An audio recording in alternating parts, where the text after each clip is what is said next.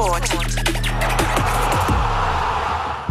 We begin this broadcast by acknowledging the traditional custodians of the land on which this match will be played today and pay our respects to their elders past, present and emerging. We extend that respect to Aboriginal and Torres Strait Islander peoples listening. It's all on the line. Here we go. And the moment of truth has arrived. What a match-up this is. What a game. The umpire holds the footy up. I wouldn't want to be anywhere else on earth. On ABC Sport, this is the AFL. Oh, they defend to get inside of the boundary. The intensity and the pressure in the ball is unbelievable. Take your moment. This is that moment of the game of footy. This is just football at its best. And that'll be it. From walking on thin ice to dancing on the mountaintop, the Brisbane Lions never stopped believing. And they are the champions. Sit back, relax, witness the greatest. It don't get better than this. He pulled the thread for a magnificent goal. Comes out, gathers, snaps, goal. An extra bit of class. He smashed that through. What a kick. What a kick. Cause it don't get better than this. Goes bang with everything he's got. They are leaving nothing out there. Listen to the roar. The drop punt. He's gone. And the building is jumping. See, cause it don't get better than this. We know he's a big shot taker. He's a big shot maker. Leans back on the kick. Game on. That camera action, baby. Countdown to contact. From the right forward, off it. Oh, he's a sharpshooter, all right. Step up in the big moment. Points to the man on the mark. Drop punt. He's there. Gathers, snaps. He'll bring the house down. Sit back, relax, witness the greatest. It don't get better than this. He'll put it on the boot. Kick up towards the leg. You take a seat, cause it don't get better than He this. defies the laws of gravity. He runs onto it 50 from goal. He's in Dusty's pocket. He shoots. Oh, he's as bloody good as Dusty. Oh, yeah. Rose snaps goal. The drop punt. It's good. And you can hear that body roar. See, cause it don't get better than this. Ball's one way and the next and the snap. There's the finish. 60 out. Oh my goodness. That's a massive kick. Big time spot. Big time goal kicker. That's why we love football. Brilliant to watch. From the centre wicket. Whacks it for six. Scores level. Running past. Throws it on the left. Could that be the sealer? Seconds ticking down. We're not done yet. What a finish. Welcome to the 2025 AFL Premiership season on ABC Sport. Cause it don't get better than this. On radio, on digital, and on the ABC Listen app. You take a seat, cause it don't get better than this. Collingwood look to maintain a gap on top of the AFL ladder as they take on the Saints in round 15 of the AFL under the roof of Docklands. The Pies have a 2-game break over the Brisbane Lions, but can extend that to 6 tonight with a 6th straight victory for the Black and White as they welcome Pat Lipinski, who returns after concussion. While St Kilda in 14th spot on the AFL ladder, now brought back to reality with a 72-point thumping last week against the Western Bulldogs, their 4th loss in 5 weeks, and they make 3 changes, unveiling top 10 draft pick Alex Taru to play his first game for the Saints tonight. It's also Tim Membry's first clash against his former side, and Craig McRae is recognised with 300 games and qualifies for life membership as a player and now as a coach of Collingwood. It is 1st versus 14th Saturday night footy on ABC Sport. I'm Matt Clinch. The crowd is building. It is the first of 2 home games over the next fortnight for the Magpies here at Docklands. Lauren Borden to call the action alongside me. Welcome, Loz. Thanks, Clinchy. It's great to be here. What are we going to get? I'm not sure tonight. It doesn't feel like that long ago that we were sitting here on Thursday last week watching St Kilda get beaten by 72 points and how disappointing that was. But given the bit of the rollercoaster of a season that the Saints have had, I'm not sure what they're going to bring out today when it comes to rebounding off and coming up against the top of the table. But what a task to have to plan for when you're Ross Lyon and you're coming off an absolute belting, and in comes the competition leaders that you've got to face. Although it is at Docklands, so maybe they have a slight advantage there. They play here 13 times, I think, throughout the season, whereas for Collingwood, it'll just be one of 3 that they come all the way and play under the dome. Absolutely, yeah, we'll find out tonight how big is the gap between 1st and 12th. And the interesting byplay in the coach's press conference during the week is, what do you value in terms of a tag? If Marcus Windhager does go to Nick Dacos, which many expect will happen, well, of course, they tagged Marcus Bontempelli. Had a successful job, but they lost by 70 points. So Craig McRae making the point, what do you value when you are in the middle stages of a season? We are stacked as always on the back row. Great to have former Hawthorn Port Adelaide champion Chad Wingard with you. Chad, good to see you again. Yes, great to have you guys. Great to be back. Like you guys said, I'm hoping for a close contest, and you just never know in this day and age of football. Is if you're 10% off, like Collingwood, if they're 10% off, it gives it a bit of a sniff for St Kilda, and they've got to be on their game to create a contest here. Former Blue, former Hawk, AFLW coach with Carlton, but a man of the people. Daniel Harford is as popular as anyone out the back of the media area, and it is a joy to have him with you on a Saturday night. Welcome, Harf. Clinchy, Loz, the Chad, and I'm sure we'll get to Lex at some stage. Great to be with you. Looking forward to this clash because a bit like you, we just don't know what we're going to get. I just don't know what to expect from St Kilda any given week. And last week they were ultra disappointing. What I do love, though, Jab, is they've brought some kids back in. Yes. I see Taru play his first game. Obviously, he's had some injury issues early and then a suspension he had to overcome in the VFL, but a seriously good talent. Some of the mail coming out of St Kilda that is one of the great aerial attackers. Anything that's up there he wants and he's able to get. So that's exciting. You bring in Wilson and Filippo as well. So get the kids in. There's no point finishing in the bottom third of the ladder with a team full of 30-year-olds. It just doesn't make any sense. So this is good from the Saints. And that was very much the dialogue after their loss to the Western Bulldogs. Play the kids, 10 games to go. Get a look and try and work out what the future does lie. There's some questions around whether Messiah Wanganeen Miller will be there at the end of the season. Will they acquire Tom DeConing?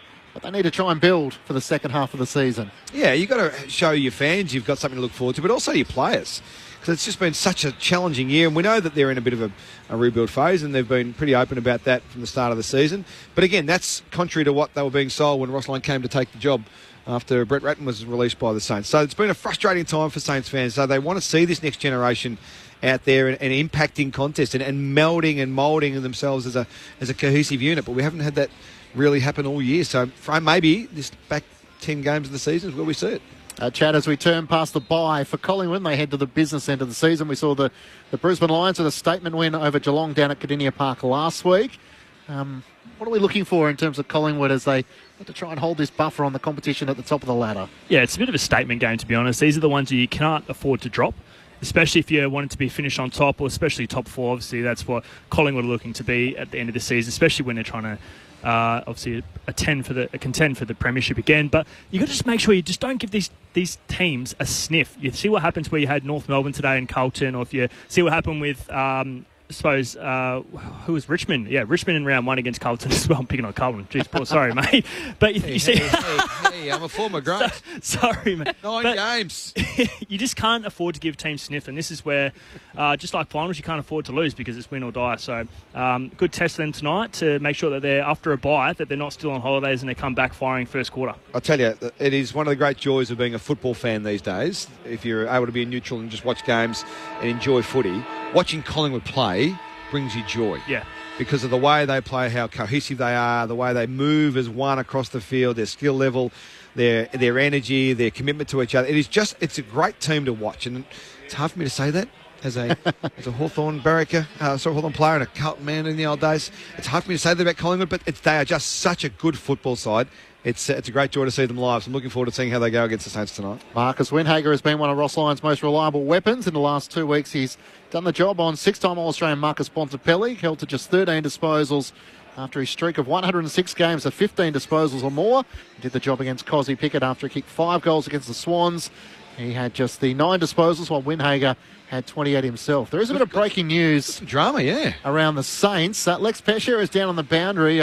Real concern. I don't know if you saw, but Mateus Filippo has made his way to the dugout. He looks like he's going to be a late out, Lex. It does. He came to the bench really quickly and was talking to the doctor. He looked quite stressed and looked like he almost was crying, but I'm thinking he might be sick. So it looks like he'll be a late out. He's gone straight down, as you said, into the room. So we'll keep an eye on that and try and get an update from the club as soon as they can. Well, it looks like Ryan Burns has got the jumper on. He's down there on the bench at the moment. He was one of the emergencies for the Saints. So what's that, 3 minutes before the bounce, he's got the tap, you're into the team. What's the rule with that? Well, all the officials were down there. No, I don't know any rules. He wasn't out there warming up, though. I was watching the final warm-up and he wasn't out there. So he was on the bench with the headset on, always talking to upstairs and having a chat to them about what was going on as well. He did look emotional, though. Lex was right. We had some vision of him on the screen.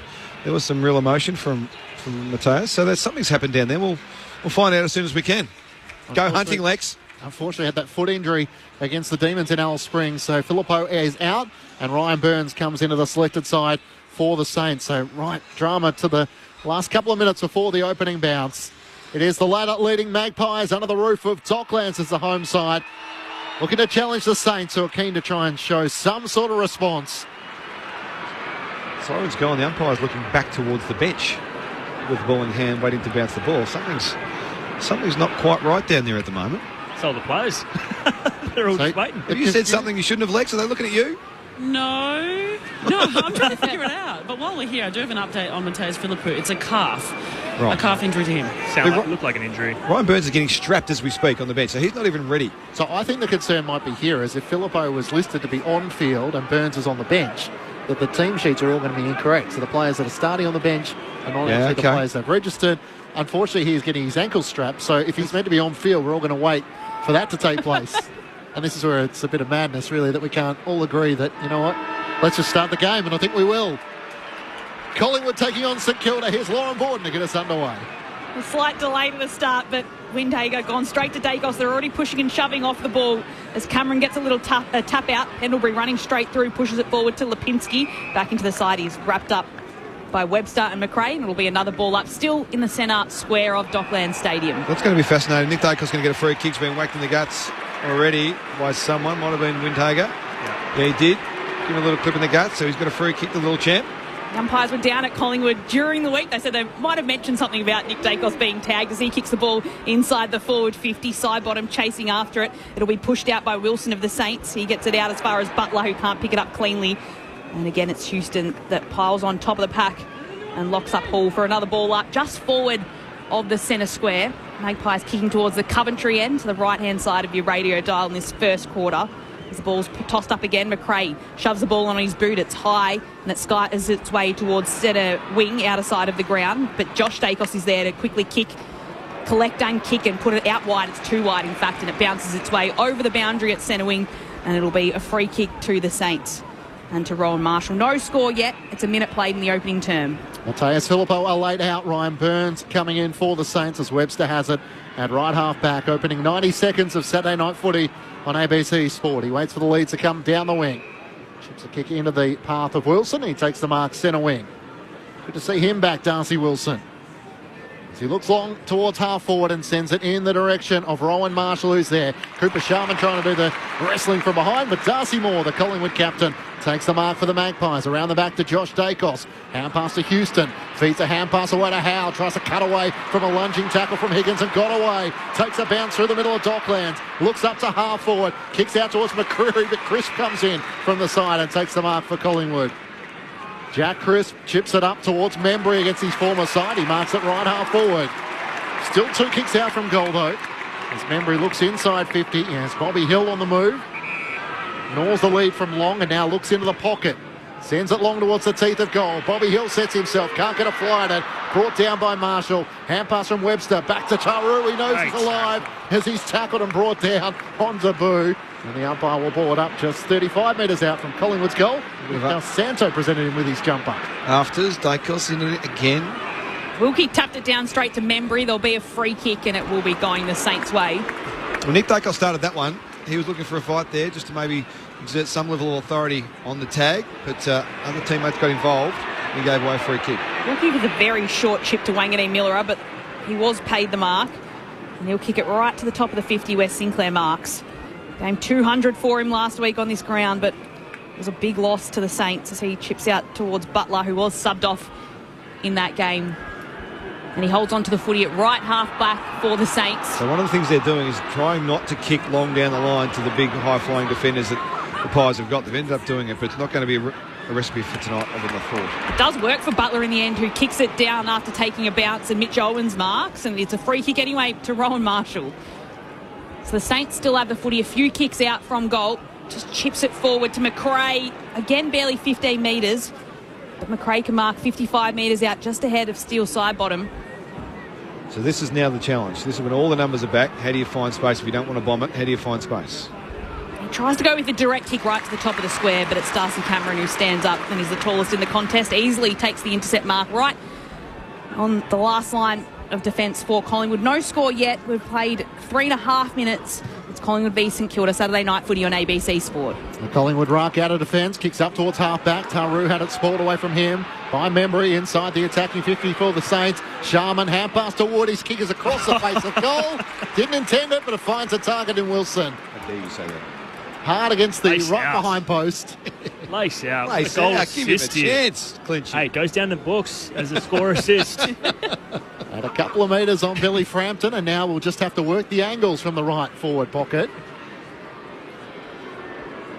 Darcy Wilson, the second-year Saint, looking to start them on a positive note tonight. He steps out, opens up the angle, snaps on his left, and they have the opener. St Kilda on the board first through the opening 4 minutes. They're 1 straight 6 to Collingwood yet to score. You can get in touch with us tonight throughout the SMS 0437 774 774. The thoughts of Chad Wingard and Daniel Harford with you on ABC Sport. Yeah, perfect start for St Kilda. Obviously, with coming off the week that they've had, they would have had some tough conversations. And just from watching this game, you can see the energy straight away. Obviously, we talk about the tag of Windhager.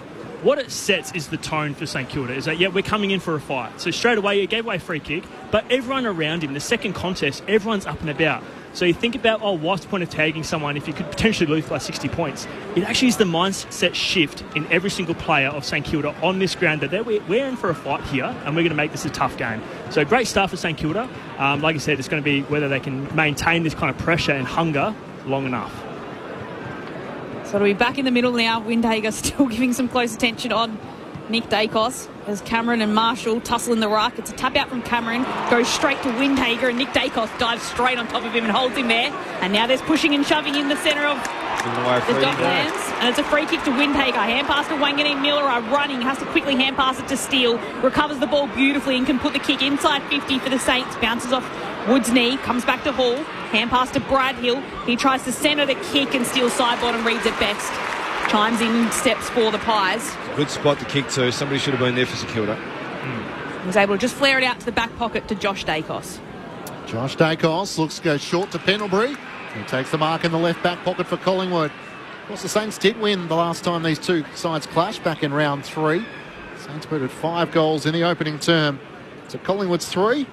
Isaiah Wanganeen Miller had 32 and Jack Steele 26. There you go. Got to get in really quickly on these little turnovers in the forward half. Everyone set up long down the line. All the numbers are away. Sidebottom's kick was chopped off by Butler. His kick looking for Steele is also intercepted. Pendlebury kicks Collingwood back up the wing. Membry in from the side. Can't take it. Wilkie's hand pass back. Tarouge is tackled and brought down in the end by Brody Myercheck. And the umpire will ball it up on the outer wing. St Kilda leading by 6 points. Saturday night footy on ABC Sport. Tossed up, brought down again. Steele has it, and he's brought to the turf. So Darcy Wilson scores the first goal. How good would it be for him? He's recalled into the side. He comes and he scores the first goal. It's a bit of confidence for him coming back in. Absolutely, yeah. He was sent back to go and find some form or do something that Ross wanted him to do. Back into the team tonight, gets an early lick of the ice cream. So, absolutely, Loz, it's a good pickup. Pressure completely taken off him for the rest of the game, honestly. You wouldn't want to miss that. That's a goal to the books. That's good. Great start. That's not a good start. It's a free kick again in the marking contest at a 50. So Marshall throws back to the umpire. And Darcy Cameron looks at the crowd a little bit as well, and he wants the ball coming back to him. But we marched 50 metres further out from about centre wing, so he should be brought just inside the 50. Yeah. So what's worse, volleying it out of the ruck and kicking it on the full, then realising you've actually given away the free kick, then giving the umpire an earful and making it a 50. Yeah. What a strange game this has been. I feel like the umpires have had a lot going on at the moment. Free kicks, 50s. We had absolutely no rush either, Darcy Cameron, to move his way forward. Late starts at the game. There's a lot going on here. Burns been strapped yet? Yeah. Yeah, he was doing some run-throughs on the side last time I saw. At least you know it's fresh tape. It's ready to go. It's going to last the game. Yeah, it should be right. So Darcy Cameron, after being marched 50 metres forward against Rowan Marshall, he'll line up 45-degree angle at about 45 metres out as well to put the Pies on the board tonight. It is perfectly straight. And Cameron locks things up. It's 1 straight 6 apiece. We played 8 minutes in this opening term. Let's head down to Lex Pesher on the boundary. Can confirm Ryan Burns is warmed up. He's actually now doing arm swings. He's done every exercise possible. Arm swings. Arm swings. Is that what you call them? You know, arm swings. Probably. We'll go with that. I know what you mean. You're the expert. No, you are. So Ryan Burns to come in after Mateus Philippou was laid out, as Lex mentioned, with a calf complaint, just running onto the field now. But it's all scores locked at 1 goal apiece, 8 minutes played first term. Yeah, so it's an interesting start, Jade. You're right. I mean, there's no real flow to the game at this stage. It seems that St Kilda are going to be really patient with their ball use and try and keep it away from the intercept defenders of the Magpies, to the point where at the start of the game, trying to get Jeremy Howe out of the way, Jack Higgins became his opponent and dragged him back to the deepest position to limit his influence in the contest. So I think that's a symbol of what's going to happen here with St Kilda and the way they move the ball tonight offensively, but they still have to defend and be good at the contest as well, which is going to be the big challenge. As we see a recalled bounce. What's next? You know what? I'm still adamant, you just play. Yep. Just play it. Yep. Why would we stop? That would be a pretty rough one there. Yeah, bad luck. Sometimes it happens. You get bad bounces. Lockie Sullivan and Toby Trevelyan the sub tonight. Marshall went down the tap. Beautifully read, though, by McCrew for Collingwood. Inside 50. Membry had a fair piece of it, not paid the mark. His own teammate, Mychik, might have spoiled it in the end. A clearing kick by Stocker for the Saints. Up towards half-back. Nick Dacos runs onto it. Where's Winhager? Kicks inside 50, looking for Long. Can't take the mark. Lipinski rows it. Hand pass to the pocket, looking for Elliott. He's corralled in the end by Sinclair. Little toe poke to McCreary. Centering ball for Collingwood, and Membry's there. Hugs this one to his chest. Directly in front, 45 metres out, and a chance for the former Saint to strike against his old side. And this is what I love about Collingwood. Fly, Craig McRae, as a forwards coach we had him at Hawthorn, it's always about best goal mentality. So whoever gets the ball, if that's any other team, I reckon they're having a shot at goal there. He had every right to have a shot. He squared it up. Now it's directly in front, 30 metres out, and a set shot for Membry, who's almost a dead eye. So I don't want to jinx him, but that's the mentality of a team. Mentality of a team that finds the best shot available. A three-time leading goal kicker for St Kilda. Tim Membry in the twilight of his career, looking for his first. He's celebrating as soon as it comes off the boot. It's all black and white now. And Collingwood take the lead with that goal from Tim Membry. The Magpies, 2 straight 12 after St Kilda kicked the opening goal. They're 1 straight 6. Daniel Hufford and Chad Wingard with you. Saturday Night Footy on ABC Sport. And to your point before about Wilson, Loz, that's just a nice little moment for Tim Membry too, just to get that off his back now. He can focus on just doing his role for the team, which he does and has done really well so far for the Magpies this season. Just on that kick from, was it McCreary who got the ball back in? Yep. Yeah. Like most times that goes 15, 20 metres out max. Yeah. That went 30, 35 metres out. That, yeah. Caught all the Saints players who were in really good traditional spots to defend that ball. Just brought it back that little bit further to give these teammates a chance. Just a very, very clever. It was like a shot on goal going the wrong way. Like it was a genuine snap. Like it was a 30-metre snap. Very clever play. Look at Darcy Cameron here, not even going to bother jumping, just starting in almost the inner circle. He's just going to wrestle Cop it straight in the away. face here. He's just facing Marshall and then goes up to meet him and taps it behind him. Steele running through, can just soccer it along the ground slightly to Wilson. Hand passes it to Clark. He hand passes it back to Steele, who's caught in a bit of traffic. Can still hand pass it across to Clark, who just gets the ball on his boot and does well to do so, but it skews off it and it's intercepted by Houston. Just at half back for the Pies. He chips it into the centre of the ground to Allen, who can mark ahead of Clark. And he's happy to slow things down a little. Pies having kicked the last 2 goals of the game after St Kilda kicked the first. Loads up on the kick and he'll get it right to left half back where Membry was in a pack but he was outnumbered. It'll still be the Pies that went out by Hoskin Elliott. Hand pass to Steele's side bottom. It was touched off his boot and as Webster took it, he was tackled out of the boundary line. And we'll have a throw in about 52 metres out from Collingwood's goal. They're leading by 1 straight kick. 12 minutes played in the first term. Saturday Night Footy on ABC Sport. Great to see Will Hoskin-Elliott's made it in between shows of Beetlejuice tonight. I love it. Collingwood on long sleeve. I love it. Don't see too many of the long sleeve black and white, it's fair to say. Darcy Cameron wins down the tap. Winhager for St Kilda alongside Nick Dacos, turns it over to Nick Dacos, who's taken high. Darcy Wilson's tackle over the shoulder, then Ned Long came in and put in a bump. Dacos to take the free kick at left half forward. His knees when he got whacked then, he dropped looking for the contact, Nick. He goes to the short pass to Darcy Cameron, who marks just inside 50. And he is out to the left, but will shoot from about 50 metres out. Has he got this in him half? Yeah, he has. Yep. I really rate his goal kicking, Darcy Cameron. And it's seemingly, just watching the last couple of forays inside forward 50 when they've had time, he's a target they're sort of looking for. He comes in late slots. Yep. And he's a target. Almost a lateral lead sometimes too. Yep. Like he's running across it rather than leading directly at him. Good pick up. 4 goals, 4 for the season as Nick Dacos comes to the bench. Marcus Winhager stays out there for half a moment, then comes to the bench. He's bumped into by Scott Pendlebury as he tries to make his way off. Meanwhile, Darcy Cameron for 2 goals. In the opening corner, he comes in and steers it through. Collingwood wrestle back control. They've kicked the last 3 goals of the match to lead by 12 points. 3 straight 18 to St Kilda, 1 straight 6. 13 minutes gone, opening terms, Saturday Night Footy on ABC Sport. What do you think about the bump from Scott Pendlebury on Marcus Windhager, as he came to the bench, just making a bit of a statement as he's following Nick Dacos all night tonight. I'm not sure the AFL are overly happy with that sort of stuff. I wouldn't mind betting that there'll be a little bit of please don't do that again. The bumping. Players are coming on and off the field. I don't think they like that in recent history. Lex, what was going on down there? It was mean.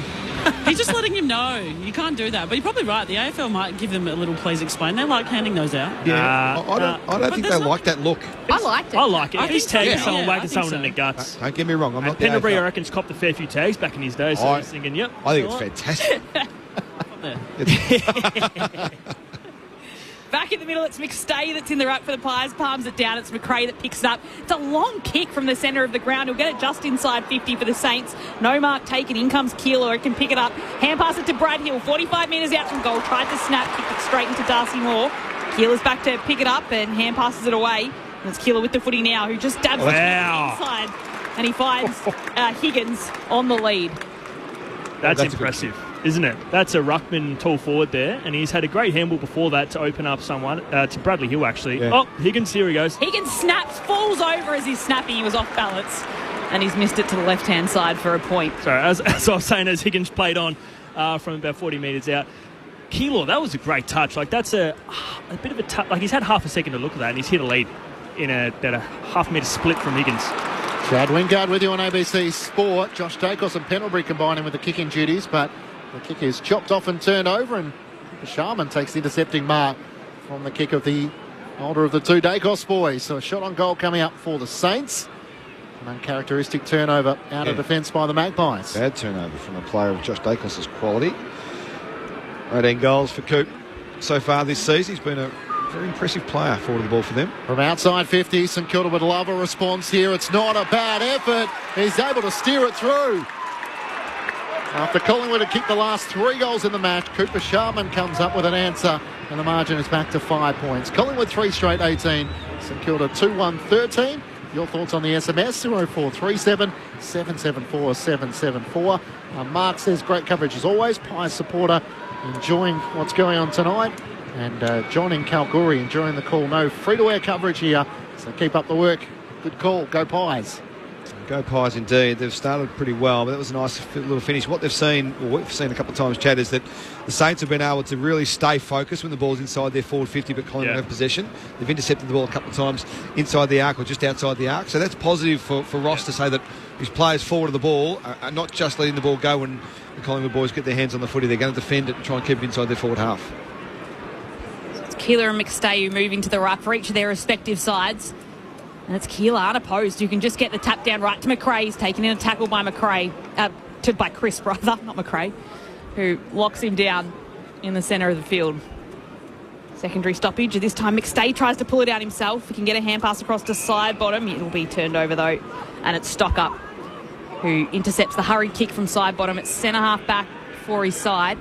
He can go backwards to Wilkie, which he almost looks like he's going to do. He runs into defensive 50, then flares it right out to the city side of the ground where Jimmy Webster can mark. In front of a bay of Collingwood fans. There's just a lot of black and white around when you look around the stadium. There's not a whole lot of red peeking through.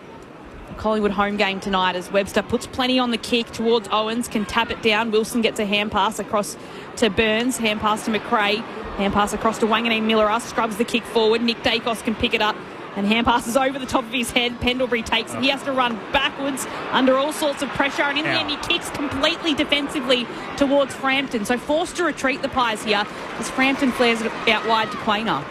Quainer just chips it up the wing, finds Hoskinelli in the long sleeves tonight. Collingwood leading by 5 points. Saturday night footy on ABC Sport.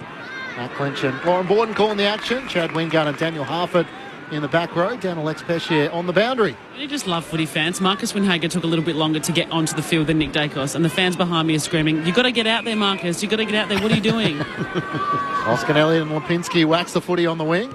Hoskinelli comes inboard to Pendlebury. Collingwood leading by 5 points. The Saints kick the opening goal of the match. Collingwood with the next 3. Cooper Sharman with the last goal in the match. Inboard to Perryman on the AFL logo on the broadcast side. So Collingwood happy to play a chip mark game for the moment. Back out wide to Pendlebury. Inboard to Josh Dacos. Averaging over 27 disposals a game this season.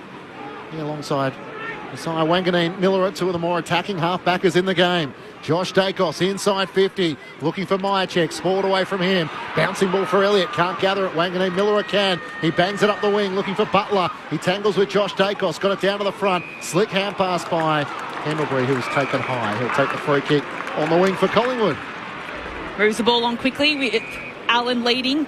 Takes the mark, hand passes it away, looking for Perryman. It was a hospital hand pass and Sharman caught him. It's play on and it's the Saints that'll move the footy via a string of hand passes through the ground. Hill hand pass to Butler, kick inside 50. Howe got a fingertip to it and it meant that Frampton could collect and hand pass it off to Sidebottom, who shoves the ball on his boot, kicking down the dockside wing. It'll be a turnover though. Burns takes it for the Saints.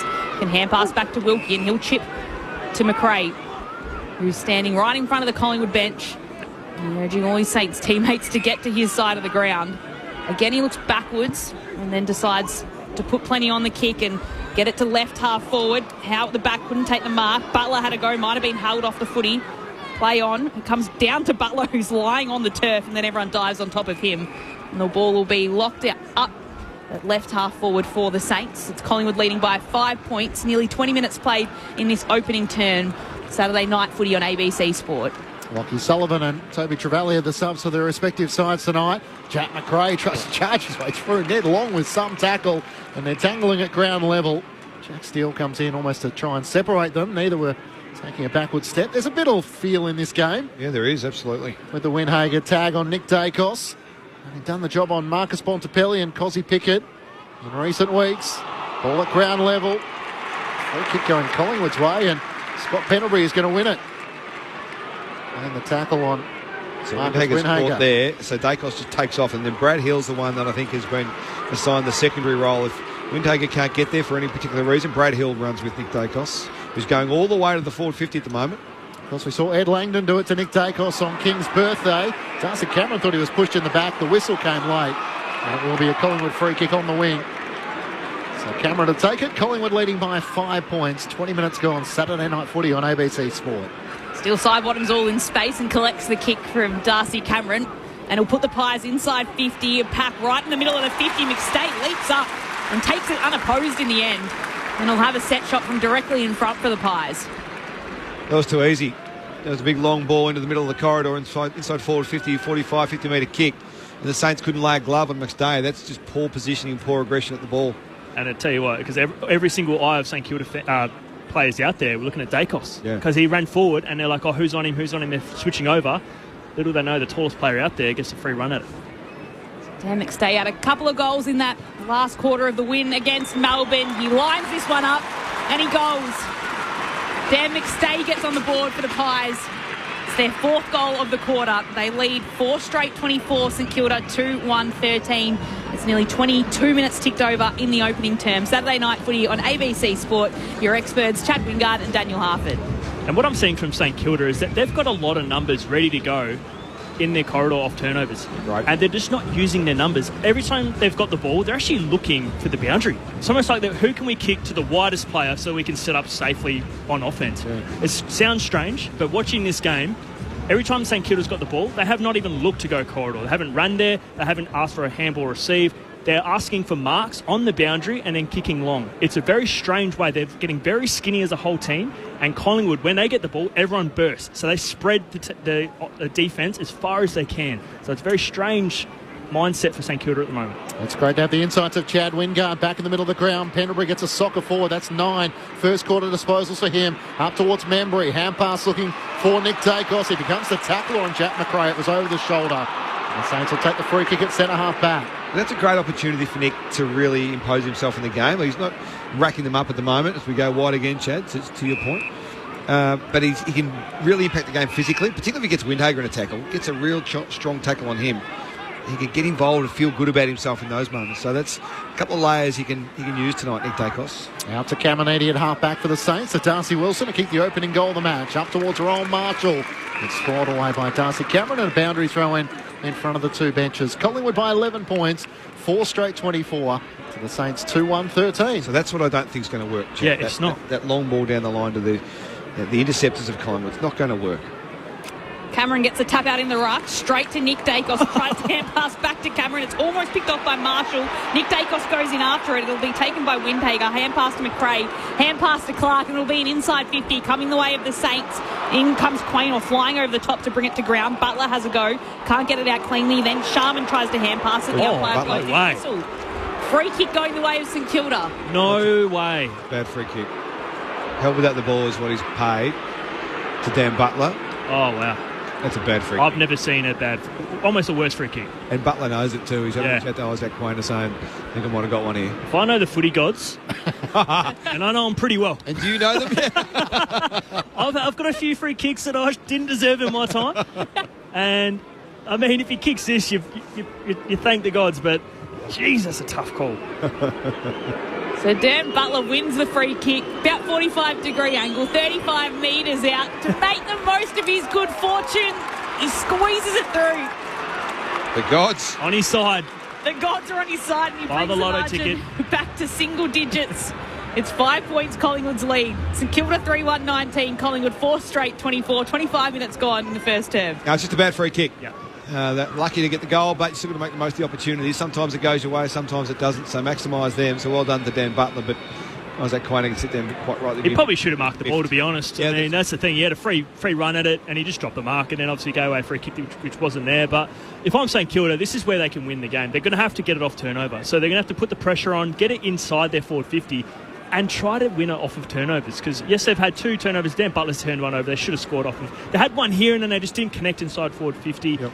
So if they can actually make them hurt off their kicking, but that relies on pressure and consistency. So, like I said, very lucky there, but you've got to take them when you get them. And lasting the minutes too, because we know Collingwood will go to the very end. Chad Wingard and Daniel Harford with you on ABC Sport. In the middle, McCreary gets the clearance at Collingwood inside 50. Membry just shoved out to Rue. It gets to the back. Running onto it is Elliott with speed. Hand pass to Chris. Fends off the tackle of Steele. Turns towards goal on his left. Incredible show of strength. He's a hard man to stop. The consecutive games record in the AFL as he burns onto his left and answers for the Magpies immediately. Back to an 11-point lead. 5 straight 30 to St Kilda 3-1-19. 26 minutes gone opening term. Shot of Ross Lyon on the monitor in the box, shaking his head. Got to make your tackle stick. Daniel Harford and Chad Wingard with you. I tell you what, McCleary is making a massive impact. He's just gone into the bench, but he's just won the last 2 centre bounces, and he looks explosive. That's off of Windhager. And for me, Windhager's going to have the same mindset, whether he's on Dacos or whether he's on anyone else, because that was a free run of the ball. Ran around the ruckman. It was almost like a 6 o'clock hit from the ruckman. Then he just ran around the contest, at the front of the contest, and just booted it long. Gives him a chance at goal, but he looks explosive in there. What a centre bounce. Why do you reckon Windhager's not going with Dacos, who's gone to half forward now? That centre bounce he wasn't in, now he's at half forward again. Why wouldn't Windhager go with him? It's a great question. It's obviously a plan that they would have had. So It doesn't follow him everywhere. It must just be centre bounces or around the ground. Wanganeen Miller has got him now. That's not a great matchup, I don't reckon. Just 2 attacking. Both attacking. Free kick in the centre of the field. Darcy Cameron goes directly inside 50 for the Pies. Punched away. Tracking it back is Hall for St Kilda. Nick Dacos digs it out in the end and just hand passes it almost out of 50. Allen chasing after it. Overruns it and does the tackling. Plenty of players surrounding the footy. It's McStay that can pull it out. Hand pass to side bottom. Hand pass to Josh Dacos. A couple of kicks from goal. Will line it up right to the top of the goal square, hoping for a mark from Membry. Can't take it. Lipinski's in there trying to have a go at it. Brad Hill takes it and hand passes it across to Wanganeen Miller, who runs through the goal square, takes a bounce and puts the kick out very wide. But the mark is able to be taken by Jack Sinclair. Right half back for the Saints. We'll share it back with Wanganeen Miller. It wasn't 15. It wasn't 15. He didn't know Wanganeen Miller, so he was taken in the tackle. And now the ball will be locked up. So Wanganeen Miller didn't realise it wasn't 15. Taken Played the on, tackle. was. He took a step. He played on. The umpire's called, yeah, you're off. But it almost looked like he was protected, or he thought he might have been protected. It was McStay. Taps it out towards side bottom. He was taken in a tackle and swirled to the ground. Plays it diving on top of the 50. On top of the pack, and there'll be a ball up. No, it'll be a holding the ball footy. Free. So Steele jumped on it and then couldn't get it out in time. The umpire said, well, he dived on it, made no attempt. Give it a free kick again. So it's probably there, that So free kick to Steele side bottom. This is the wrong side for Steele. He likes the right half forward flank. 52. Mind you, that's at the G. Maybe it's might travel further here. Yeah, maybe it's the left-hand side of Docklands. Little arc and he'll get there. It's almost from the position where Darcy Cameron kicked his first goal tonight. It's a long kick to make, probably right on 50. Steele will have to kick it from. Little arc like there, Bush. He'll give it a good roost. He'll get the distance. He won't get the accuracy. It's just a behind. It's Collingwood's first tonight. So their lead out to 12 points. Saturday night footy on ABC Sport. Let's check in with Lex Pesce on the boundary. Bo McCreary's gone down into the rooms. I'm not sure exactly what for, but the doctors have called him straight down there, so I'll keep an eye on that. Thanks, Lex. Lockie Sullivan, the sub for the Magpies tonight. As Jack Sinclair brings St Kilda back into play. Kicks to the back pocket. And Hunter Clark takes the mark. He can chip it over the top to Winhager. At half-back, he looks up towards the wing. Ryan Burns the target. The late in for Mateus Filippo. We say late, we literally mean 3 minutes before the opening bounce. Up towards half-forward. Mitch Owens takes a good contested mark at right half-forward. The Saints are on the break here. He looks into the pocket. Kicks wide of Higgins, and it's in the direction of Butler. It bounced off his chest in the end. He gathers in front of Quainer. Hand pass to Keilor. Inside kick is chopped off by side bottom, not 15. Hand pass almost pinched by Hall. Knocked out by Higgins on the bottom of the pack.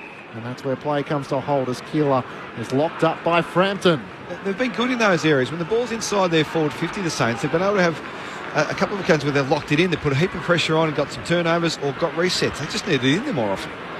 Josh Dacos with the footy left in the left back pocket. Hand passes to Howe. He sends a long kick right down the wing looking for Elliott, but it was Wilkie who stood in front of him and took the intercept mark. Collingwood ahead by 12 points. Late stages of this first quarter. Still probably just enough time for the Saints to get a goal as he kicks backwards towards Caminiti. He'll then share it back with Wilkie. He'll just chip it forward very close to the boundary like you mentioned, Chad, towards Sinclair.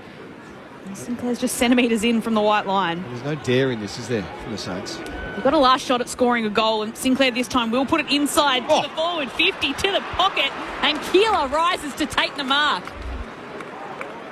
I like him. Good grab. The tallest in the pack and used his body. In Alice Springs, he had 3 goals in the first quarter, had 7 touches. He only had about 4 touches for the rest of the game, but he's showing signs. He looks very exciting kind of player. He's got something, doesn't he? Yeah. So he played back. He played back a defensive role in one of his first games. I thought, not sure about this young fella, but ever since he's gone forward, he's shown heaps. So he was the 4th player to debut this season for St Kilda. There's been a few as he lines up. It's a tough shot to make. It's across the face, and it'll be punched away for no score to end the quarter. So a quarter where there were 8 goals scored, an entertaining opening term, but it's Collingwood leading by 12 points. 5-1-31, St Kilda 3-1-19. There was the laid out of Mateus Philippou, who came out with a calf injury a couple of minutes before the bounce, and Ryan Burns quickly warmed up and was the player coming on for Philippou in the end. So a couple of goals in the first term to Darcy Cameron, Dan McStay with 1 and Jack Crisp with another. Well, for St Kilda, it's Dan Butler, Darcy Wilson and Cooper Sharman with a single each. So quarter time here at Docklands. Earlier a breakthrough win for the Kangaroos, their 4th win of the season, down in the Blues by 11 points. Carlton kicked 5 goals to none in the final term, but North were able to hang on 13-6-84 to the Blues 10-13-73. Where does that leave the Blues? We'll no doubt talk about that in the post-game. And Sydney 19-point winners over Port Adelaide. That's despite the Swans kicking 9 goals, 17-71 to the Power, 7-10-52. Will Hayward put in 3 goals. Joel Amati kicked 6 behinds from his 9 shot on goal. But the Power unfortunately going down at home to the Sydney Swans. Some of your thoughts still to come. Saturday night footy on ABC Sport. Ben Cameron and Corbin Middlemass from ABC Sport here. Alongside Paul Roos, Brett Delidio and Poppy Penny, we bring you all the latest AFL news from both on and off the field on the ABC AFL Daily podcast. You can hear it all on the ABC Listen app. Time to steady and pull the trigger. Get ABC AFL Daily Podcast. It's your daily footy conversation. Find it on the ABC Listen app. This is the 2025 AFL Premiership season on ABC Sport. But while we're here, I do have an update on Mateus Philippou. It's a calf. Right. A calf injury to him. Looked like an injury. Ryan Burns is getting strapped as we speak on the bench, so he's not even ready. So I think the concern might be here is if Philippou was listed to be on field and Burns is on the bench, that the team sheets are all going to be incorrect. So the players that are starting on the bench and not the players that have registered. Unfortunately, he's getting his ankle strapped, so if he's meant to be on field, we're all going to wait for that to take place. A slight delay to the start, but Windhager gone straight to Dacos. They're already pushing and shoving off the ball as Cameron gets a little tap out. Pendlebury running straight through, pushes it forward to Lipinski. Sharman hand pass to Wood. His kick is across the face of goal. Didn't intend it, but it finds a target in Wilson. He steps out, opens up the angle, snaps on his left, and they have the opener. St Kilda on the board first through the opening 4 minutes. So Darcy Cameron, after being marched 50 metres forward against Rowan Marshall, he'll line up 45-degree angle at about 45 metres out as well to put the Pies on the board tonight. It is perfectly straight. Tim Membry in the twilight of his career looking for his first. He's celebrating as soon as it comes off the boot. It's all black and white now. Meanwhile, Darcy Cameron for 2 goals. In the opening corner, he comes in and steers it through. From outside 50, St Kilda would love a response here. It's not a bad effort. He's able to steer it through. Butler has a go. Can't get it out cleanly. Then Sharman tries to hand pass it. The umpire goes in. Free kick going the way of St Kilda. No way. Bad free kick. So Dan Butler wins the free kick. About 45-degree angle. 35 metres out. To make the most of his good fortune, he squeezes it through. This is ABC Sports coverage of the AFL. On your radio. ABC Sport Digital. And on the ABC Listen app. Quarter time at Docklands. Saturday night footy on ABC Sport. It's the Pies who lead by 12 points. 5-1-31 to St Kilda 3-1-19. Matt Clinch and Lauren Borden calling the action. Lex Pesce down on the boundary. Daniel Harford and Chad Wingard are your experts on the SMS. 0437 774 774. Still find it hard to see our Saints players in different colours, like Membry. Also thinking of Ball, Goddard, Hamill. So there's some former Saints players that were hard to see in different colours. Richard from Geelong says, loving the call. Chad Wingard is always great value. I know this, as it's a Pies home game, but I'm surprised at the lack of noise when St Kilda kick a goal. And thank you for the call. Neutral for tonight's game, but listening to the Pies, they're a bloody good footy team. That's from Betty as well. 0437 774 774. The thoughts of Daniel Harford and Chad Wingard. The Saints laid just 4 tackles in that opening quarter. Yep. And Nick Dacos finished with 6 disposals, while Marcus Windhager had 4. Yeah, so, but then Pendlebury gets off the chain, doesn't he? He's had 10, Sidebottoms had 10. Josh Dacos, who was electric the other day when Langdon tagged Nick against Melbourne, he was the one that set the game up with 40-odd. He's had 7. So they're the ones that are controlling the middle third of the ground for the Magpies. And it's on McRae and Wanganeen Miller to try and create things from the back half. Interesting tackle count you brought up before, Clinchy. Just the 4-19, though, for the Magpies. So their pressure, their ability to get the ball back, and they're the best transition team in footy. They'll get the ball back in their back half much easier and probably by design a bit more than a lot of teams because they can move the ball so fluently through their forward half. So 19 tackles, only 12 inside 50s, and they had 5 goals won. So it's a really high efficiency rate once they get the ball inside their forward arc. So they're not a team that dominates through territory and through inside 50 numbers more often than not because their ball movement is so good. And in possession of the ball, the other opposition teams can't stop them. And that's effectively what we've seen so far in this first term. Yeah, I agree. And I think Collingwood had a couple turnovers, which they wouldn't normally kick. So they're almost shot themselves in the foot with a couple shots that St Kilda have had. And it's as well that free kick that was definitely not a free kick from Quaynar that gave Dan Butler his goal. So I think Collingwood are playing a lot better than what the score suggests. They're obviously only out by 12 points, but they're doing a lot right. They're moving the ball well. I don't think St Kilda is built for success in this game where they're playing unless they change up pretty quickly because their ball movement's not going to get a score. Agreed. Ahead of the second quarter, Lex, can you see Bo McCreary on the bench? I cannot. I think Collingwood will make their sub, so Lockie Sullivan will come on. I'm still trying to get an update on Bo. I'll have that quickly. So we had a couple of centre bounce clearances for Collingwood in the opening quarter, but his night might be done. Second quarter underway. Windhager gets the kick for St Kilda inside 50. Cooper Sharman is tackled by Jeremy Howe. Got a hand pass forward in the pocket. Wood. Higgins somehow got it forward to Owens, who's tackled, and his shot goes out on the full. Spraying it out to the right-hand side. Free kick for Collingwood in the back pocket. So Bo McCreary. He's out. Sullivan's out there. So such a tempo setter for Collingwood with his forward half pressure. Yep, jogged off as well. Like he didn't look like he was hobbling at all. Been activated, that Collingwood sub. Josh Dacos kicks the free kick out of defence up towards Myercheck. Giroux flew from behind, brought it down to the front. Wanganeen Miller's kick hugs the boundary line and he's touched off hands. Jack Higgins had one leg on one side of the boundary and one on the other, and the umpire says throw it. Didn't Jack Higgins kick the goal from outside the boundary last time these two played? Very good memory, Loz. It was a metre outside the boundary. And Collingwood fans probably still remember that. That's tossed back inside the forward 50. It'll be taken by Allen, who hand passes it to Josh Dacos, runs it slightly backwards before flaring the kick outside 50, right-hand side of the defensive 50, across to Sharman, though, who'll pick it up for the Saints. Darts the kick back forward. It gets as far as Wood, but he couldn't pick it up cleanly. Keeler had a go, but it's taken by Crisp. Hand pass to side bottom. He flicks it across in the end to Long, who finally can kick it out wide. And the Pies will move the ball right down the wing. But it'll be chopped off by Wilkie of the Saints. It's Collingwood by 12 points. Lex Pesce with an update on the boundary. Bo McCreary has been subbed off with hamstring awareness. Right. So his night is done. Lockie Sullivan comes in. Toby Travalia is the sub for the Saints tonight. The late change with Mateus Filippo out following the warm-up. I reckon that's a pain for the Pies because he's gone in the centre bounce a couple of times, McCreary, in that first term, and had a real influence. 2 clearances from centre bounce and just a foil for Dacos, so they can play with the Dacos magnet then with his heavy tags. That's just another little lever that Craig McRae doesn't have to pull tonight. Caminiti's kick up the wing is spoiled out of play by Darcy Moore. Collingwood leading by 12 points through the opening 2 minutes of the second quarter. Saturday night footy on ABC Sport. Marshall wins down the tap against Cameron, but a whistle for a free kick. It's going Collingwood's way. Wintager holding Dacos off the ball. So Craig McRae did make reference that the umpires have been down during the week. Very tactical. He hadn't raised it. Some of his assistant coaches had with them. The kick into the middle of the ground looking for Long. He'll get a free kick this time against Darcy Wilson.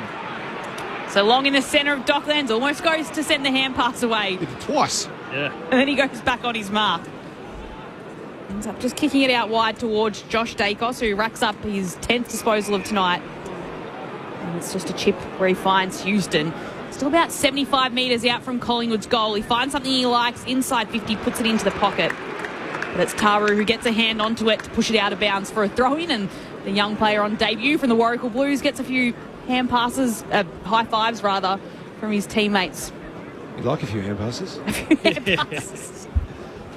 They might come to him eventually. He hasn't touched it yet. Officially hasn't in possession yet, so he'd like just one.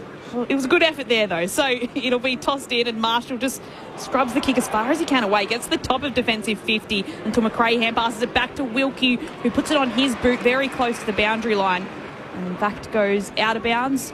It'll be kept in the end. It was kept in by the Pies. So a chip will come across to Howe, and Howe will load up on the kick right at centre wing. He puts it into the pocket, punch down. Taken by Wilson, hand pass across to Sinclair, and he tries to feed the ball out. But again, it'll be coming back by Houston. This will be a shot for sure. Yeah. This is probably within Dan Houston's range. Former All-Australian. He's got forward and looking to absolutely hit his straps in his new colours. As he pushes back, man on the mark stands right on the paint of 50.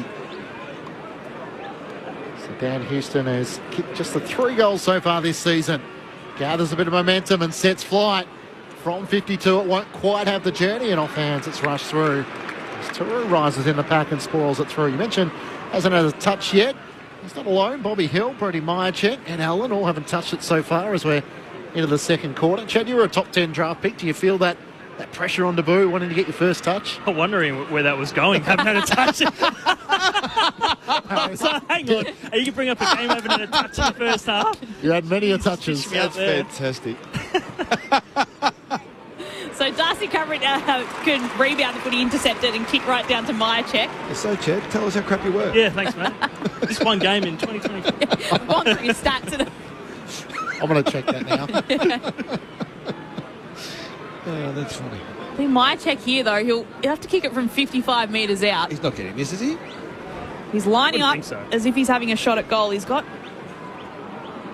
Elliott in the goal square. He's having a go at the end at goal, and he just sneaks it through to the left-hand side. So just for a point, hits the post in the end. It's a casual shot too, wasn't it? It looked like he got that very easy. Bloody oath.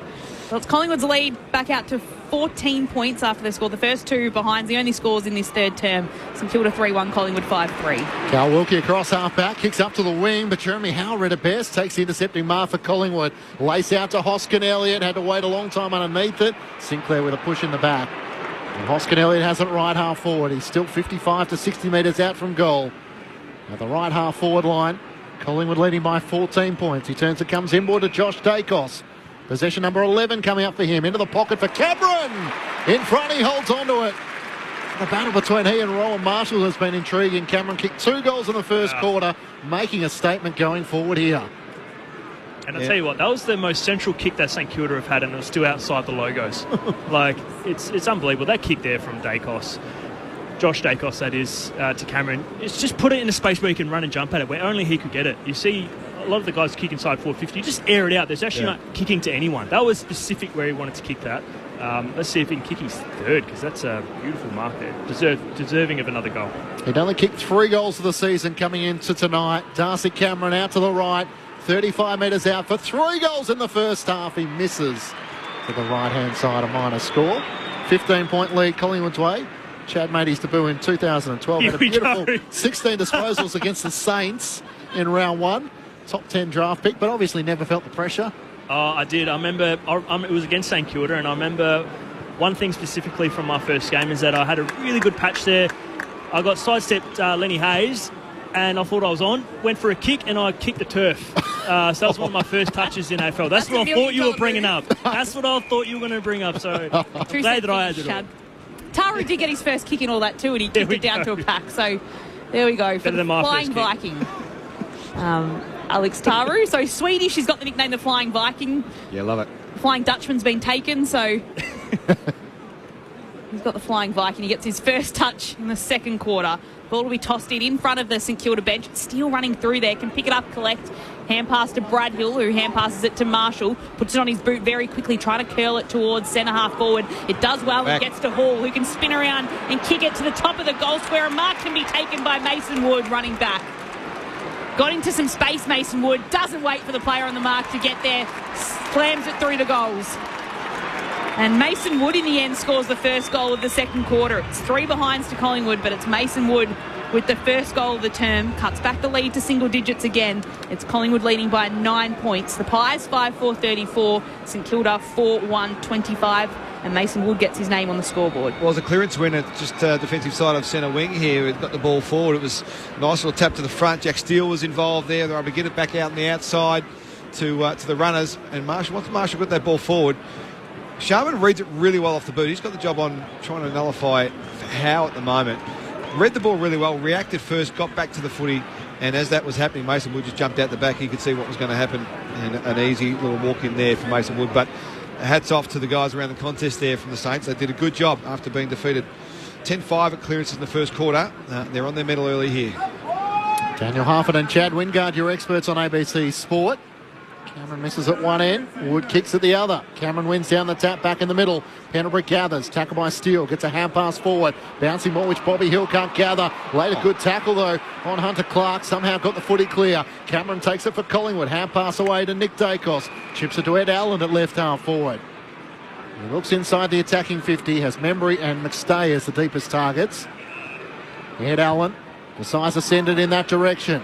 Myercheck sets himself. Elliott comes crashing through the pack. Long tries to tap it down to Bobby Hill. Can't take possession. Stocker put his head down. Cannon into Lipinski. And the umpire will ball it up in the back pocket. I think there's some good reconnaissance done on Taru from the Magpies forwards. Every time he goes to run and jump, there's just a little nudge on his body as he is about to launch, just to take him offline.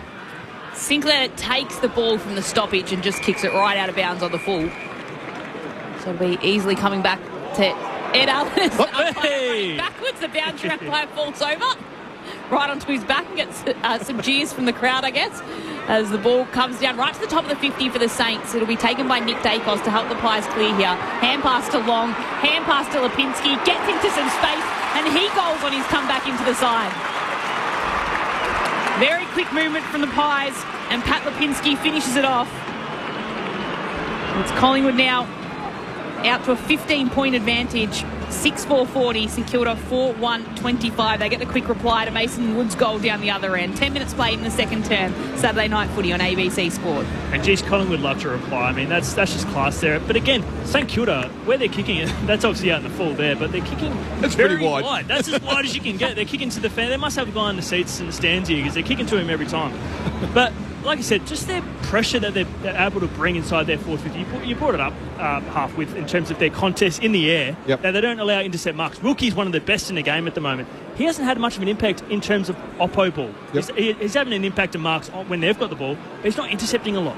You're thinking about guys who are making... You haven't seen Wangan and Malira run off at all. No Sinclair action tonight. He's been really quiet as well. Their real key drivers aren't having a huge impact at the moment. Darcy Cameron takes out of the ruck for Collingwood, kicks up towards half forward. Bobby Hill went back with a fly, but it's Brad Hill for St Kilda. Hand pass out towards Stocker. Tries to slap it forward. Lipinski comes over the top of Hunter Clark. The umpire will ball it up at left half forward. Saints yet to kick back-to-back goals in the match so far. Collingwood hold a 15-point advantage. Thrown up the air. Cameron up against Keeler. Keeler wins down the tap. Umpire goes down again. I can't believe this game. They're not the most sympathetic crowd, the Collingwood fans, but a free kick going the way of Jack McRae here, who was held when not in possession at right half back. Someone forgot to mow the lawns here in Marvel. It's too long. Have we seen an umpire change boots at half time? No. Again, wide half. Yeah, there's no ambition or energy in this ball movement at all, is Jack McRae's kick up the wing. Jeremy Howe makes the spoil and goes out of play. We thought Perth Stadium would be the one on watch after the State of Origin into the Thursday night footy, but that passed the test. They left the sprinklers on pre-game here because everyone's slipping over, mainly the umpires. It's funny how amusing it is, isn't it, when an umpire slips over? Nice ball in here from the boundary umpire. Cameron overruns it. Wanganeen Miller picks it up and hand passes it to McRae. Spins around and puts the ball inside 50 to St Kilda. It comes out the back of the pack. Perryman's there to collect and hand pass to Houston for the Pies, who was hand passing it to Chris, but was hard up against the boundary line. His hand pass goes out of bounds for a boundary throw, about 40 metres around from St Kilda's attacking goal. 25 to 5 tackles at the moment in favour of the Magpies. They're dominating the physicality of this contest. No Higgins impact, no Owens impact, no Webster impact. It's been a rough night for a few Saints out there. Pies leading by 15 points as well in all that as McRae puts the kick inside 50. Owen's got a hand to it. Josh Dacos picks it up and hand passes it away to Houston, who's taken to the turf. And it'll be a ball up 40 metres outside from St Kilda's goal. 15 points the margin. 13 minutes played in the second term. Saturday night footy on ABC Sport. Warren Borden and Matt Clinch calling the action. Lex Pesce down the boundary. Chad Wingard and Daniel Harford, your experts. Pendlebury's hand pass out of the congestion. Chopped off by Stocker. Long kick inside 50. Wood the target. Can't take the mark. Higgins crumbed it superbly. Hand pass to Butler on his right. Swings back on his left. That is a classy finish. Dan Butler with his second. He sold all the Collingwood defenders a merry dance and finished with absolute class. The Saints close the gap once more. 9-point lead Collingwood's way. 6-4-40 to the Saints 5-1-31. Dan Butler with his second. Chad Wingard and Daniel Harford, your experts. I don't know if I've seen a candy sold that high. If you think about the old school waitresses, he's almost had it like he's holding a platter.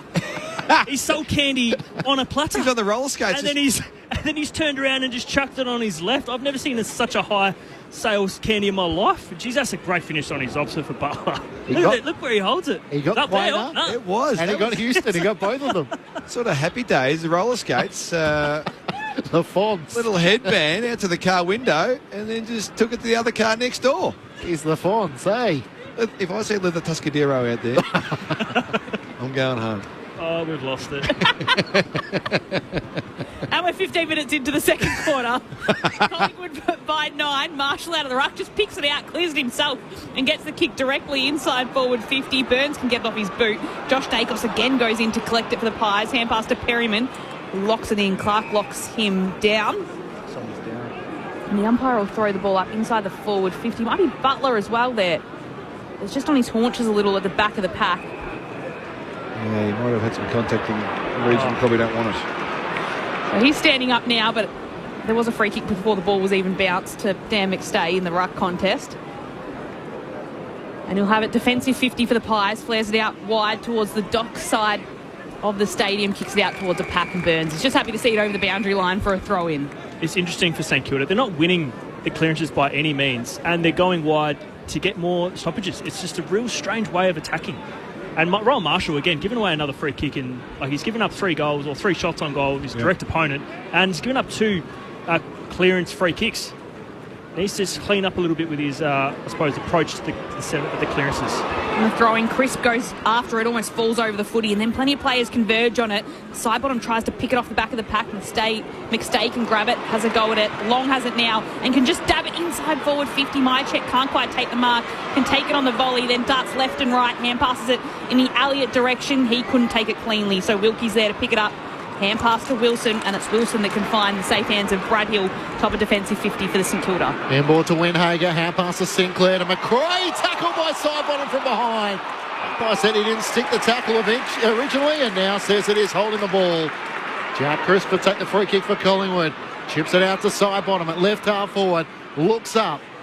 Almost comes to a complete stop as he tries to find the right avenue. Kicks down low for Membry. Desperate defending by Wilkie. Got a hand in there. Long picks it up one way, then the other. Kicks around his body, looking for Perryman. On the bounce he gathers. Swings onto his right. He fires on goal and gets it. Good finish. Collingwood once more wrestle back a 15-point advantage. 7-4-46 to St Kilda 5-1-31. 2 goals apiece so far in this second quarter through 17 minutes. Thoughts of Chad Wingard and Daniel Harford, your experts on ABC Sport. And that just sets the tone there. Bradley Hill should have pressed Sidebottom. You can't give Sidebottom that much space and time. He probably had 5 or 6 seconds without a mark, mind you. This is free play. You can tackle him, put pressure on. And then Ned Long, he's not the most agile player. Yes, he's strong. There was 4 St Kilda players around him not laying a tackle. So he didn't actually fend anyone off. Yep. No one was actually stepping forward to actually lay the tackle. And eventually he gets it out to the space. But you just can't. You've got to actually put some physical pressure on. You see what happened with the Collingwood. They got that turnover. They tackled McRae. But they're just not putting that physical pressure on. Well, we saw that tackle stat before, didn't we? 25-5. It's 7-6 in favour of the Magpies this quarter. It's just not good. It's not Ross Lyon, is it? Ross Lyon loves that sort of stuff. We're not seeing it from the Saints tonight. Marshall taps it towards Steele. He's taken it in a tackle, but can just get a hand pass back to Marshall. His kick, though, will be taken by Allen. He can stream along half back and kick out wide to Will Hoskin-Elliott in the long sleeves. Marks right on the logo, outer side of the ground, and indicates he's going to go long, and then just darts it short in front of him towards Lipinski. He can take the mark 20 minutes ahead of Hoskin-Elliott, or 20 metres rather, and then he'll That's a long time in front. Did a bit of traffic. The international date line. That's a long time. The chip comes to Josh Dacos, and then he'll kick to Brody Myercheck. He'll mark just right at the top of the 50. So that was about 4 chip kicks in a row. Again, not stepping in. Like, you've got to step up and put some pressure on him. They're on the back foot a little bit, playing behind, not putting the pressure on. How many goals for Pendles this year? Not many. 1 goal 4. How many outside 50? Not many. Less than 1. So it is Pendlebury that's marked. He just kicks it from 48 metres out, and he absolutely nails the goal. A beautiful finish from Scott Pendlebury. And it's a game-high lead Collingwood push out to. 21 points the margin. 8-4-52 the Pies. St Kilda 5-1-31. 19 minutes played in the second term. It's Saturday night footy on ABC Sport. Well, we sort of sound like a broken record a little bit. But the ways the Pies move to the way the Saints move is so contrasting. We're getting very different results at the moment. The Pies win that ball on the broadcast side of the centre square and immediately look open side. They get the ball to Hoskin-Elliott and they're able to work it up to there and find Pendlebury just at the top of the arc. The Saints had have got that ball. They would have gone narrow side out to the boundary and good luck trying to find find space inside your forward 50. So it's just not a system at the moment, I don't think, that the Saints are going to find sustainable to score against this Collingwood outfit, because every time they go inside their arc at the moment, the Pies, they're able to hit the scoreboard. 6-6 warning against St Kilda. Collingwood leading by 21 points. They did do that game style successfully, St Kilda against Geelong, where they denied them the ball, and you wonder sometimes whether they've taken that game plan just a little too literally, because the lack of pressure around the ball has been surprising. Cameron wins down the tap. Here's Nick Dacos. He burns away from Windhager. 2 bounces, a third bounce as he gets to half forward. Looks up inside 50. Kicks towards McStay. It won't reach him. Boy. And here he is, Taru on debut. Rises in the pack and takes the first of hopefully what will be many intercept marks for St Kilda fans. Switches inside defensive 50. Caminiti works it out to Wanganeen Miller. Right half back. Kicks the Saints close to the boundary line. Too close. Rich Owens took the mark. That looked over the line. And Harry Perryman's making that point. Umpire says no. That's another metre and a half out. Very much flipped out. But Mitch Owens has the kick in. Will go right down to right half forward. Frampton got the hands on it, but just pushed it down towards Hall of the Saints. Hand pass to Higgins, who darts the kick inside 50. Marshall marks. Collingwood fans don't like it, but Rowan Marshall will have a shot at goal from 35 metres out. Just a slight angle to the right, stemming from that Mitch Owens mark that was a metre or so out of the boundary line. So Rowan Marshall's gone forwards. How do you like these apples, Darcy Cameron? What I love about Darcy, though, he didn't stand the mark. That wasn't me. Exactly I was right. down back, I was down or somewhere else. He's on the goal line. That's where he is. Kick it to me. So we've been spending some time forward this year, and Rowan Marshall now with the chance to get one back for the Saints. Kicks towards goals and just misses to the right-hand side. So not ideal, clearly, but we saw Owens involved, despite the fact he marked it in row 2, and then Higgins as well. So players that haven't had a real impact on this contest tonight for the Saints starting to get a little bit involved. So that's a good sign if you're a Kilda supporter watching or listening tonight. Collingwood by 20 points. Magpie fans still haven't got over the Wayne Harms. There's Howe into the back pocket for Isaac Quader. He kicks Collingwood up towards the wing. Cameron and McStay there. Wanganeen Miller flew in the pack, almost held onto the bar. Elliott's been quiet, tries to knock it forward for Collingwood. Clark knocks it out to Hall. Howard pass away to Marshall inside 50. Butler gave a shove on Howe. Umpire calls play on. Races back after it. Leaves it for Mason Wood, who gathers and jags it on his left. That's his second. Wasn't a lot in it and was able to make the most of his chance inside forward 50. St Kilda cut it back to a 14-point margin Collingwood's way. 8-4-52 for the Saints, 6-2-38. 3 goals apiece so far in this second quarter.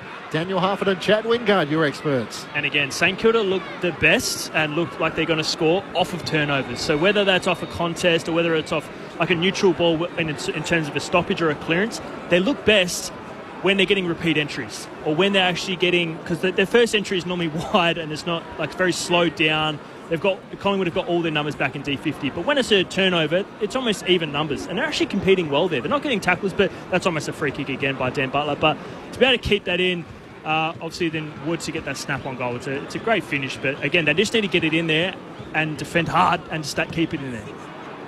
So back in the middle now, Marshall and Cameron both get a hand to it, and it's Pendlebury who just runs in, grabs the footy, hand passes it to Nick Dacos, who again puts the afterburners on and will kick Collingwood right to the top of its 50, but it's turned over by Wilkie again. So Cal Wilkie on the end of it for the Saints, just marks at the top of defensive 50, chips it across to Stocker, who kicks it out towards Caminiti, still kicking across the 50. Hand passes to Wanganeen Miller. He's taken in the tackle, has to try and hand pass it back to Caminiti, close to the boundary line. He's happy to see the safety of it with Bobby Hill following on after him. And it'll be a boundary throw in now between wing and half forward. Shout out to Daniel who's listening from the Sheraton Miami en route to Barbados. Oh, how do you like them apples? Oh, wow. Sheraton Miami en route to Barbados, listening to us. Loud and clear on the ABC Listen app. Also a cheerio. Scroll down, our listener in Portugal as well. Wow. All around the world on the ABC Listen app. Steele's able to get the hand pass away. Links up with Rowan Marshall. Kicks up to Hall at right half forward. Saints all of a sudden lifting. Kicks into the pocket. Up towards Mason Wood. Couldn't hang on to the mark, but he will get a free kick in the right forward pocket. Saints still chasing back-to-back goals for the first time. Steve on 0437 774 774. Lobbing the call here in Portugal. One day. From where else you'd rather be. Could be. It's Mason Wood who's trying to work the angle here. Hemmed into the right forward pocket. He opens up the angle, snaps on his left. Got the fat part of the foot. He goes straight up in the air. Flying in the pack was Higgins. Can't take the mark. It's gathered by Perryman. Hand pass is too sharp for Hoskin Elliott. Ryan Burns a late in. Kicked it straight into Jack Crisp. It bounces back to him. He centres it looking for Butler. He missed him as well. And Nick Dacos, that's the intercepting mark. Collingwood want to attack here as he swings it out to Hoskin Elliott, right half back. Looks up. Only really has McStay. Tries to thread the needle looking for Elliott. It's chopped off by Wanganeen Miller. The Saints look to attack.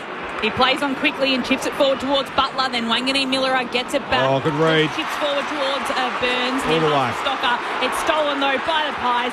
Nick Dacos is getting into this game in the second term. He chips it inside forward 50. And Caminiti stands in front of Elliott and comes into mark and intercept it for the Saints. Trying to kick across to Wilson though. What is this game? Intercept straight back as Myercheck steals it. It's a bizarre game of footy at times. Yes, it's almost calamity. The Saints had the footy, and then Nick Dacos had the footy, turned it over, then the Saints have turned it over through defence to Myercheck. No one in front of him lost, Nick Dacos, even to the point when he kicked it was intercepted. Josh, who was running alongside him, had his head in his hands going, "What are you doing, mate?" Even Josh was into him. So what can Brodie Myercheck take of this? It's a tight angle. He puts it towards goal. It goes across the face, and it's just a minor score for the Pies. That lead extends to 15 points. 8-5 playing St Kilda 6-2. 26 minutes played. Second term Saturday night footy on ABC Sport. Let's head down to Lex Pesher on the boundary. Why do we always go global when you're on the call? I'm very popular. If I say Friends so in high myself. places, eh? Sinclair into Wanganeen Miller. Kicks up towards Taru, who sends St Kilda to half forward. Keeler had hands to it, couldn't hang on to the mark. Bursting through his hole. Centering kick to Mason Wood. That's as good as the Saints have looked tonight. And Mason Wood marks pretty much directly in front. 35 metres out from goal. It's a second shot on goal in a matter of minutes. A chance once more to close the gap for Saints fans. Well, he's looked dangerous, hasn't he? 2 goals. He missed that shot before when he bellied the ball, and now he's going to kick from 30 metres out directly in front effectively. Tell you who I like Max Hall. Yeah. He's a good ball user, around the arc, getting the ball in. I think he's a clever little player. Mid-season pick-up last year Box Hill. for Max Hall. And here's the footy in the hands of Mason Wood, and he's dragged this one right. So 4 shots on goal. He's kicked 2 goals, but 2 shots most recently. He wished he had been able to finish. Collingwood leading by 14 points. He's played every game this year too, Max Hall. So got the debut, and then Ross Lyons kept him in it. It'll be Josh Dacos to take the footy in for the Pies. Long kick outside of defensive 50, close to the boundary line. Cameron pushes it down and side bottom. Just sees it over the boundary for a throw in. His old man's a legend of the Eastern Footy League. Max Hall, his old man Brad from the Vermont Footy Club. Yep. Very successful footy club, Vermont. Oh, trophies everywhere. They had that best run ever of wins, of consecutive wins, didn't they? Like 60 or something. They held a record there for a while. I'll back you in on that. Thanks. They've been incredibly successful through the journey. Toss back in. Cameron palms it down. Running onto it, though, is Clark of the Saints. He can spin around and curve the ball right inside the middle of 50 for the Saints. It's pushed out towards McRae. Hall gets a hand onto it but can't control it. Long can take it. Hand pass to Allen. Quickly fires off a pass towards Quainer. Left half back for the Pies, and he can kick the footy to centre wing. Myercheck might have been held onto by Caminiti. Umpire says play on, and it's Wanganeen Miller who picks it up for the Saints. Kicks towards Wood. Wood swings onto his left, into the pocket, looking for Mitch Owens, trying to fend off Billy Frampton. Front on contact. The Saints will get a shot on goal. Deep in the right forward pocket. Mitch Owens, a little fortunate there. Was able to hold off Billy Frampton, who never really had eyes on the ball, to be fair. Let's see if he's doing the same approach as Mason Wood. Let's see if he has a better job of it. Can the Saints take one of these chances? Owens opens up the angle, curls it right across the face of goal. Going back is Cameron. It stays in play. A chance for Higgins. Gets down low. He's tackled by Houston. Cooper Sharman picks it up. It's rugby scrum. For the try line, he's tackled in the goal square, and it'll be a ball up. St Kilda metres out from goal. Collingwood by 14. Balled up. Clark grabs it, tries to have a go at the goal. His kick is smothered. It comes back to him, and he spins around in a complete 360 and then just chips it to where he can. Higgins holds onto the footy, but was touched off the boot. And he is wrapped up by Howe. So another ball up, about 12 metres out from St Kilda's goal. They're trailing by 14 points late in this second term. They could go into the half in a single-digit deficit as the ball's tossed up. Windhager takes it. Hand passes it across to Sharman. Hand passes back to McRae. He'll have a kick towards goal and can squeeze it through. No, it was close. But it's just a minor score. So another point for St Kilda. It's 13 points the margin. 29 minutes played in this second term. Good clarification for you, Loz. Pete off the SMS 0437 774 774 said 64 games for the Eagles, for the mighty Vermont Eagles. Wow. It's a few seasons in a row not losing a game. It's a good streak, isn't it? It certainly is. You'd like to be coach of that team. As Nick Dacos brings Collingwood back into play, taking the kick-ins, as Boomer Harvey used to always make reference. Not bad when you have the tag. It's a good option to do. Out to Quainer. Kicks up towards the wing. Myercheck can't take the mark. Brings it down to the front. Goes out of play in front of Wanganeen Miller and Nick Dacos. The two tangle. The ball goes over the boundary line. Collingwood by 13 points. The Magpies with 3 goals forward to the Saints 3-3 in his second quarter. Collingwood led by 12 points at quarter time. There's a late out, unfortunately, with Mateus Filippo suffering, what are we hearing there, a calf tightness. And Ryan Burns coming into the lineup. Sullivan the sub into the action at quarter time for Collingwood. Bo McCreary subbed out as Winhager gathers at half forward for St Kilda. Hand pass to McRae down low into the forward pocket. It's marked by Mitch Owens. I reckon that's what you've got to do coming inside forward 50 against the Pies. You've got to come back at the kicker. Otherwise, they'll just intercept those balls that are covering distance and hanging in the air. They've got too many good players who read the ball and too capable in the air. So come back up at the kicker. We've seen it a few times with Mason Wood. Some good delivery inside their forward arc. This is a positive outcome, I reckon, for the Saints. Saints need to land a blow here. They're doing a lot of in work. They need to put it on the scoreboard. Mitch Owens comes in, out to the right. His kick is on line and misses to the right-hand side. And a minor score. Collingwood by 12 points. Closing in on half-time. 31 minutes gone. Saturday night footy on ABC Sport. So they've sorted out their clearance issue from the first quarter, Chad. They're 15-7 up. They were 10-5 down at quarter time. They're 15-7 up in their second term. Inside 50s, 15 apiece. So they're getting enough ball. They're winning the contest, and that's why we're seeing a better situation for them in this the second term. So my check's marked, and Wanganeen Miller has tackled him late. So he'll get a 50-metre penalty. Just stupid. I thought Mitch Owens actually deserved a 50 after Billy Frampton brought him to the deck, so that's a bit stiff if you're a St Kilda fan watching both those. He's turned around my check too to find out how long's on the clock and looked at his bench. It's about 25 seconds, so he'll go long and try and get a mark inside 50 from one of his teammates. Hoskin Elliott's on the end of it. After it's touched, Tauru has a go for the Saints and goes in after it, and ball will be locked up here. Inside forward 50 for the Pies, about 30 metres out, but a stoppage. So St Kilda just trying to stop that score from extending late in this second term as Cameron taps it down. It'll be taken by McRae, who picks it up, dodges around and wins the free kick as well. It's Burns, rather, who wins the free kick for the Saints right on the stroke of half-time, where it'll be Collingwood leading by 12 points. It got out to as much as 21 points in that second term and then dwindled back to 12 points by the main break. It's Collingwood 8-5-53, St Kilda 6-5-41. The goal kickers so far tonight, Darcy Cameron with a couple for the Pies. Perryman, McStay, Pendlebury, Lipinski and Crisp, each with singles. Well, for St Kilda, it's Dan Butler who's got the multiples for his side. Darcy Cameron and Cooper Sharman with singles, and Mason Wood as well with a couple. So both sides kicking 3 goals for in that second quarter.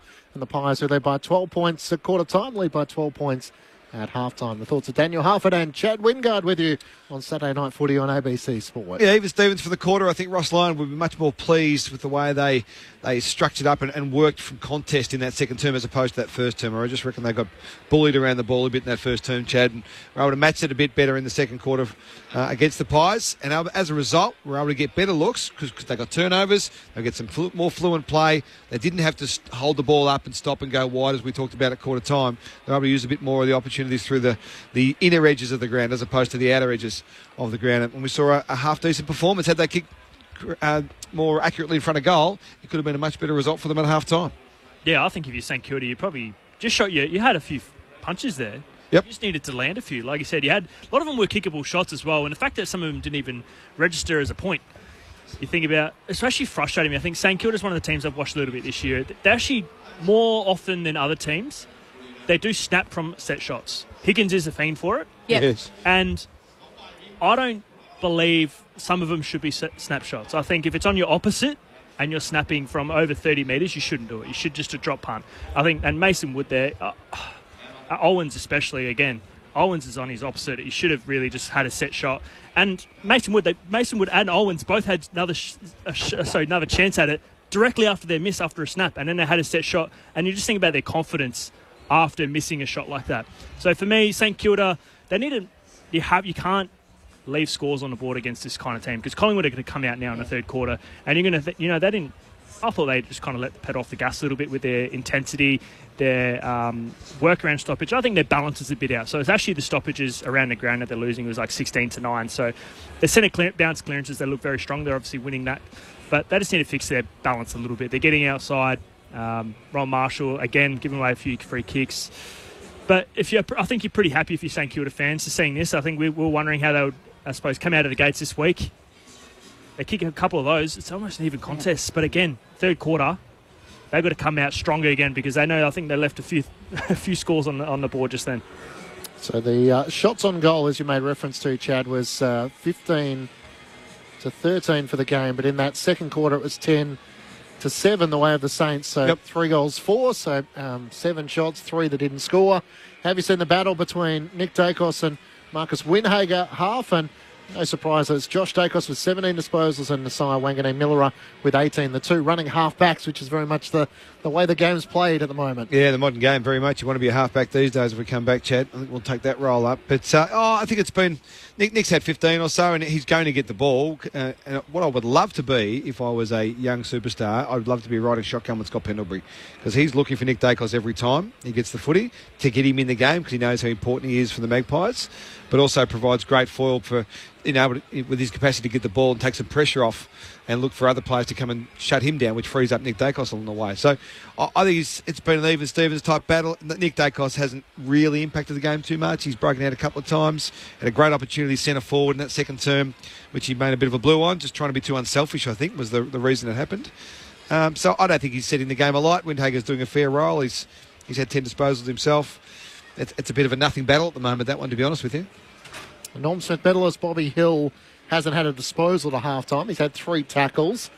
Darcy Moore's just had the 1 for Collingwood and Jamie Elliott 3. So their small forwards haven't had much of a role in this game. No, you're right. At both ends too. I mean, Jack Higgins hasn't had a huge role in a couple of positions that quarter, but the Smalls haven't had an influence at all. And we were talking before the game, Chad, about Jamie Elliott and what a year he's had. I mean, we're not the only ones talking about that. But his lack of impact on this contest is quite fascinating, to be honest, because it doesn't seem like there's a lockdown defensive role. It's just a roll-on, roll-off type situation, but he just hasn't been able to find any space or any avenues to the ball at this stage, which is a bit of a problem for the Saints, I reckon. Yeah. Because he could come out and go bananas in the second half and put a real dent in the scoreline.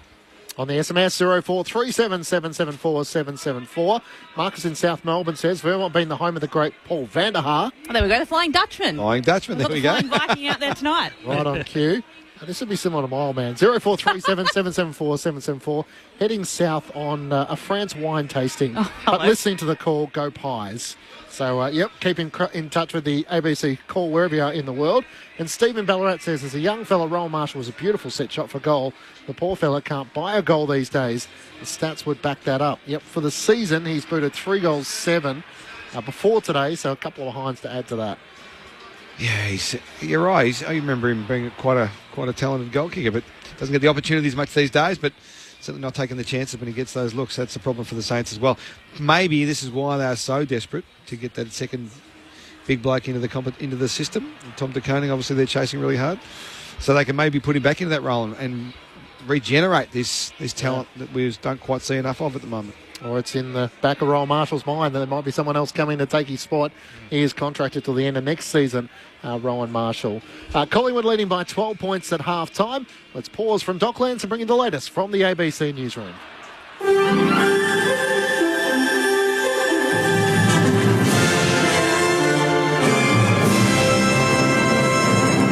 ABC News with David Rowlands. The Israel-Iran war has entered its second week with more strikes from both sides as talks go on in Geneva between European ministers and Iran's top diplomat that failed to achieve a breakthrough.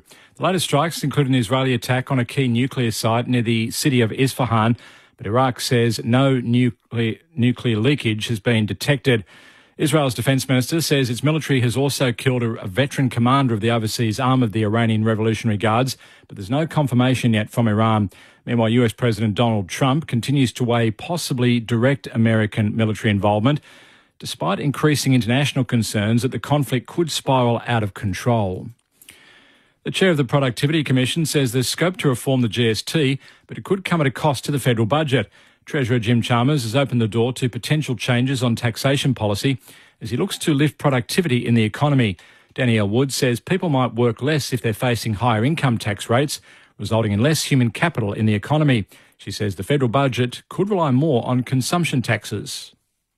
The challenge in doing that is you also have to, on equity grounds, I think, offer compensation to other groups, such as people on welfare payments. It's not something we've looked at specifically at the Productivity Commission, but I've done work in a past life that showed you can do such a package.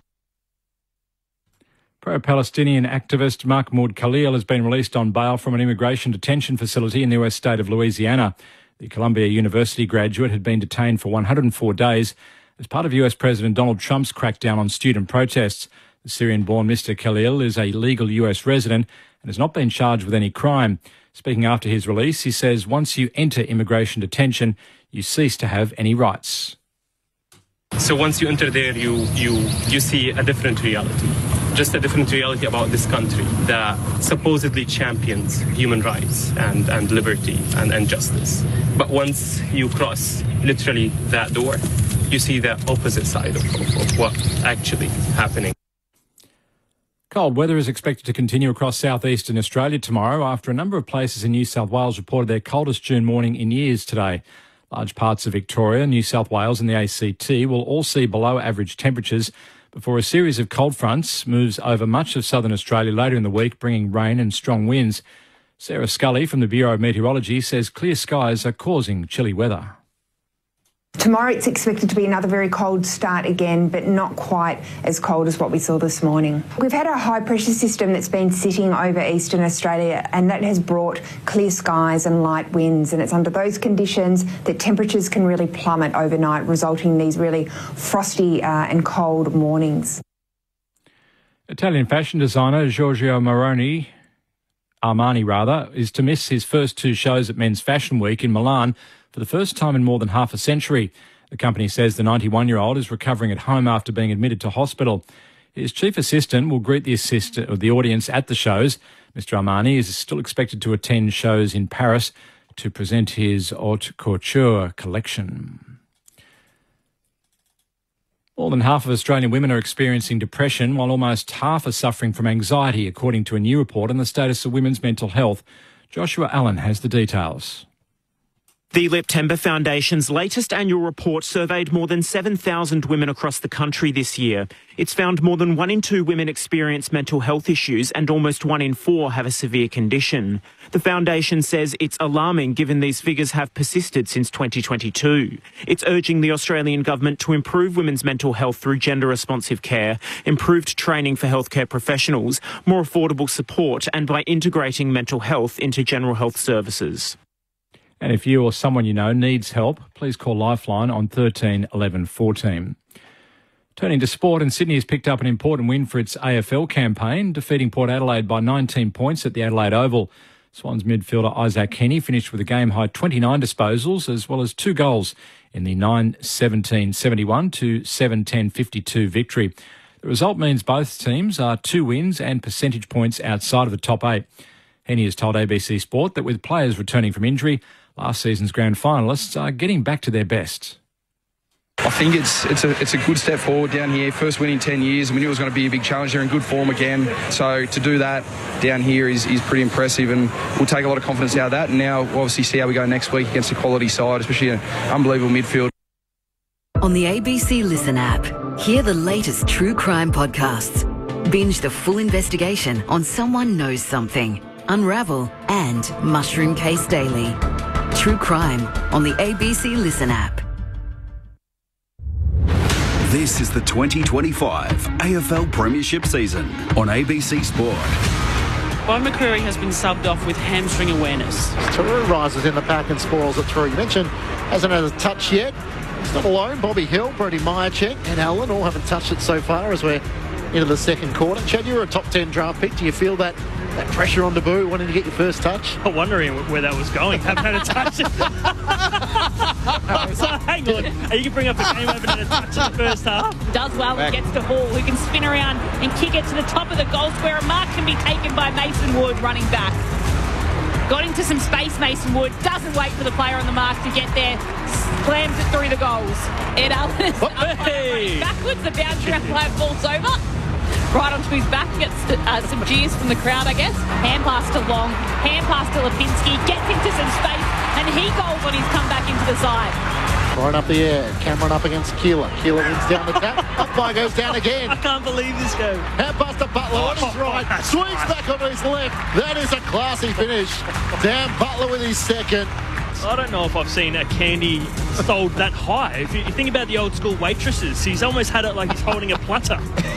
He sold candy on a platter. He's on the roller skates. And then he's turned around and just chucked it on his left. I've never seen such a high sales candy in my life. Jeez, that's a great finish on his opposite for Butler.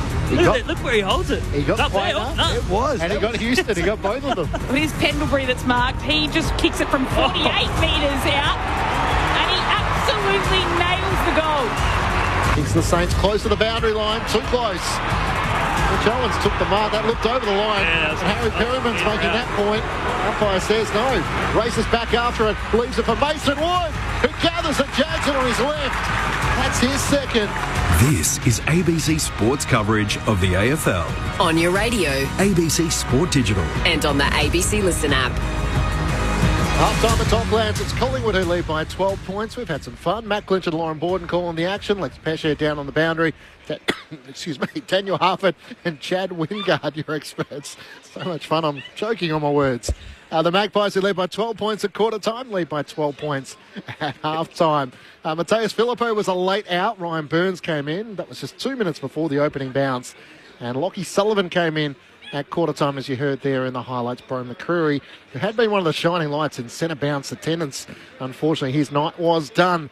Collingwood lead by 12 points. Earlier today, it was the Kangaroos who recorded their 4th win. They've now won 3 of their last 5 matches to defeat the Blues by 11 points. They didn't score in the final term. Carlton booted 5 goals, 5. North Melbourne 13-6-84 to the Blues 10-13-73. Cam Zurhaar finished with 3 goals. Mitch McGovern booted 4. In front of 52,000 at the MCG. Daniel Harford and Chad Wingard. What does it say firstly about the Roos? Starting to build a bit of traction, and in the past couple of seasons have managed just the 3 wins under Alistair Clarkson. They've now started to break that shackle, and it starts to open up the possibilities to build some momentum in the second half of the season.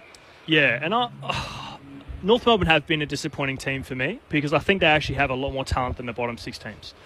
I believe that North Melbourne actually have more chance than... They're saying Essendon's going to have the biggest bounce back next year, right? Mm-hmm. I think North Melbourne are going to have more of a bounce back than Essendon. I think they're going to be the team that's going to jump the most positions. I think they're the team that's showing the most promise, and mainly because they've got guys that are in the high tier. I think about Zuri as their ruckman, is the number 1 ruckman in the competition at the moment. You got Sheasel, Larky's just playing okay. Paul Curtis is one of my favourite. He is one of your favourites. Bench press Paul. Yeah, best. But they've got talent around them. I think, like I said, I believe that they can jump next season. I think it starts now, though. Like they've had their losses that have been pretty close. Games that they should have won, especially that Brisbane draw down in Hobart. I thought they should have won. Everyone knew they should have won that game. So I think it shows more about North Melbourne, if I'm being honest. I think they're any given week, I think they can win. And then the flip side of that is, where does that leave the Blues, given that most people didn't have them as a bottom 4, bottom 6 team? They are running out of runway in this season, and Graham Wright is taking over as the CEO at season's end. There will be some, no doubt, conversations about what happens with their list, what happens with Tom de Koning, what do they do to try and rebound back up the ladder? What happens with their football department too? Graham Wright is a key player in all of this. He's just sitting back watching it all unfold at the moment. Cookie's in charge still as the CEO, but no doubt Wrighty is positioning his vision of what the future looks like for the Baggers, and I don't think there'll be too much change throughout this home and away season, but I've got a theory that he'll be active in the off-season. Yeah, he'll be active. Now, I didn't tip Carlton to be a finals team, so I'm not sure how many people did, but certainly I wasn't expecting too many losses to teams like the Kangaroos, who I do agree with Chad that they are certainly evolving, and for the last month in particular, they're evolving in front of our eyes, and I reckon there's enough good signs, and McKirch is one who's really standing up at the moment, 29-2 for him today. That's a pretty good day for Colby. Yeah. Tom Powell's having a real influence around the contest and around on ball, Parker, which is enabling Davies Uniacke and Sheasel to actually just play a little bit more outside, a bit more line-breaking roles. So there's a lot to like there, but yeah, Carlton fans will be devastated with that today. They've been hanging on for years. It's 30 years. 30 years since they won a flag, and I hang around with them during the week, these Carlton supporters, and they are just hanging on by a thread at the moment, and this is not going to help. This is not going to help. The cameras on the TV broadcast was looking for the Carlton fan that was crying. They eventually found a young kid who was bawling his eyes out. Which row are you going to go to? Exactly. I think there was parents and kids that were crying by the end, having sat through a bit of that. The Sydney Swans prevailed by 19 points over Port Adelaide. They kicked 9 goals, 17-71, and despite their inaccuracies in front of goal, they prevailed over Port Adelaide 7-10-52. Will Hayward booted 3 goals. Isaac Heaney had 28 disposals and 2 goals. Cal Mills was back to his best as well. Joel Amati kicked 6 behinds from his 9 shots on goal, so could have been a far more comfortable win for the Sydney Swans. And, Port Adelaide 7 individual goal kickers. Mitch Georgiades booted 1 goal, 3. So the Swans are sort of 2 games outside the top 8. It seems a bridge too far, Chad, but they are one of those sides that if they could get on a run, they could certainly shape the 8. Well, you could tell the story that they haven't had a full-sided team this year, and now they're slowly getting their players and star players back, and maybe they could make a run of it. I think out of anyone outside the 8, they're probably the one that I'm looking at the moment that are looking like they potentially could, but it depends on their run home. And you think about it depends what happens with the Gold Coast GWS game. I think they're starting to worry me, GWS as well. Like their worst is pretty bad, but their best is very good. So they're a team out in the top 8 at the moment that I don't quite trust. Well, the Gold Coast haven't instilled great confidence the back half of the season previous years gone by. Now, this is hopefully, for them, a different generation of Gold Coast Sun, but they've still got to prove their capacity to play the full season too. So there's a bit of a watch on them, I would have thought. And Sydney, I think Sydney are going to have to win 8 of 9. Yeah. The way it's going to unfold. So it's going to be brutal. Big ask. Way back through. Yeah. As the players head back out into position, there's no shortage of cricket taking place. So there's plenty to keep you across in terms of the ABC Listen app. But in the test between England and India, India are 3 for 412, I should say. That's at Drinks on day 2 from Headingley. So England won the toss and decided to send India in. So that hasn't exactly worked according to plan. But the big news is that Australia and the West Indies, the 3-test series, we will have coverage for you on the ABC Listen app. So every ball will be available as you try to go to sleep or maybe stay up through the middle hours of the morning. So just look for the red cricket ball and, of course, on the ABC Sport digital platforms for the first test from the Kensington Oval getting underway from Barbados. And you will hear it all with the ABC Sport team on Wednesday night. Collingwood leading by 12 points. Players are back out in position. What will we see here? St Kilda are able to make inroads in that second quarter. Their last 5 to 8 minutes of the quarter, but couldn't capitalise on the scoreboard. Nick Dacos once more has Marcus Winhager to start this second quarter as the umpire holds the ball off. Third quarter about to get underway. Here's Lauren Borden. Ron Marshall and Darcy Cameron standing alongside each other as the umpire does a little dance before putting the ball down in the centre of the Docklands turf. Pushed down towards Steele, who takes it, and he's taken by Pendlebury and wrapped up. And it'll be a secondary ball up just outside the 2 centre circles. Marshall with front position, palms it down to Steele. He's spun around and brought to the ground again. Pendlebury waiting for the umpire to come in and stop things and throw the ball up yet again. So not moving very far in the opening stages of this third term as Windhager goes after it. And just pushes it as far as Allen of the Pies, who gets a hand pass into some space. Cameron goes after it, but he's beaten to the footy by McRae, who hand passes it to Marshall. Shoves the ball on his boot towards Sharman.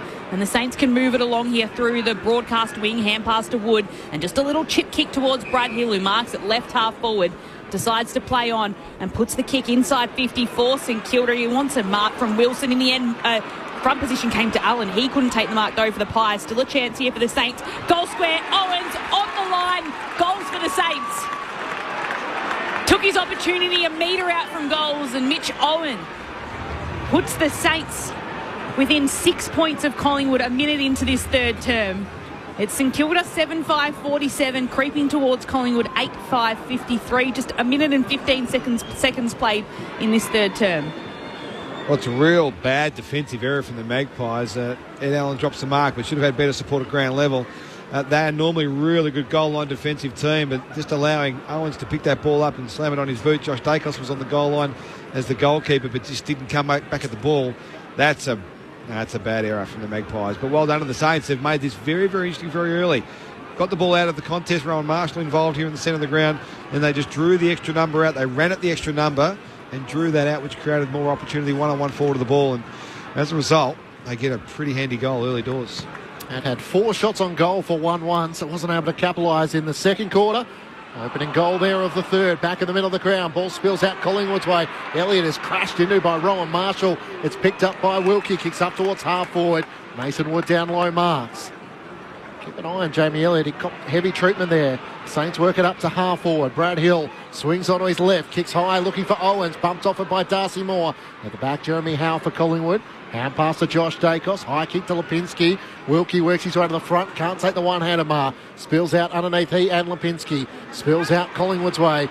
Merriman had it for a moment. Wanganeen Miller gives it back to Wilkie inside 50. Frampton comes out, can't hang on to the chest mark. Spills out to Hall, front and centre, fires on goal, the perfect spot for a crummer. And would you believe it, scores are level. St Kilda kicked the first 2 goals of the third quarter inside 3 minutes, and we're locked at 53 apiece. 8-5-53. Saints with 2 goals on the trot for the first time in the match. They've now kicked 3 consecutive goals either side at half-time. Daniel Hufford and Chad Wingard. Wilkie and Wood are the players that have really turned it around for the Saints from that second quarter onwards. Both involved in that passage of play there. Wilkie off half-back. Just reads the ball so well, knows when to come forward.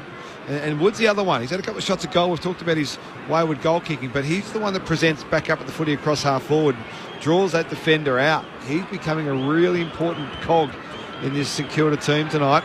Good to see my man Maxie Hall get one through the big sticks. Yeah, and well done. talking about Collingwood players, Darcy Moore's only had the 1 touch. And you think about that, I didn't realise he was out there until he was on the screen.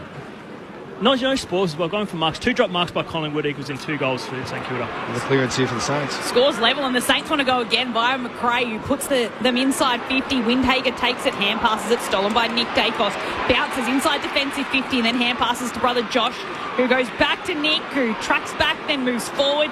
Just dabs the kick out towards Allen. That's hit the turf. No, he's claimed the mark. Hand passes it across to Nick Dacos, and he'll put a little bit more on this kick and chip down to centre wing, outer side of the ground to Elliott, who marks, spins, and then puts the kick to left half forward, where it's Caminiti who comes in and intercepts the mark for St Kilda. They've defended that area of the ground pretty well in transition, the Saints. Caminiti at half-back, high ball around the city wing in the direction of Cooper Sharman. It won't get to him. And Jamie Elliott takes the mark for Collingwood. Centre wing hugged in against the boundary line as there's not a lot of movement further afield. So sends it in the direction of Myercheck and Membry. Membry from the back, spoils it down. Sullivan trying to spin out of traffic. He's tackled by Jack Steele. That's prior opportunity. Free kick holding the ball going St Kilda's way. Taru was the player who initially laid the tackle. We'll get the free kick at right half back. Alex Taru on to boot. Big 10. Flying Viking, as he's become known from his underage footy. He kicks up towards the wing, and Mitch Owens works his way to the front and takes the mark. Owens to half forward. High ball in the direction of Rowan Marshall. Darcy Moore comes charging through, and the Collingwood captain bounds out of defence. Hand pass over the top to Sullivan. Turns sidewards, hand pass to Pendlebury. Feeds it out to Lipinski. Between wing and half forward on the broadcast side. Looks into the pocket, chips it to Nick Dacos. Just inside 50 out to the right. Around the back, hand pass to Dan Houston on the run, fires towards goal, working it right to left, and misses from behind on the right-hand side. Dacos conscious the Pies going forward. Ned Long was in the corridor 30 metres out all by himself, and they went wide to Dacos. He took it even wider to get to Houston for that running shot at goal, but they just opened their vision up a little bit. Look for better opportunities, they'll get better looks. Lead now Collingwood by just 1 point though, as Wanganeen Miller brings it in and kicks out towards Stock Up, who'll go further long down the wing.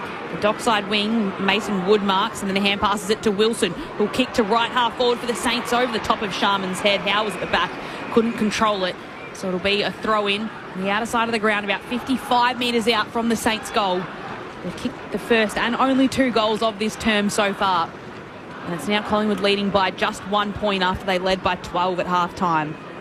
Cameron takes the footy unopposed, but pushes it right down to McRae, who spins around, puts the kick inside 50 for the Saints. Hauls on the end of it, hand passes it to Wilson, being tackled by Perryman in the end, has to get rid of it. And it's Pendlebury that picks it off and then kicks it towards Elliott, who has Sinclair close checking him, and it's pushed over the boundary line. It'll be a throw in on the city side ground of Docklands Stadium. It's Collingwood leading by 1 point, 8-6 playing 8-5, 6 minutes played in the third term. Saturday night footy on ABC Sport.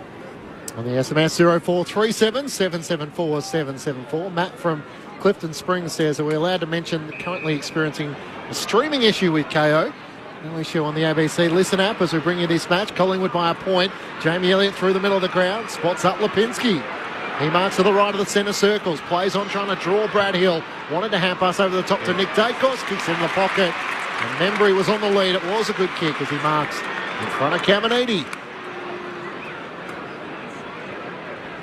That was great ball movement. I mean, they're gone from one side into the corridor, and he just had that patience. Just took an extra couple seconds to choose where he went for, and Bobby Hill and Membry just switched over. They swapped sides and actually confused the defenders. So Membry got a free run at it, but that's a great lead. It would have been a long lead, 40-metre lead for him. Gets a goal in the first quarter. Tim Membry playing against his former side for the first time. Out to the right. Membry to extend Collingwood's lead. He fires it at the left goal post. It doesn't quite have the journey. Taru spoils it through for a minor score. Collingwood lead by 2 points. 8 minutes gone. Third term. Saturday night footy on ABC Sport. Maggie Miller up, brings the footy in. And again, just chips it out to the back pocket to Wilson. Kick doesn't come off his boot well, but it does make its way to Stocker, who puts a long kick right down the wing. Up high went Sharman. Doesn't take the mark. Higgins was at the drop. Hand passes it across to Steele, who takes a bounce very close to the boundary line. Can get the kick away and put the Saints inside 50. Wood at the front, pushes it down to Owens. Umpire blows his whistle, and there'll be a free kick going the way of the Saints. It'll be Mitch Owens that'll have it for St Kilda. And he'll take the free kick from a tougher than 45-degree angle, about 35 metres out. Where they're winning at the moment, Chad, is in that middle third of the ground between the arcs. When they kick long, they're getting numbers to the fall. And they're getting crumb opportunities, which the Magpies aren't able to deal with. They either don't have the representation or aren't in the right positions. And the Saints are really swooping on that. So Mitch Owens just dabs the kick towards goals. It goes completely across the face and out of bounds on the full. They had the chance to put St Kilda in front and missed everything. So St Kilda's, Collingwood's lead stays at 2 points, 9 minutes in the third term. 10 shots on goal to 7 St Kilda in the second quarter. It's more, they've been on top early here. Darcy Moore out of defence, up towards half back. Caminiti reaches over the back of the pack, spoils it down. Jack Crisp runs onto it for Collingwood. Hand pass to Lipinski, shoved out of play by Hunter Clark. Just lands amongst the St Kilda bench, where Keeler is getting some massage work done. Umpire to throw it back in. Interesting watching and just listening to the noise in the stadium tonight. There's not a lot of atmosphere, and the fact of being a Collingwood home game, there's not really great energy, and the Pies are so good when there's real vibrancy in the crowd. And maybe that's a factor in all this as well at the moment. They're just off their tucker a little bit. Steele's hand pass straight to Lipinski, who tries to get it forward for Collingwood. Sullivan becomes the tackler. And the umpire will ball it up with Webster on the bottom. Collingwood played 2 home games at Docklands this season. They play the West Coast Eagles next week. It's their second one. They don't play a lot here. Darcy Cameron kicks up towards half forward for Collingwood. Bounces off Caminiti's chest. He regathers it after Lipinski tried to get it going forward. Clark gets down low for St Kilda. Jams a kick on the right boot in the middle of the ground. Cooper Sharman caught behind, and Darcy Moore. It's the intercepting mark for Collingwood looking to get involved. And that's what you usually see. I mean, him and Howe have only had 5 marks between them, and that's the first intercept. And that's what maybe will get him into the game. Maybe stopping them there, which, like you said, half they've been winning those contests, St Kilda. More directly inside 50. Membry tries to gather. Sullivan has a go at it for the Pies. And in the end, it's Wilkie that collects and clears for the Saints. It was a 2-on-1 Marshall against Cameron and Crisp. And Marshall wanted the free kick, but Crisp wins out with the mark. Cameron. Cameron. Sorry, Cameron's going to get it. I was just watching him. Sorry, Loz. Lipinski. That was me. I was just watching him. I talked out loud. That was an inside voice. It came outside. You predicted what was going to happen. I was just watching him moving. And your microphone goes on and off half. 101. Yeah, cop that half head. Bit of feedback. My inside voice. But you did foresee everything, and Darcy Cameron does have the footy. He's 50 metres up, hard up against the boundary, and he'll just chip backwards towards Moore, who had to reach with everything and go backtracking to mark. He demanded that footy, Darcy Moore. He was using his outside voice, his captain's voice. That's good. Sorry for being right there, by the way. But he had to take the mark more, and that's what he does. Puts it inside 50. Turns it over to Marshall, but it'll be a free kick going the Pies' way. And McStay wins out. It's Taru. So a push in the back sees Dan McStay have a chance to push out Collingwood's lead. He'll go the snap as well from about 30 metres out. I don't like this. So Dan McStay already has a goal tonight. I like that. Second. Sit on down, dinosaur. That's what McStay said to you. You dinosaur, Wingard. There's no issue with the snap when you have the finish. And Collingwood's lead goes back out to 8 points. It's Dan McStay's second goal of the night. 9-7-61. St Kilda 8-5-53. Your ABC sport experts Chad Wingard and Daniel Harford. Yeah, and it hasn't been, like you said, the crowd is in a lull because it hasn't been too many exciting moments. Hasn't been too many back-to-back goals. Hasn't been much flow. We talk about the small forwards that haven't had much impact of Bobby Hill, the Higgins, of the likes, Hall. These players haven't been involved because small forwards, geez, I'm being a little bit biased here. Yes. But we rely on ball movement. We rely on quick turnovers. We rely on, I suppose, everything that happens up the field, and then we're the finished result. We're the ones that get the mark. We put the pressure on. But at the moment, neither team are really having flow. It's been on back of stoppage scores. It's been back of turnovers. Hasn't been much, I suppose, ball movement or transition kind of play for the small forwards to get involved. Chad Wingard with you on ABC Sport. Keeler went down the tap. Clark was too slow. Tackled by Sidebottom. Collingwood through McStay. Hand pass to Nick Dacos. Inside 50. Bobby Hill in the lead. The perfect pass to the small forward. And Collingwood, plenty of high fives in the middle of the ground. That was predictable as they burst out of the centre square. There's that flow you were looking for, Chad. As you see, Bobby set it to go around the corner from 40 metres. Has not touched the ball until now. This is a big snap. This is a 40 to 45 metre snap. This is when you really belly it, because you try and kick it really hard because you have to cover the distance. There's only one person I see would do this every time. I'll talk about after the shot. 13th minute of the third quarter. Bobby Hill with his first touch curls it on the right and misses the left-hand side. So he got the distance but couldn't quite control the accuracy. Collingwood by 10 points, Chad. The best snap shot from outside 40, Paddy Ryder. Never seen him miss. He was good. Never seen him miss a snapshot from outside 40. That's a good shout. Nice work. I put Jeremy Cameron on the podium. On his left, yes. Yep. Yes. So William Miller has been standing in the goal square for a fair while. And then he gets the cheers of the crowd before finally moving it on just to the back pocket to Stocker, who again will go with the long kick right down the city side of Dockland Stadium, more at the front, pushes it down for the Pies. McRae does enough just to get it across to Wilson, who'll go with a long kick himself, almost out of bounds on the full. And it'll be Perryman who might have marked it. No, it'll be out of bounds. Oh, it must have bounced, or it must have been tapped over the line. Yeah, juggled over the line, I think it was. So I think Perryman wanted the mark. Their ability to kick it right on the line is actually quite admirable. Should be golfers. They're hitting the spot. That's 45-metre kicks long down the line, just on the boundary line. It's quite remarkable. McStay just takes it out from the boundary throw in, puts it on his boot to get some distance down. And it'll be a push going the way of St Kilda. And it's Stocker to take it just backwards of the centre circles at Docklands. Bobby Hill right in the middle of the 11s of Hunter Clark as he kicks it back inside defensive 50. Miss Wilkie, but has enough time to gather and chips it out to Webster. 0437 774 774. Looking nominees for the best snap across their body for goal. Certainly Paddy Ryder was up there, Chad's nominee, as the Saints through Taru, kicks up towards Hunter Clark on the wing. He plays on, sends it inside 50. Sharman tries to clear it for Wood, can't take the mark. Racing out of Perryman's outnumbered. Burns keeps it alive. Hand pass away to Mitch Owens, who fires on goal and across the face. He's had one of those sort of games, Mitch Owens. Collingwood by 8 points. A number of shots on goal, but hasn't been able to capitalise. He had 6 shots on goal for 1 goal too. Oh, wow. Josh Dacos brings it in, tries to go right up the line. Wangane Miller was there to meet it, just couldn't control the footy, so had to kick it along the ground to Elliott in the end, who picked it up for the Pies. Hand pass to Nick Dacos.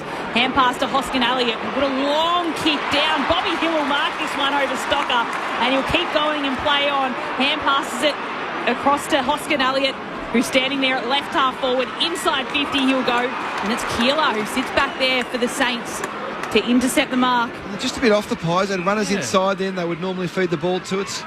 They're just feeling different, it looks like.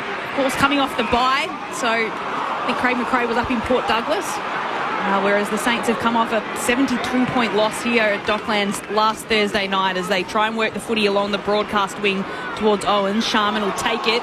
He's being held, can just get a hand pass out to Owens. Hand passes to Clark. Hand pass inboard to McRae. Keeler tackle, trying to fend off Nick Dacos. No whistle initially. Hill kicks inside 50. It is a late whistle. If the out of zone inside defensive 50 from Magpies called it. Noise of affirmation. The Collingwood fans are cheering there, and Dan Butler's just going, no, you can get your own footy. So Ed Allen has to go and get it from the back pocket.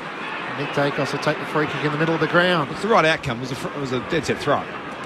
You see the replay. He just launches it out with his left hand. Keeler.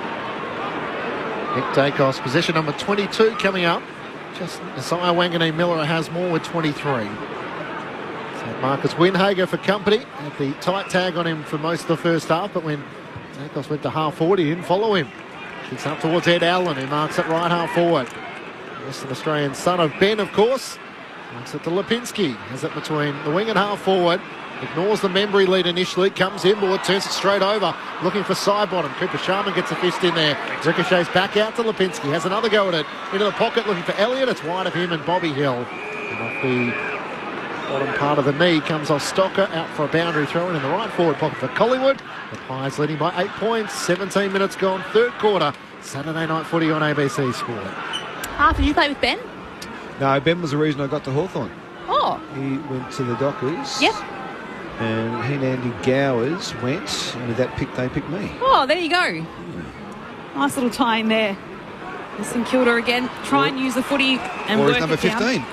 The broadcast side. Got his number. So you took his number as well. There you go. No worries, mate. And his locker. Oh, if he's not going to be there, somebody has to use it. So St Kilda work the footy inside 50. Sharman kicks it down towards Wilson, juggles the mark. And the Saints will have a kick at goal almost directly in front. And it's in the hands of the youngster in Darcy Wilson. Yeah. Wide ball use again from the Saints. It takes all the energy out of the game for the Pies. That's watching it unfold a bit more through the night, Chad. Seemingly that's the plan. Just take all the energy out of the game when you're moving the ball forward, so the Pies don't have any real spring in their step on the way back through. They're such a good counter-attacking team. They haven't had much of that outside that first term. So Darcy Wilson lines up for his second goal of the night, and he puts it through, and he puts Collingwood back within 2 points. He puts St Kilda back within 2 points. So it's 9-8-62 Collingwood, St Kilda 9-6-60, and Darcy Wilson's second brings St Kilda just back within 2 points again. They're staying in touch with the ladder leaders at the moment. It's 19 minutes played in the third term. Wanganeen Miller getting it out of the back half. It's number 26, 24 for him. Yep. Out to Marshall, who's had a bit of an impact too in this last quarter and a bit for the Saints. Working around the outer boundary and a little bit more flow and release handball opportunities there. Wilson on that outer wing pushing back in. That's what you want your outside wingers to do. Run that outside pattern but push inside the forward arc so you can be that overlap outside player. And he's done that really well tonight on a few occasions. On that occasion he got a snag as a result. It's a reward for effort. It's 2 for the night, as you said. Was a good night for him. Daniel Harford with you on ABC Sport. Both rucks have had 7 score involvements. Darcy Cameron's kicked a couple of goals back in the middle of the ground. Cameron wins down the tap to side bottom. He's tackled by Jack McRae. The umpire will ball it up. Collingwood by 2 points. Thrown in the air. Marshall tries to throw a boot at it. Can't do so. Cameron gets a hand pass forward. Running on orders, Wilkie. Hand pass to Sinclair. Chopped off. Spills into the path of Lipinski, who goes for home from 50. Pat Lipinski puts his second of the night. Collingwood once more find a way to answer back. The Magpies by 8 points. 10-8-68 to St Kilda. 9-6-60. 21 minutes gone, third quarter. Saturday night footy on ABC Sport with Chad Wingard and Daniel Harford. Tell you what, Collingwood won't love bomb you. They won't leave you on red. They're definitely replying after every goal. They are the one that you're chasing. I tell you what, they were always replied. And again, centre bounce, they look dangerous in there. I know we had. That's a big shot for Lipinski. I just think about him. The last 2 kicks he had prior to that shot were horrible. Inside 450. Just give him the 2 sticks, aim for those ones, and it's straight through. But again, that's a quick goal. That's 3 seconds and it's a snag. So let's see how if they can get 2 in a row. 9-7 centre bounce clearance numbers in favour of the Pies tonight. It's 4-2 at quarter time. So they've done a good job to hold that lead all the way through. Back in the middle, McRae runs onto it. Saints and puts the Saints inside 50. Sharman with a fingertip to it. Tries to battle against Frampton to Quaynor, who falls over the top of the footy. Then Frampton does, and then it's all locked in. Forward pocket for St Kilda. We'll have a ball up. There's a few Collingwood defenders that I'm not think that they're on their game. Quaynor's not one. Darcy's having a quiet one. Howe hasn't had an impact in the air. It's probably 3 or 4 defenders that I would say are not on their game. Almost still in holiday mode if I'm Collingwood. They're not playing up to standard. High bottom handballed it to Josh Dacos, who kicked it out, and it's Wilkie who's come up the ground and has intercepted the footy for the Saints. So left half forward now for his side, and he'll dab the kick back inside the pocket. He wanted the mark to come from Marshall. It didn't. Leaves room for Long to come in for the Pies and hand pass it to side bottom, who's taken in a tackle. Could just get a hand pass away. Was looking for Allen, stolen by Brad Hill. Hand passes it across to Marshall, who tried to swing a kick, but it's taken by Frampton, who in the end takes the tackle. And he's locked up right at the top of the goal square for St Kilda. Dan Butler just getting off him now. And they're desperate here, St Kilda, for another one. It's Collingwood leading by 8 points. Still a fair bit of time to go in the third. As Marshall tries to throw a boot at it once more in the ruck battle, it spills out to Ed Allen of Collingwood. Back to Frampton, hand pass back to the last line for Josh Dacos.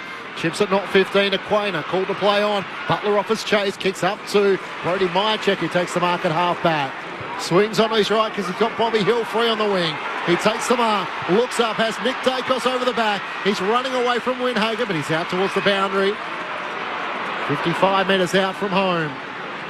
Originally just had McStay inside the forward 50, but now the numbers come streaming back. He pokes it to Pendlebury, who takes the mark.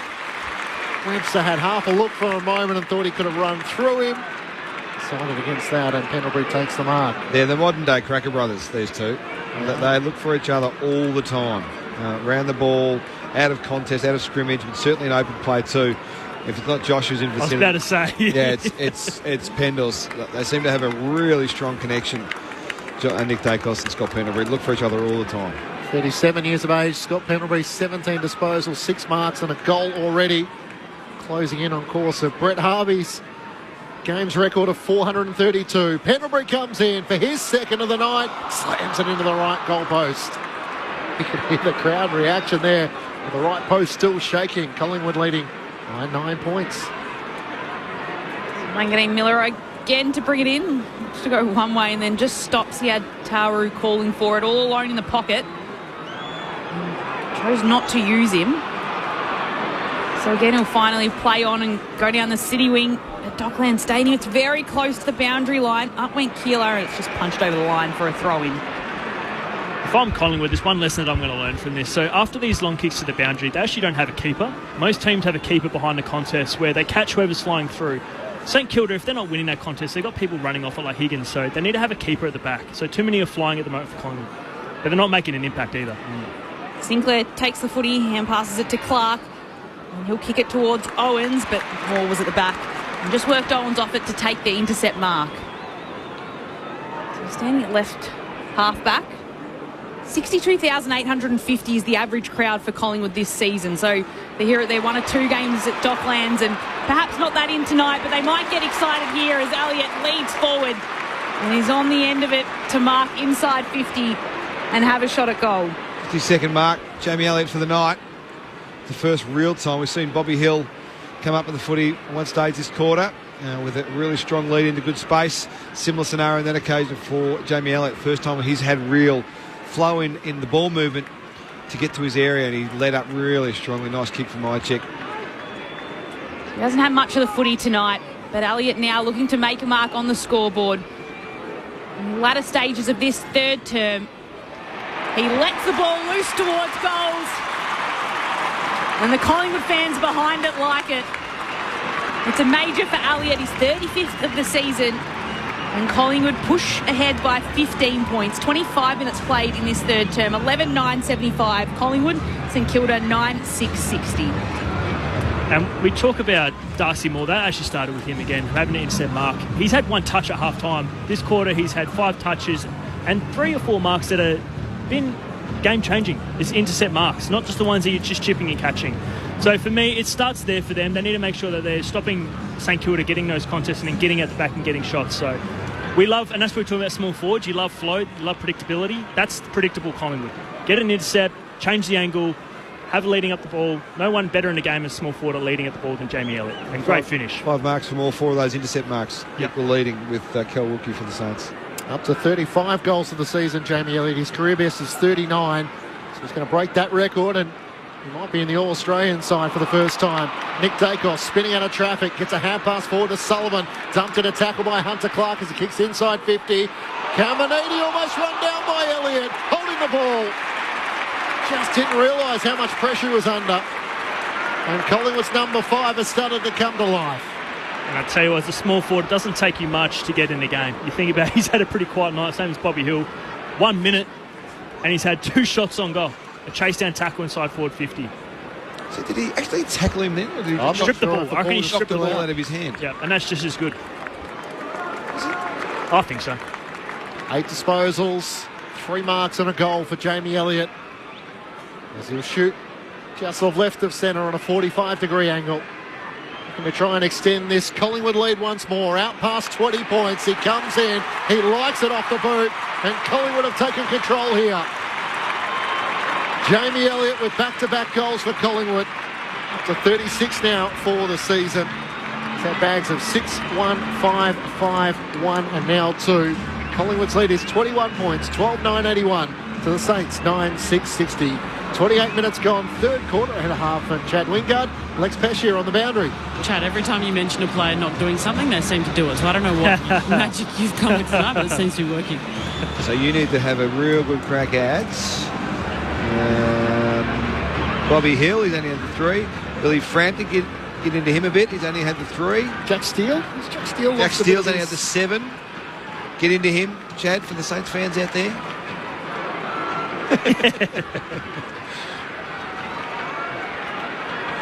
So it's back in the middle now, and it's Collingwood who have pushed out the margin to 21 points, an equal game high. They had it that high in the second term, and it's back out to it now as Steele gets the footy right in the centre of the field and skies the ball to the top of the 50 for the Saints. Higgins tried to drop back. It was far forward for Howe, who took it and then tapped it towards Frampton. Takes the footy, goes to ground, and that's where it will be holded. Close to the boundary line, outer side of the ground, right on the paint of 50. There'll be a ball up. Just another example of the Pies just being a bit off behind the ball. 100%. Dropped an easy mark there, Jeremy Howe. He'd never drop that. No. So Nick Dacos chasing after it, close to the boundary line. He's crisp. He's taken over it by Jack Steele. Maybe it was too low for him. It needs to be 2 metres above the air. At knee level, It needs to be on someone's shoulders. So it'll be a boundary throwing just inside the 50 for St Kilda. About 48 metres out from goal. It's 4-3. Collingwood's way in this term so far. Marshall gets a tap down across to Burns, who has a snap. That goal, it'll get to the goal face. Keeler punches it away. And there'll be another stoppage inside forward 50 for the Saints. This time it's on the broadcast side of the ground. A few metres around from goal, there'll be a throw-in. Collingwood ahead by 21 points, late stages of the third. Great stoppage craft there from Ryan Marshall to get that to Burns on the wraparound. Who was on him? What can they do here? Thrown in. Cameron wins down the tap against Marshall. Ed Allen gets a hand pass forward to Elliott. Quick hand pass to Lipinski. Missed the target. Butler tries to slide in. Can't take possession. Collingwood have numbers on top, and the umpire will ball it up. Pies by 21 points, having led by 12 points at quarter time and 12 points at half time. Marcus Winhager alongside Nick Dacos once more for this stoppage. Thrown in the air. Marshall tries to clear a path. Got it down to Steele. Kick is smothered. Spills out the way of Jack Higgins. He can't bust his way through. In fact, it was Winhager who had 3 Magpies tackling him. And the umpire will ball it up. Chris just fell on top of him again as the ball comes back up. Sideboardham gives it to the umpire. Just at the top of the 50 for the Saints. Marshall taps it away. Clark can gather, shoves it on his boot. Only goes as far as Cameron Lepies. Hand pass to Pendlebury, and he'll clear it away from defence. Although Caminiti intercepts the footy for St Kilda. Good positioning from Caminiti there. So the chat to the bench to work out how long's to go. And he goes backwards towards Taru. So there's still about a minute left in this term. Taru will go straight down the centre of the ground towards Steele. So they're on the approach here, St Kilda, to get one late. Hand pass across to Sinclair. Long driving kick to the top of the goal square. Keeler was at the front. Couldn't do anything with it. Steele goes after it. Holds on to it. Higgins tries to take it from him. And in the end, the pair are just happy to hold on to it. And it'll be a stoppage 35 metres out from St Kilda's goal. Jimmy Challens was leading to a really good spot there for that kick from Sinclair. Didn't get to him. Marshall wins down the tap. Spills out the way of Crisp, though. Tackled by Butler. In fact, it was Higgins who was careful not to take him high. Jack Steele gets a hand pass out. Bobby Hill tries to slap it on. Can't get contact. Butler gathers, kicks towards the goal square. And Keeler was worked out of it. And Billy Frampton takes the mark. Up against the behind line. Lex Pescier on the boundary. It's working, Chad. You mentioned Billy. The crowd, that's probably the loudest I've heard. The crowd as well for Billy to get a mark. As Wanganeen Miller tried to go for a ride on the back of Darcy Moore. Couldn't hang on to the mark as the siren sounds for three-quarter time. Collingwood hold a 21-point advantage. They put it 4-3 in that third term, having led by 12 points at quarter time and 12 points at half time. 12-9-81 to the Saints 9-6-60. For the Magpies, 2 goals to Cameron, McStay, Elliott and Lipinski for the Magpies. Individual goal scorers Pendlebury, Perryman and Tim Membry for the Magpies. While for St Kilda, 2 goals to Dan Butler, 2 goals to Darcy Wilson. Individuals to Owens, Wood, Hall and Sharman. Collingwood leading by 21 points at three-quarter time. Earlier it was the Kangaroos who defeated Carlton by 11 points. The Sydney Swans were 19-point winners over Port Adelaide. On the SMS, 0437 774 774. Chad Wingard will be the judge here. We're asking for nominees of the best snap across their body.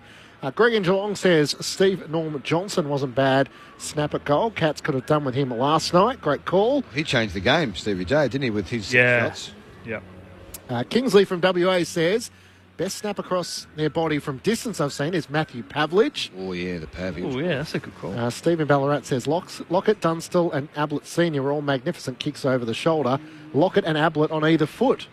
It's probably a different style as to what you're thinking, Chad, but it's not a bad nominee. Marcus in South Melbourne says a young Michael Walters was very handy in the pocket.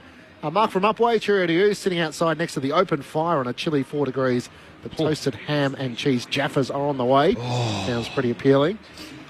And also, can't help but feel like the Saints might have benefited from having Tim Membry on their list this year and in games like this. That's from Dan from Perth. Keep your thoughts coming, 0437 774 774. Saturday Night Footy on ABC Sport.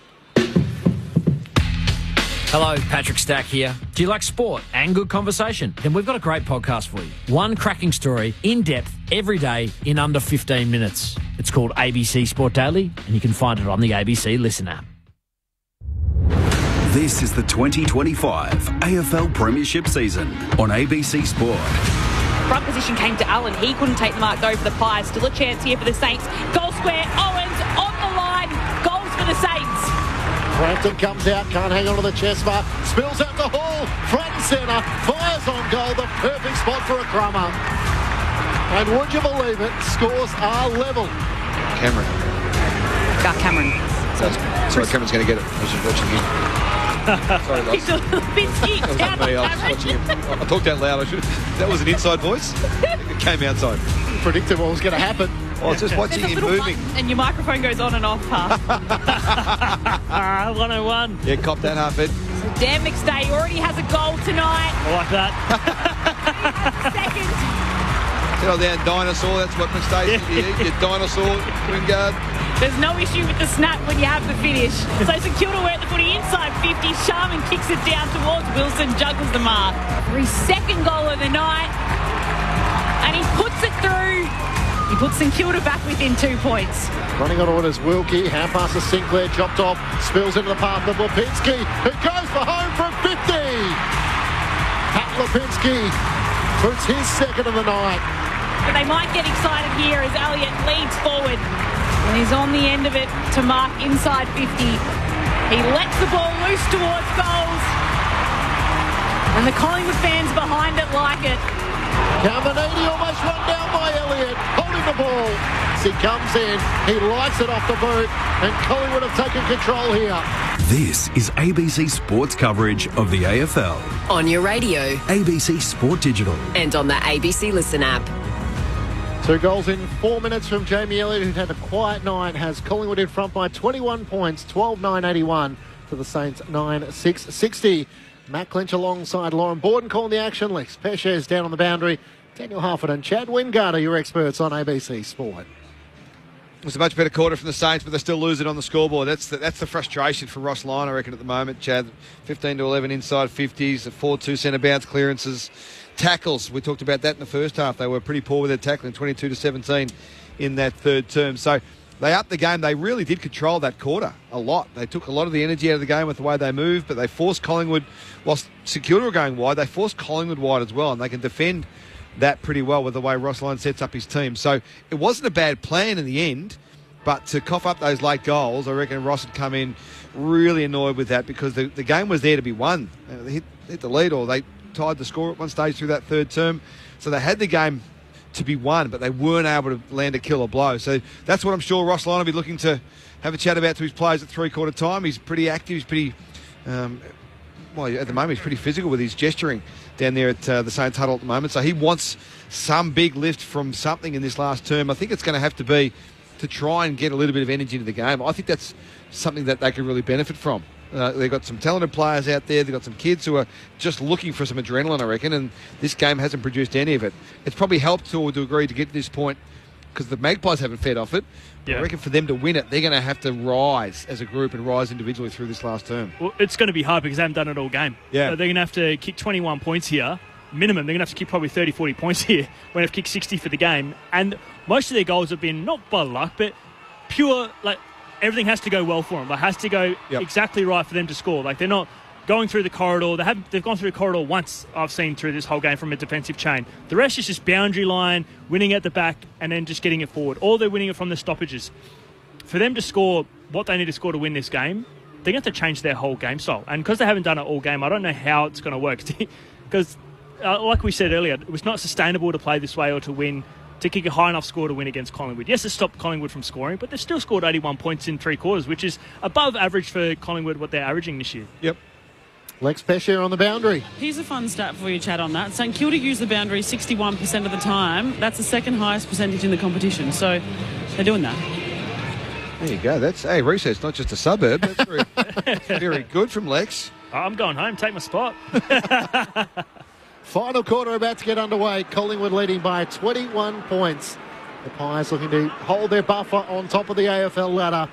They have a 2-point lead over the Brisbane Lions, looking to extend that to 6.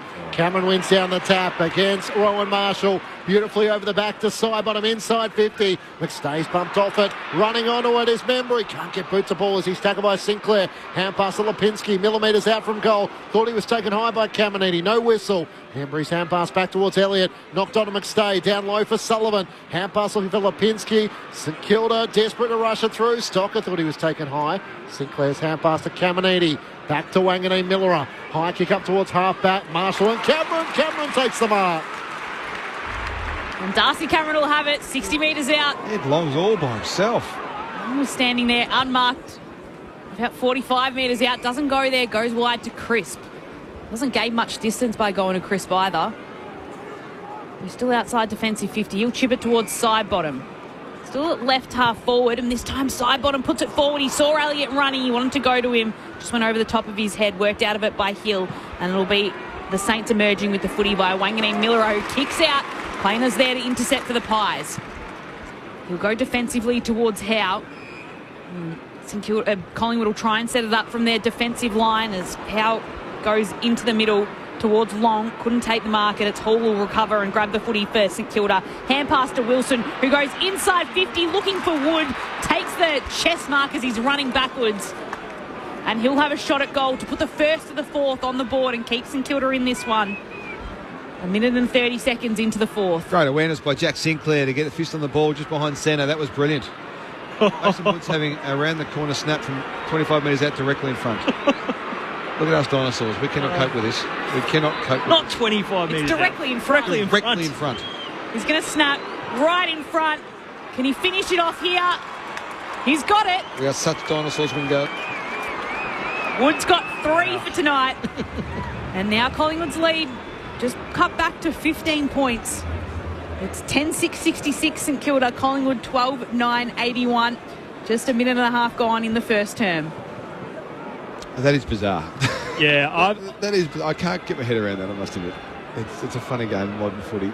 But well done, Jack Sinclair. I'll give him some flowers because he hasn't had a great night tonight in terms of impact. He's kept Jamie Elliott pretty quiet, so you take that most nights against Collingwood.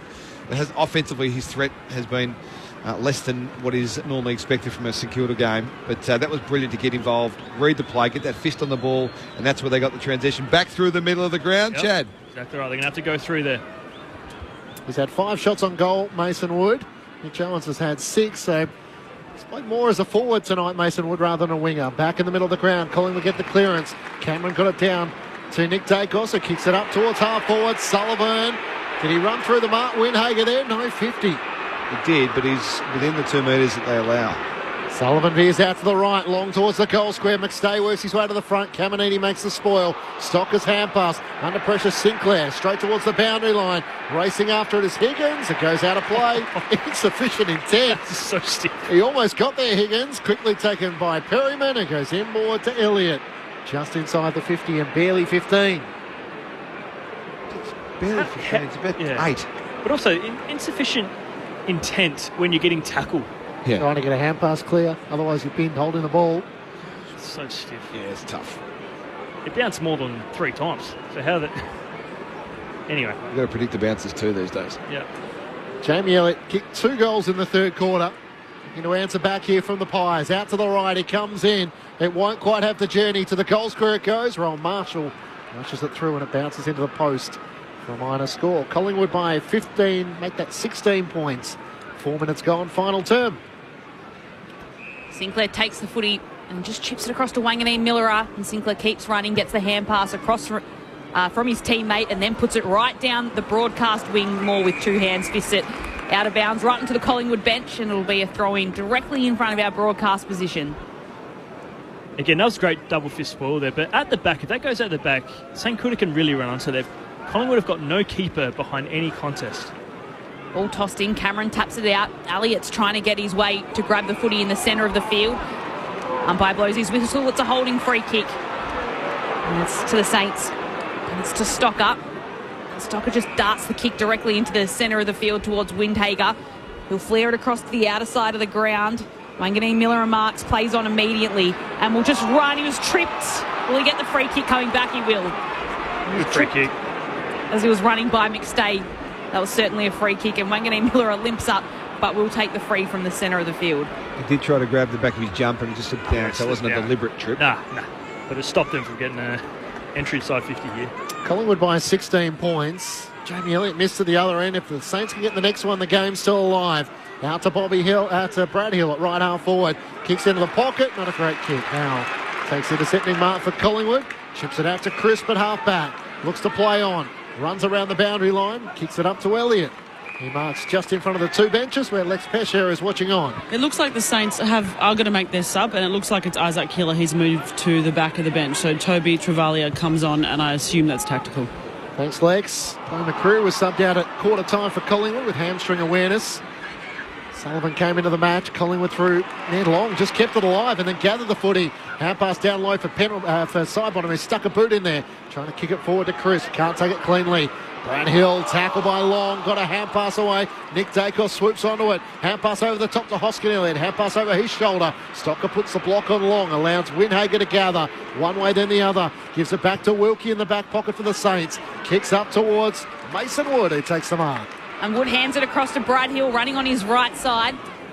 Hill can flick it across to Owens, who darts around, spins in a circle. He's got Sidebottom and Moore encroaching on him. Can finally get the kick away. Steele gets it on the first bounce and then hand passes it to Mason Wood, hard up against the boundary. Curls the footy back inside 50. It'll be a free kick for the Saints. Was it a push coming on Mason Wood after he kicked? Yeah, after he kicked it. He marked it anyway, Ron Marshall, so there's no massive issue either way. It was for the free downfield for the push on Mason Wood. Late contact. I'll tell you what, Darcy Moore almost gave away a 50 there. He's ran right behind the man on the mark. Almost got within his distance. He's 2 metres off Rowan Marshall. Right? Yeah, like that's been given. I've seen that's been given. Yep. So Rowan Marshall, 40 metres out, 45-degree angle. Now would be a good time to straighten up his goal kicking. It looks straight coming off the boot, and he gets this one. He delivers the goal St Kilda needed. And that margin that Collingwood holds has just been cut back to 10 points. They are well within this St Kilda. 11-6-72 the Saints. Collingwood just 10 points ahead. 12-10-82. 7 minutes played in the final term. Let's head down to Lex Pesher on the boundary. Jack Crisp has just come off. He's holding his ribs. And by the way he spoke to the doctor, I reckon he may have copped quite a knock there. So we'll keep an eye on that. Thanks, Lex. Yeah, he did look sore on the field. So he's come off there to get that checked out. Of course, they have used their sub, so Beau McCreary off in the first quarter with a hammy and Lockie Sullivan onto the field for Collingwood. See the Docs having a bit of a look on the screen. They have boundary side down there for the Magpies on the bench. So they're having a look at that incident for Jack Crisp. But a big goal, 2 goals. You said they have to kick 4, but probably 5. Yeah. That's 2 of them. Interesting ruck battle. Darcy Cameron's kicked 2. Roll Marshall the last of the match. Marshall wins down the tap looking for Clark. He's tackled by Pendlebury. Gets a kick forward while laying on his back. Got it to Marshall. Hand pass to Winhager. Drives it inside 50. Frampton takes the mark. He's having a nudge. Mason Wood out of it. He didn't really have eyes on the ball, and Frampton is looking more and more like a defender. Came in, of course, in their premiership year. Played the job on Harris Andrews as a forward. Kicks up towards the wing. Tim Membry's in the pack. Taru with support from Caminiti makes the spoil, and it goes out of play. Collingwood by 10 points. On the SMS, 0437 774 774. Charlie says no better snap across the body than the great Dustin Martin. Yeah, that's a good call. That's in play. In play, 100%. Marcus in South Melbourne says, Collingwood, how much are they missing Braden Maynard tonight? As the umpire circles and will ball it up once more. Side bottom tangling with Winhager, who is often the last player to rise on the very bottom of the pack. It's an interesting assessment, on the Maynard, because, I mean, everyone's losing players at this stage of the year, but they're such a good plug-and-play team, the Pies, that normally, really, the name on the magnet doesn't impact significantly, but I reckon it has tonight. So Pendlebury's kick is almost chopped off. It'll be a stoppage now, centre-half forward for the Saints. And it's Burns tackling Lipinski to hold the footy up there for St Kilda. So they've got the first 2 goals of this 4th term, 10 points the margin. Ball's tossed up. Brad Hill can just take it, tries to get a kick away. Travalia takes it, hand passes it away. Nick Dacos will collect though. His hand pass goes straight to Marshall. Spiralling a kick inside 50 for the Saints. No mark can be taken. Quaynor there. Hand pass to Moore. Hand pass across to Perryman. And it's Collingwood that will try and exit it from defence via Allen, who chips it across to Myercheck, who was in front of Taru and holds on to the mark. In a tough little battle there against the first game up. It's Myercheck that wins out. Landed head first into the deck too. He's able to take his kick, gets checked on by Allen, but he'll take the kick for the Pies. He's one of a number of Collingwood players 30 years and above who have had a contract at season's end. He said wait until after round 18 and we'll make all these decisions. The kick up towards the wing. Membry gets a hand pass forward, missed side bottom, steals hand pass away to Taru. He gets it away to Brad Hill, drives it inside 50 for the Saints, up towards Cooper Sharman, who gave away the free kick. Butler took the mark behind him. Sharman put the hands on the back of Jeremy Howe, trying to rise above the pack. The Saints are 1 goal away of making this a real game. Absolutely. No, they're right in this. Collingwood haven't had any forward half ball at all this quarter, really. No. Haven't been able to get the ball past halfway, so the Saints are really controlling possession and territory at the moment, making it really difficult for the Pies to get through. Here's another big pack. Inside 50, 6-4 the way of the Saints. Ed Allen's kicking around the wing, and Darcy Cameron takes the mark. Dacos runs around the back with Winhager in tow, doesn't receive the hand pass. He's bumping into him at every opportunity he's got, Winhager. Cameron pulls his kick to Myercheck. He's all on his own at half forward. Brad Hill races back to stand the mark. Chips it over the top to Jack Crisp. No one's on the mark here as well, so the left footer can drive them inside 50 in the direction of Lipinski. Walked down by Wilkie. Mason Wood back in defence. Hand pass to Webster. Hand pass to Wilson. Hand pass to Sinclair. He runs away from Hoskin Elliott. Has to kick a long ball up towards the city wing. Looking for Mitch Owens. Frampton makes the spoil. Sharman gathers it off hands. Tackled by Darcy Moore, and the umpire will ball it up. Centre wing. Collingwood leading by 10 points. 12 minutes gone. Final term. Saturday night footy on ABC Sport. It's not sexy, Chad, but if nothing else, the way that St Kilda move the ball from the back half is incredibly predictable to the guys forward of the ball. So they know, I was just watching them in that situation there, that they know exactly where they need to be when the ball's coming out of their defensive half. Sinclair kicks it down the wing. Burns picks it up, has to hand pass it back to Owens, who hand passes it to McRae. Still running along the wing, has space for a bounce at left half forward. Will put the kick right into the hot spot inside 50. Butler couldn't get front position because Perryman was there for the Pies and intercepts the footy. It's the applause of the Collingwood fans coming out for the Magpies home game here at Docklands tonight. He just chips across to Howe. It was a big mark from Perryman because Butler had got rid of Howe in that marking contest 1-on-1, so we floated back in as the extra defender. It was a pretty big play, that. Collingwood leading by 10 points. Howe's kick towards Allen will be a free kick to Allen after stock up. Chopped the ball from his hands. And it'll be Allen given the footy at left half back. Of course, St Kilda did win the last meeting between these two sides back in round 2, though, at the MCG last year. Saints drew level in the third quarter. Haven't led since the 8-minute mark of the opening term. Kick up towards the wing. Taru rises over the pack. Spores it out of play on to boot. How have you seen the game of Alex Taru, Half? I like him. I think he's going to be a really exciting player for the Saints going forward. He'll learn an enormous amount from this game tonight, but he's got himself in a really good position to impact the ball aerially. He hasn't taken a lot of marks, but he's got a lot of fish to balls and just throws himself into those contests. So I think we'll see a lot of him in the Saints colours for many years, hopefully.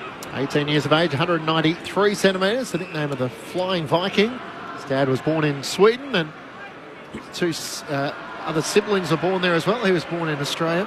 Looks like he's got a big crew with him tonight. Yep. There's Viking hats all over the place. It's good. From Warragul, here's Wanganeen Miller, who gathers at half-back. Gets the hand pass away to Taru. His kick out misses the target, and Ed Allen runs onto it. Hand pass to Lipinski. Dribbles the kick to Crisp on the 50. Tries to fend off Wanganeen Miller. Just broke away. Chips are looking for Bobby Hill. Can't take the mark. Spoiled down by Caminiti. Hill's back onto it. Hand pass to Lipinski. Hand pass looking for Ed Allen. There's also some Kilda jumpers around. McRae tries to get a hand pass out. Brad Hill's hand pass is chopped off. Picked up by Lipinski. Hand pass to Josh Dacos. Kicks in looking for Bobby Hill. Can't mark. Elliott. Hand pass to Nick Dacos, who fires towards goal.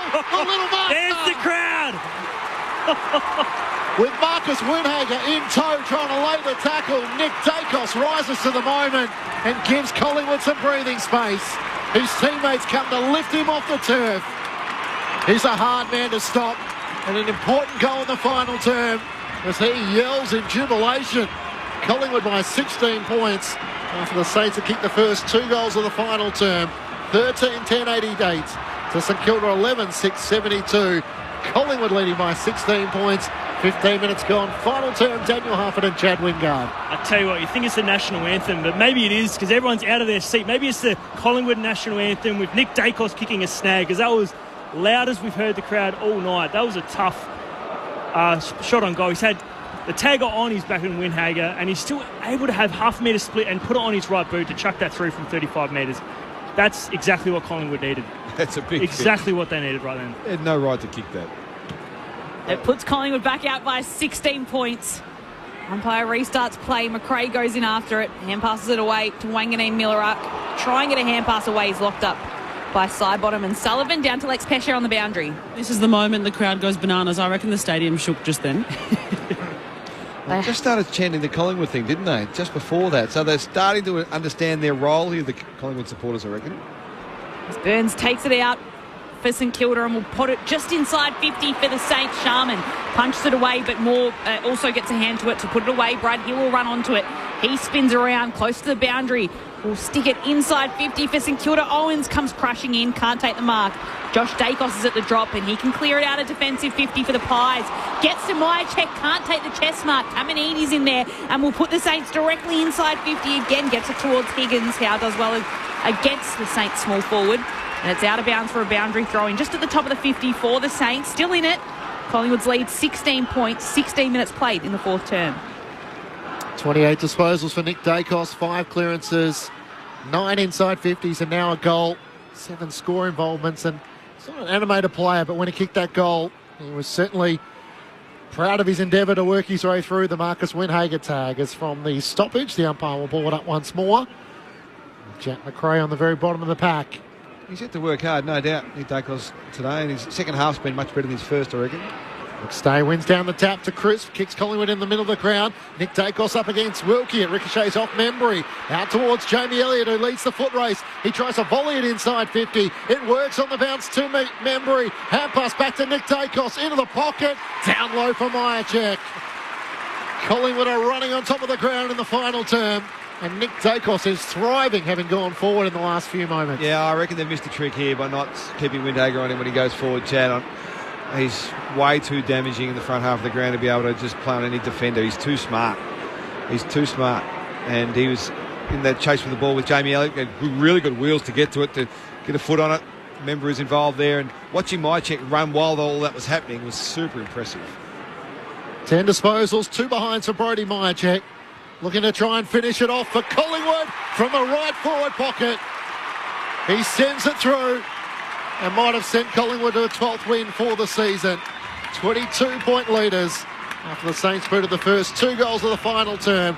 Collingwood have now kicked the next. 14-10-94 to St Kilda 11-6-72. Brody Myercheck with his first goal of the night. Yeah, and like you just said, with Hager should follow him around because he's done it previously in Alice Springs in Cozzy Pickett and got him done, held him to 9 touches and no goals. So he's one of the taggers that can go everywhere with someone. Like he's proven that he's done it with Bontempelli. Bontempelli's gone forward, gone back, kept him to 13 disposals, and someone who's 190 centimetres, completely different to Cozzy Pickett, who's 178 and explosive. So he can play numerous roles. Now he's doing it. And now he's doing goes it. to the goal square, and Windhager goes with him. But I reckon it's a bit late. Yeah, the horse might have bolted, I reckon. Yeah. But geez, he's class. He just shows if he didn't have a tag on him, how dangerous he could be. Every week he gets the hardest tagger. He's a remarkable player, Nick. So back in the middle, the ball bounces, then just waits there for Chris to come and pick it up. Hand passes across to Long. Hand pass across to Josh Dacos, who just chips it forward, and Lipinski will mark. He wants to move the ball on quickly, runs left and then runs right, and then we'll put it inside 50 now for the Pies. Towards Elliott, 2 hands, couldn't take it cleanly, goes back after it, tries to hand pass it across to Long. In the end, it's Steele that picks it up and sends what he thinks is a clearing kick outside of defensive 50, but it's intercepted by Lipinski. He's been good, Lipinski, I reckon, and he's really fought hard at ground balls inside the forward 50 of the Pies. Chips forward and finds Cameron again, who's just playing that little hit-up roll at the top of the arc. Marks on one knee, and he goes back here as if he's going to take the shot. He's kicked one from almost this distance tonight, but it would be from about 55 out. He might stretch him, I reckon. So Darcy Cameron will stand there as if he is going to have a shot. Chew up some time as well. It's Collingwood's lead back out to 22 points after St Kilda did get it down to 10 a little earlier on in this quarter. But then it was a Nick Dacos and a Brody Myercheck goal that's pushed it back out to 22 points. Sinclair on the mark. He's 48 metres out. Darcy Cameron absolutely shanks it off his boot. It'll not even go out of bounds on the full. It'll be a mark. It'll be a mark. So it'll be a mark to Taru. Just next to the right behind post. His kick goes past Caminiti. Elliott will try and pressure him off it. And that means it'll be a stoppage inside forward 50 for the Pies. The kick just misses its mark. And that's good by Wilkie then. Wilkie as a leader there just gone to Taru and said, it's all right, mate. Hit the next one. Now he's sprinting forward. The voice of Chad Wingard alongside Daniel Harford, Matt Clinch and Lauren Borden calling the action. Lex Pesher on the boundary. Marshall wins down the tap unless you get down the other end. Maybe Kel Wilkie's saying, bugger off. Get out of here. You're not meant to be here. Get down. First game, mate. Nah, that's it. We've seen enough. You're going forward. So just for reference, Alex Taru now is the deepest forward for the Saints, playing as the deepest back most of the night. Marshall wins down the tap. Wanganeen Miller can't clear it. Sinclair tries to get a hand pass away to Chat McRae, who kicks up towards Taru. Darcy Moore in front takes the mark for Collingwood. The captain backpedaling. Billy Frampton in support and takes the mark. Centre wing. It was the sprint that got me. He sprinted like it was like his life depended on it. Given his marching orders. So Moore with a long kick. He'll get it right to the top of the 50 for the Pies. Across the back, Caminiti got a fingertip to it. And then Elliott took it and a couple of Saints players dived on top of him for a ball up at the top of Collingwood's 50. But we have liked the look of Alex Taru across 100%. Across his first game. He's made every opposition earn it tonight. Myercheck dug him into the ground. Everyone that's got a touch on him has had to earn it. McRae tried to soccer it away. Houston took the mark. Hand pass to Lipinski, who hand passed it to Josh Dacos, who dubbed the kick towards Darcy Cameron, again sitting at the top of the 50, and he takes the mark. Good positioning from the tall ruck, who's been playing that role all night. And now we'll have another shot at goal from the opposite side of the ground. Just a tougher than 45-degree angle, but again, it'll be a long-range shot. So he's got 2 tonight, and he's looking for his 3rd. Pies ahead by 22 points, so this would consolidate the game if he can get this one. A lot of the play has been cemented in this forward half for the Pies as he chips it further forward. He was looking for Elliott, couldn't take the mark. It's close against the boundary line. Wanganeen Miller has the footy. He's tackled. Just gets a hand pass away to Steele, who tried to hand pass it out, but then it's taken by Hoskin Elliott, who'll put the Pies back into a hot spot, but Wilkie's there to take the footy off the ground and hand pass it across to Burns. Hand pass it gets across to Brad Hill, who can use the footy on the broadcast side. He looks up the wing and kicks for Cooper Sharman, who takes the mark. Frampton lost his footing. Hang on. Umpire says it was out of play. He played on Played on out of bounds. And he was out of bounds. I reckon that's what's happened, yeah. Stiff. So as he was streaming away from Frampton, who lost his footing, he's the most relieved man on the ground. Sharman can't believe it. Alex Taru had visions of winning a car. Yeah. Just waiting for a long ball in to hover on someone. Collingwood by 22 points. 23 minutes gone in the final term. Marshall wins down the tap to Steele. His kick is partially smothered by Pendlebury. Cruel bounce for Ed Allen. Onto it is Hall. Hand pass to Brad Hill. Hand pass to Sharman, who goes for goal. This is to the left-hand side. 21-point lead Collingwood's way. Did do a little video for the club with Cal Wilkie, Alex Taru, and like a lot of the fans do, trying to get that inside into him. He said, I'm looking forward to playing alongside you, Cal. I'll put some blocks on so you can take some intercepting marks, and he doesn't mind playing forward as well if he gets a chance. He's been set there for the last few minutes of this game as Collingwood defenders just use it along the defensive 50. Nick Dacos across to Josh, who moves it outside of defensive 50 in the end. Perryman kicks it down. And there'll be more. He holds on to the footy. Right half back for Collingwood. Just chips it forward towards Pendlebury. And he's happy to send it short as well to Pat Lipinski, who holds on to the footy. Centre wing, outer side of the ground. The Pies now with a 21-point lead. A few minutes left in this game, but they're pretty comfortably holding on to the lead as he kicks down towards Long. Long's in no rush to move the footy at all. There's a few kicks from goal. He'll pop it now inside 50, looking for Elliott again, but it was Burns who could just nudge him off it. In comes Cameron. He's trying again. He has a snap at goals. It doesn't get any further than the goal square, but it's okay. Bobby Hill's on the end of it, and Bobby Hill goals and seals the win for the Collingwood Magpies. He was on the end of it and pushed it through like he so often does by crumbing it. It's Collingwood 15-10, 100. They bring up the century. St Kilda 11-7, 73.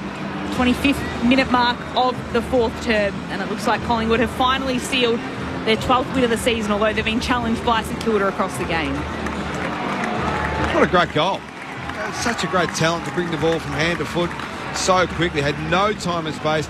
He's only 3 metres out, but on the outside of the boot was facing the wrong way and slaps it on the outside of the right boot with players, one up is defending him from the back and one coming in from the front. That was quite remarkable, the speed of hand there. Good on him. Had a quiet night, Bobby Hill, but that should be the sealer for the Pies, you'd reckon. Collingwood by 27 points. Here comes the 11th individual goal kicker, Bobby Hill. It's a relatively quiet night, but certainly played his part. Back in the middle of the ground. Cameron wins down the tap. Crisp is dragged down. McRae picks up the footy. Hand pass to Steele. Kicks St Kilda inside 50. Sharman worked underneath the footy. Running onto it is Hall. Fires towards goal. Bounces in, but misses to the right-hand side of the right goalpost. A minor score. Collingwood by 26 points. 27 points. 26, that was right. 26 points as Josh Dacos brings it in, kicks to the right back pocket towards Frampton. And maybe gets a little shove there from Tauru late. And that'll be a 50-metre penalty. Youthful enthusiasm, that's okay. That's okay. So it'll be Frampton now, who just lessens the angle as well, brings himself right into the centre half back. We'll chip it across towards Houston, who flares it out wide towards Allen, who marks right at centre wing between the two benches. He can kick it across to Crisp, will mark on the paint of 50. We'll just dab it into the forward pocket because McStay was leading and marks 20 metres out from goal. Tight angle against the boundary. So McStay to Bobby Hill. Can he get a second in a minute? No. Snaps towards goal and misses to the near side. It's 2 3 throws. Call it back. They've called it back to McStay, so McStay will have it. Take that. Mark was being set still. That's lucky from Bobby Hill. Yeah. They chose to play on. And he didn't go off his line, just gave a handball. Yeah. So now Dan McStay has to take the set shot. Puts it on his left boot and curls it right into the left behind post. Exactly. Same result, one behind, 27 points. Collingwood's advantage. 27 minutes also played in the final term. As Jack Sinclair brings St Kilda back into play. It's in the back pocket. Toby Travalia takes the mark. The sub into the action in the final term. Kicks up the wing. Who? Darcy Moore takes the intercepting mark. That's who. He plays on. Hand pass away to Hoskin Elliott into the pocket looking for Bobby Hill. McBrew back with the flight. Pinches it. reeled it in with his left arm. Tim Membry marks hard against the fence in the right forward pocket. It's a good grab, isn't it? Late in the game when things sometimes seem to peter out, he's pretty keen to do something about it in the last minute or so. Game 192. He's only 31 years of age. Yeah. Tim Membry, so he's not as old as some of the other 30-year-olds for Collingwood. He's going the banana. Membry! What a way to sign off against his former club. Tim Membry bends through the banana and puts through, what's that, his second of the night. Collingwood by 33 points. They are kicking them from everywhere now. Right. 16-11, 107 to St Kilda 11, 874. 28 minutes gone, final term. Chad Wingard and Daniel Harford with you. We spoke about the long snap. Yes. Who's the best banana? Banana. That was a banana. Normally people go on their opposite foot there and he'll bend it around. But I'm talking about the banana. Yeah, the old check side, yeah. Check side. Old school. We've got a sample size problem here, haven't we? Yeah, I reckon it's got to be Jeremy Cameron because he never goes really on his right. You think about guys who are very 1 foot dominant, they will never go on their opposite. I actually don't know why there's not more bananas. Yeah. Which one was it? Was it Peter Dacos who designed the footy with the various check side bananas? Yep, that's right, yes. With the instructions where to hold the ball. What's the name of that? Well, like the Shane Warne Spin King. Yes, same concept. There you go. Same concept. Geez, everyone had one of them. They were great. Well, I had one of the Dacos balls too. I reckon I did as well. Yeah, what was that called, Clinchy? I'm sure someone will text in. Google that. Must be a Victorian thing, so I didn't see it. We're trying to keep you away from it. Oh, no way. Goes inside 50. Bobby Hill. Can he bounce it through goals? Oh, no. It's just touched. It's just touched as it goes over the line. It was nearly a little bit more magic from Bobby Hill, but not quite. Collingwood ahead by 34. The sting as well, truly out as Wanganeen Miller is trying to barrel it in the middle of the ground. Lipinski takes the mark. Hand pass to Josh Dacos, who goes for home, and it will land short. Collingwood win by 34 points as they turn in the second half of the season and outlast the Saints under the roof of Docklands. The Pies with their 12th win of the season. Collingwood forever, they know how to play the game. Side by side they stick together to uphold the Magpies' name. See the barricades are shouting as all barricades should. Oh, the premiership's a cakewalk for the good old Collingwood. The Pies led by 12 points at quarter time, by 12 points at half time, by 22 at three-quarter time, and run out 16-12, 108 to St Kilda 11, 874 in front of 43,039 fans. The Magpies boot 4 goals to 2 in the final term, and they're still on top of the ladder by 6 points.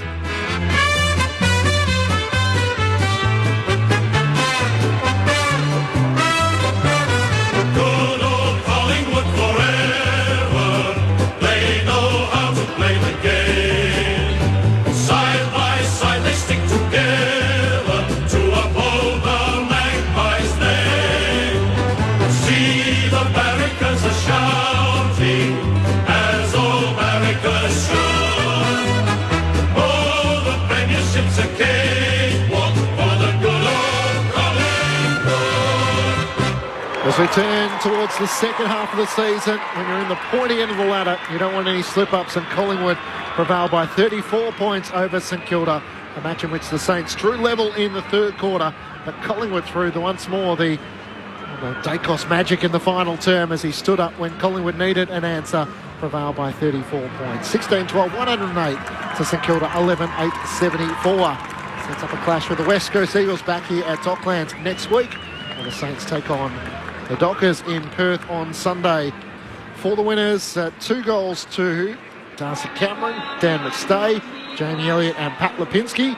Individuals to Pendlebury, Perryman, Hill, Chris Membry 2, I should say, Nick Dacos and Myercheck. While for the Saints, 3 goals to Mason Wood, 2 goals to Darcy Wilson, and 2 goals to Dan Butler. Individuals to Owens, Marshall, Hall and Sharman. Collingwood winners by 34 points. They're still the team on top of the ladder.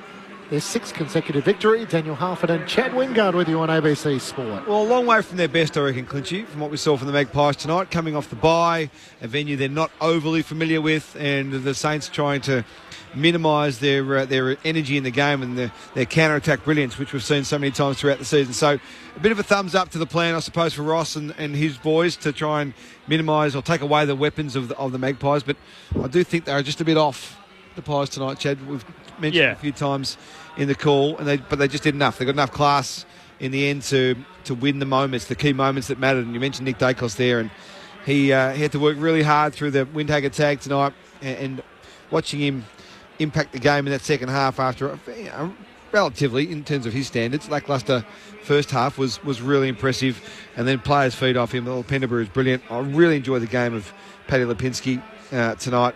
Josh Dacos across half back was always good. Darcy Cameron pushed forward, caused havoc in that front third of the ground, which is a real asset, I reckon, for the Pies. They just had enough winners across the ground.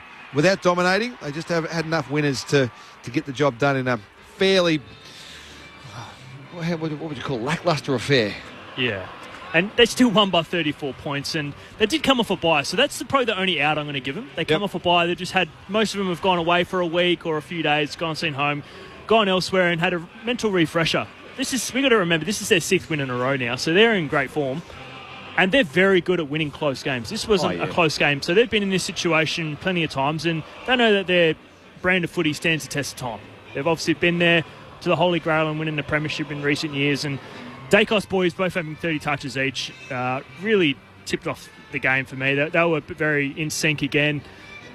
Yeah, the Windhager tag didn't work today. It wasn't a full-blown tag, which is what we've seen him do. So it was very interesting to see that he didn't go with him all over the ground. We said that it was a couple of times that Nick could just go off and do his own thing. He had some space where I don't think I've ever seen a Windhager tag have 30 metres of space running down the ball, and he could have had 3 bounces. I wouldn't say that's his best job, but like I said, he's done some incredible jobs. Probably still the best tagger, I think, in the game, and a team that's not performing that well. So Collingwood, I think they'd be taking the 4 points, but they've got a bit to work on. But they've also got the runs on the board to know that what they need to work on, and they'll chop into gear pretty quickly. They just come off a bye. St Kilda again. I'm not sure they're playing a brand of footy that's going to win them finals anytime soon, if I'm being honest. Like you said, legs downstairs, they're the second most boundary use team, and I can't remember any team in the recent memory that's gone boundary for majority of their ball movement and won a flag or been successful in final series. So not sure if it's just their temporary game plan to try and stop the bleeding, possibly. But they've got a lot of work to do. Possibly. I mean, look at I think about boundary usage and premierships and success. You probably have to go back to Mick Malthouse. Yeah, 2010, that style. But the game has evolved so much since then, and it is an interesting question. Craig McRae sort of pondered, what do you value if you get beaten by 70 points and Marcus Bontempelli has 13 disposals? Do you classify that as a win? So how would, Craig McRae said, we've got confidence in Nick Dacos. He finishes with 30 disposals, and I'm not too many sure players could kick that goal he kicked in the final turn. No. Chad running full pelt onto his right. Marcus Windhager was able to get the very back of the jumper, and yet he was still able to finish. Like, his work rate, his ability to be able to finish, and just to capitalise on the small opportunity he had. Yeah, and we talk about we've had about 4 or 5 players today that have set shots that are snaps. They've got no pressure from 25, 30 metres out. And then we've seen, who was it? Mason Wood, who bellied it and it went 30 metres away from goal. And then obviously you see Nick Dacos sprinting at full pelt,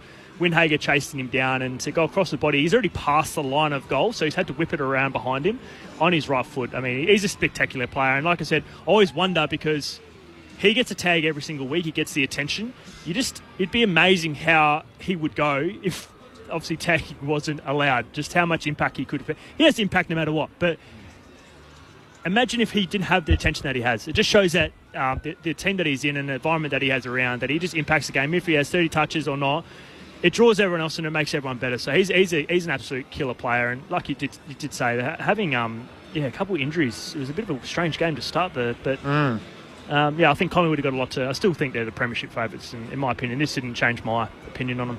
I don't think too many people would be jumping off after that. It was just go out there and get the job done, walk away with the 4 points and move on, I reckon, for the Pies tonight. Just come back and feel good about yourselves, get the dub and take on the West Coast Eagles next week at this venue. So that's going to be interesting in itself. But just on the Dacos factor, I just think that he's so loved by his teammates that when they find themselves in situations like they did tonight with a heavy tag and being really physical against the opposition, they always come in to support. They always fly the flag for him.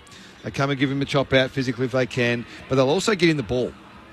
Sometimes in bad spots, but they just get in the ball to get him in the game to start to feel good about himself. And it's just such a great thing to see as a team, to have, you can rally around one guy. Now, yes, he's a bit special. Like, we all know that.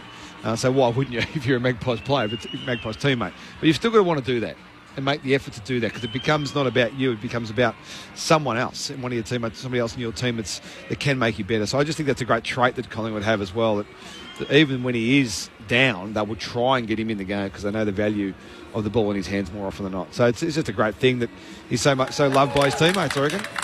The Magpies still have players to return. Braden Maynard, Craig McRae said, is probably a couple of sessions away, so eyeing that return against the West Coast Eagles.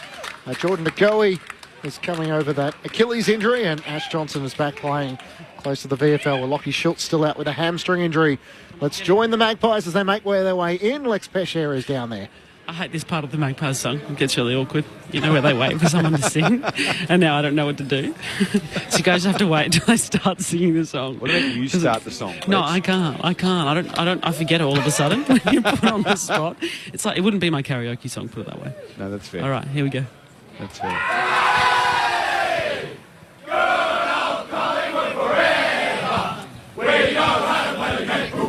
Side by side we sit together to uphold the Magpies name. Oh, my team, see the barricades shouting as all barricades should.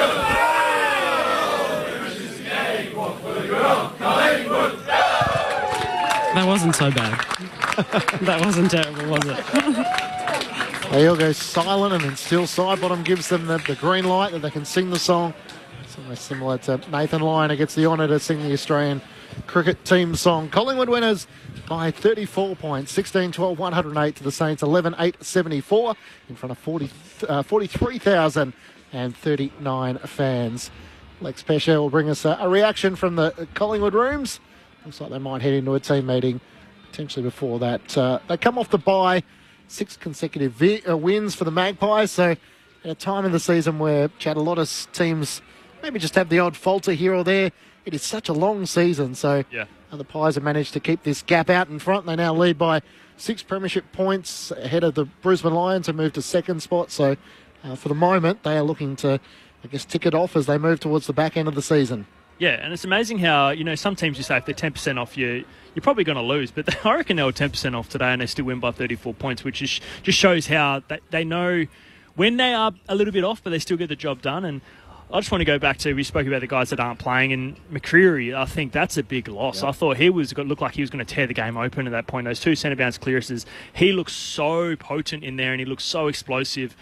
I just hope we saw him walk down on screen, and he looked like he wasn't hobbling at all, so hopefully it is just awareness. But he's another one for me that's really impactful. You think about, obviously he's not, I suppose, one of the top name players that we speak about when we think about Collingwood, but geez, he has an impact, and he did tonight early on. Do you think that's something Collingwood could look to experiment a little bit, whether it's him, Bobby Hill, just that dash of pace, especially with Jordan DeGoey not in this side at the moment? Well, honestly, what I was thinking, I think if there was another quarter of footy here, Bobby Hill looked like he was going to tear this game apart.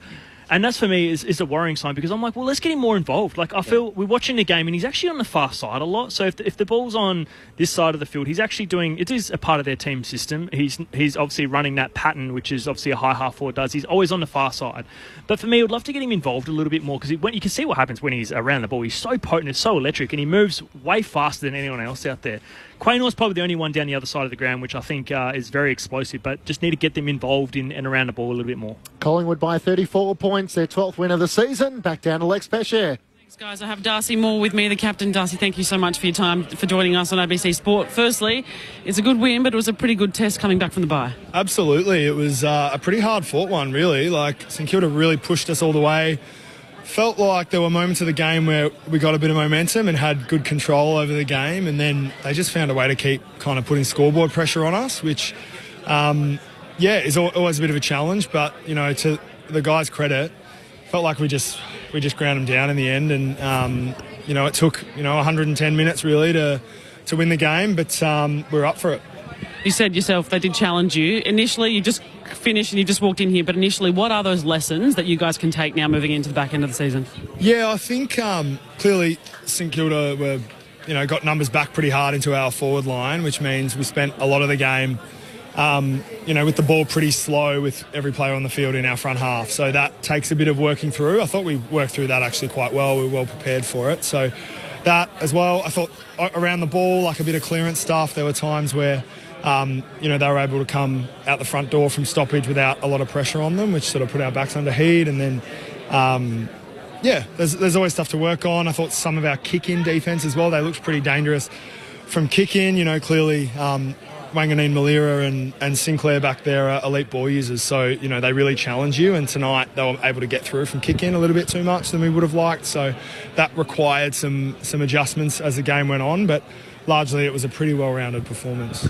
It's an easy one to ask, but Nick Dacos, he keeps getting the tag and he keeps shaking it. Do you keep marvelling at his ability to just withstand that pressure? Yeah, it's amazing. He just, he clearly attracts so much attention, and he just handles it so well. Even when he does get tagged, if the opposition are going to pay him that much attention, it allows guys like Pendles, Steele, Ned Long around the ball more time and space, which is, good luck to you against that. So it's, a selfish role at times when you're getting tagged, but yeah, he showed tonight that he can work through it. He's an absolute workhorse, and when he finds his space, he doesn't need a lot of the footy to really punish the opposition. And just so proud of him. He's such a young man, and he carries a lot on his shoulders, but he does it with great energy and great spirit, and we love having him in the team. Harfin, Chad, over to you. Daniel Harfin, mate, well done tonight. Just on that, I mean, we watched up here from the box, and when he's getting those tags, the level of support and care he gets from you guys as teammates is almost inspiring. How important is it that you show that when those things are happening out on field? Yeah, man, it's a core part of who we are and what we do. We want to be a team where when you play for us, you put on the black and white stripes and you're out there, you're never alone. So that's what that looks like. And, we do everything as a team. We win together, we lose together. And so, sometimes the outside world tries to point out individuals, but, we're a team. And when we cross that white line, we do everything together. And when you cross the white line after a break, does it take a bit of effort to restart the engine? Or because we were talking about, it didn't quite seem as cohesive as we've seen so far this year for you guys. It's a tricky one. I've certainly, it's certainly something that is relevant. I think coming off the bye, it's clearly it's pretty obvious. You've had a week away from that sort of high-end intensity of AFL footy, so you can't really just snap back and be completely ready. But I thought we started quite well. There weren't really any concerns. Clearly, we're sort of managing it throughout the week with the way we're training and the way we're preparing and all that sort of thing. But I thought we got the jump pretty well, and we came to play. You look at things like your tackle numbers, your contest numbers, that sort of stuff, and I thought that stuff was pretty good early, which shows we really did come to play. But so did St Kilda. They're a spirited group and they've got some real talent, so we expected that, and they really showed that early, which definitely tested us off the bye. And Chad Wingard here, mate. Good to see you, and congrats on the win. Probably the one thing I want to ask is, probably at halftime, I thought the defensive unit, you probably weren't quite on your game. I thought you boys really set the tone in that third quarter. You started getting your intercept games really going. I thought you really set the tone with your double fists. But was anything said at half-time for you as a defensive six? Because I thought you, Howe and Billy didn't get your intercept game mark going, but in the second half you really stepped up there. 100%, yeah. It felt like in the first half, clearly the St Kilda forward line want to get up really high up the ground in our front half and then sort of rip back pretty hard, which can make it hard to set your defence behind that, and you're sort of doing a lot of scrambling. And I just thought we didn't handle that well in the first half. Like, there was a lot of scrambling, loose numbers, a bit of a chaotic game, and we just weren't that organised behind the ball. So, they made us pay, some just kind of basic clumsy errors in front of goal and that sort of stuff. So, there was a bit to tidy up, as you said, but, we're a pretty experienced group. Yeah. We've been through a lot, been through high-pressure moments together, so we've got that trust and, trust in our own ability to wrestle it back. And like you said, in the third quarter, we really did that. Yeah, and speaking about your culture, from an outsider, it just looks like you guys are obviously one unit, and you do, like I said, step over that line. You're a black and white team, and you love each other as like win or losses. One thing that I suppose stood out to me today was Membry when he kicked that first goal against his old team. every single player got around him. Can you just, I suppose, talk a little bit how much that meant to him, but also how you guys just understand the moment of each player, what they're going through? Yeah, 100%.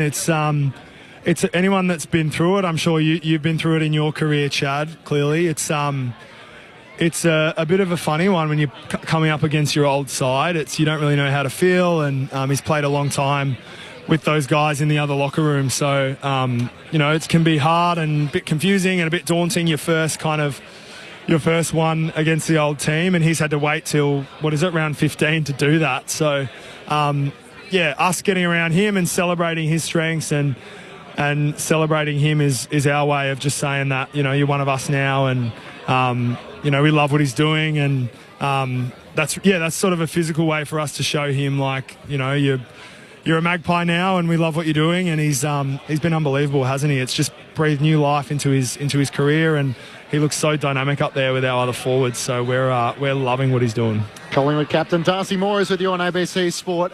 Darcy, Matt Clinch here. Just a couple of quick ones before we let you go. The physical contact in which Marcus Winhay gave to Nick Dacos. Did you notice that? Was it mentioned before the game? And how can you protect a player who is receiving that sort of close physical attention? Yeah, certainly did notice it, particularly early, and it's sort of to be expected, really. They're trying it on Nick every week, so our job is to just support him physically when we can and make our presence felt out there, and I thought we did that largely as the game went on. And your sixth straight win. You're in the middle stages of the season. You're on top of the ladder by 6 premiership points over Brisbane, 12 wins and 2 losses. How do you keep the energy and the motivation high before you get to the real pointy end of the season where it all starts to matter a bit more? Dare I say it, mate? 1 week at a time. Just taking it 1 week at a time. No, I'll give you something more than that. We're pretty, we've already spoken about it in this interview, but we're pretty big on our culture and how we operate and the way we do things, both on game day, like we've spoken about today, but on the Monday to Friday, the way we prepare for games. So when you're pretty locked into that, we're locked into how we're sort of training as a team, how we're preparing as a team, how we're spending time together, getting around each other. We're pretty locked into that, and that gives us energy. So over these next few months, as it gets colder, the games are a bit more low scoring. It is a bit more of a grind. We're going to have to sort of dial in even more to that, to being a team, being a connected team, and get enjoyment out of that, because we know the process to get outcomes, and we've just got to lock into it. So we feel like we've got a really sustainable culture, a really sustainable program. So there's no reason why we can't keep going through July and August and keep getting it done on the weekend. Did you get some sun on the week off? The coach said he went to Port Douglas. He did. He's still looking pretty pasty though. So brutal. Yeah, he bit too much sunscreen. But yeah, I did. I was away in Byron with my girlfriend for 5 or 6 days. So it was beautiful up there, and good recharge. And then keen to get back into it today though. We always appreciate your time, Darcy. Congratulations on the win. We'll see you back here at Docklands against the West Coast Eagles next week. Sounds good. See you guys. Darcy Moore, the Collingwood captain, joining you on ABC Sport. The Magpies 34-point winners, 16-12, 108 to St Kilda, 11-8, 74. Chad Wingard and Daniel Harford, Matt Clinch and Lauren Borden. Always gives you some good insights, Darcy Moore, and curious as to how they challenge themselves week in, week out, and spoke about some of the different mechanisms they use to try and keep the group motivated, and the professionalism, having obviously been to the promised land, the top of the mountain back in 2023. Well, I think it goes back to what Craig McRae was talking about in the press conference midweek about what do you value and how you measure success. It's not necessarily always the wins and losses on the scoreboard. It's, how do you treat each other on the field? Are we looking after our teammates when they're getting the heavy tag? Are we identifying those moments? A really good question, Chad, about Tim Embry and how they celebrated that. And how do you identify that? Like, there's sometimes non-tangible things you measure like that. Are we supporting the players in those roles, in those moments? That can be just as important as the kicks, marks and handballs. So I'm sure they've got little KPIs that they reference that are not on the traditional stat sheet. And I reckon that's been one of the things that Craig McRae's been really strong on. Even when he walked into the job, I remember the press conference when he got the job, he talked about that stuff, the culture he wanted to build outside the stat sheet. And we see it in action. We see it in real life when they play, and they're just such a connected. I've talked about this before. They're just such a connected footy team, And even when it's going pear-shaped, they're always got each other's backs, and it comes to the fore in the moments that matter. And it did tonight. St Kilda got to square. Midway through the third quarter, it was even Stevens. Yep. Not even midway, early in the third quarter. But they rallied because they, like Darcy said, they know they've been there, they've done it before, but they come together and get stronger together. It's a very, very powerful thing that they're building. What he is going to have is some interesting selection dilemmas if everyone's fit and available. So we mentioned Jordan De Goey still to come back in from that Achilles injury. Braden Maynard with the foot is supposedly back next week against the West Coast Seagulls. Lockie Schultz with the hamstring injury. And Tom Mitchell is the other one who's just returned back to the VFL in recent weeks. So he'll try and build up a body of work. And he was listed as an emergency tonight, but the challenge to try and force his way in. And will Tim Membry still be there in the best team by the end of the season? That'll be as to how many forward. Mason Cox is another one who's playing the VFL at the moment. So Olive Markov not in their best side anymore. So it's a tough job being senior coach when your side's on top of the ladder. I'm not sure who's coming out. I mean, Ned Long's obviously made a real name for himself this year and probably plays that Tom Mitchell role that was void at the time. But I'm really impressed by Ed Allen too, a player that sort of come in would be a fringe type play you would think from a selection perspective. But he impressed me again tonight with the way he moves across the ground and used the ball as well. And 17 disposals for Ed Allen. Not that that's the be-all and end-all, but he's really growing week in, week out for the Magpies. So you're right, it's going to be some long selection meetings, I reckon, for the Pies in this back end of the season. On the SMS, 0437 774 774. Steve from Ballarat says, can we get off the Dacos tag thing? Greg Williams, Gary Ablett Jr., Chris Judd, all cop serious attention every time they stepped onto the ground over long careers.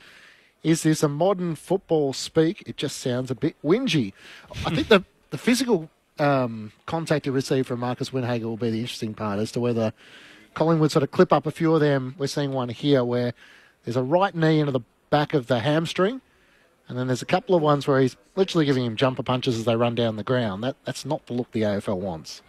No, but I'm seeing that at the moment on the screens, and whilst it's you prefer it not to be there, it's not exactly life sentence sort of stuff. So that's a life of a forward right there. I think it'd be fine. Well, that's the other point. Yeah. Like forwards get manhandled these ones week in, week out. So he's little clips across the arms as he's running. Yeah, that's not on that one. He whacked him in the chops there at one stage, just a little flick, as opposed to perhaps a forceful strike. Wouldn't constitute a reportable offence in my Michael Christian language. Mm-hmm. I wouldn't think.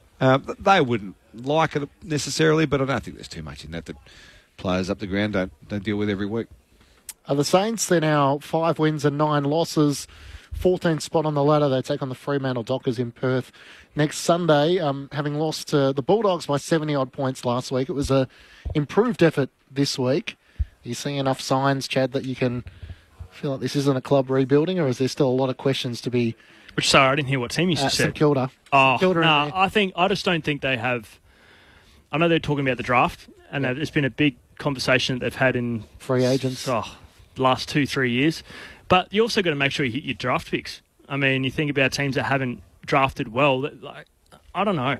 For me, I think they're still rebuild. I don't think they're top-end talent besides maybe Wangini Millera. I think he's the only really top-end. Well, you got to keep him first. That's what I mean. So if they lose him, it's a full rebuild. I don't think they have enough talent, if I'm being honest. They're top-end talent.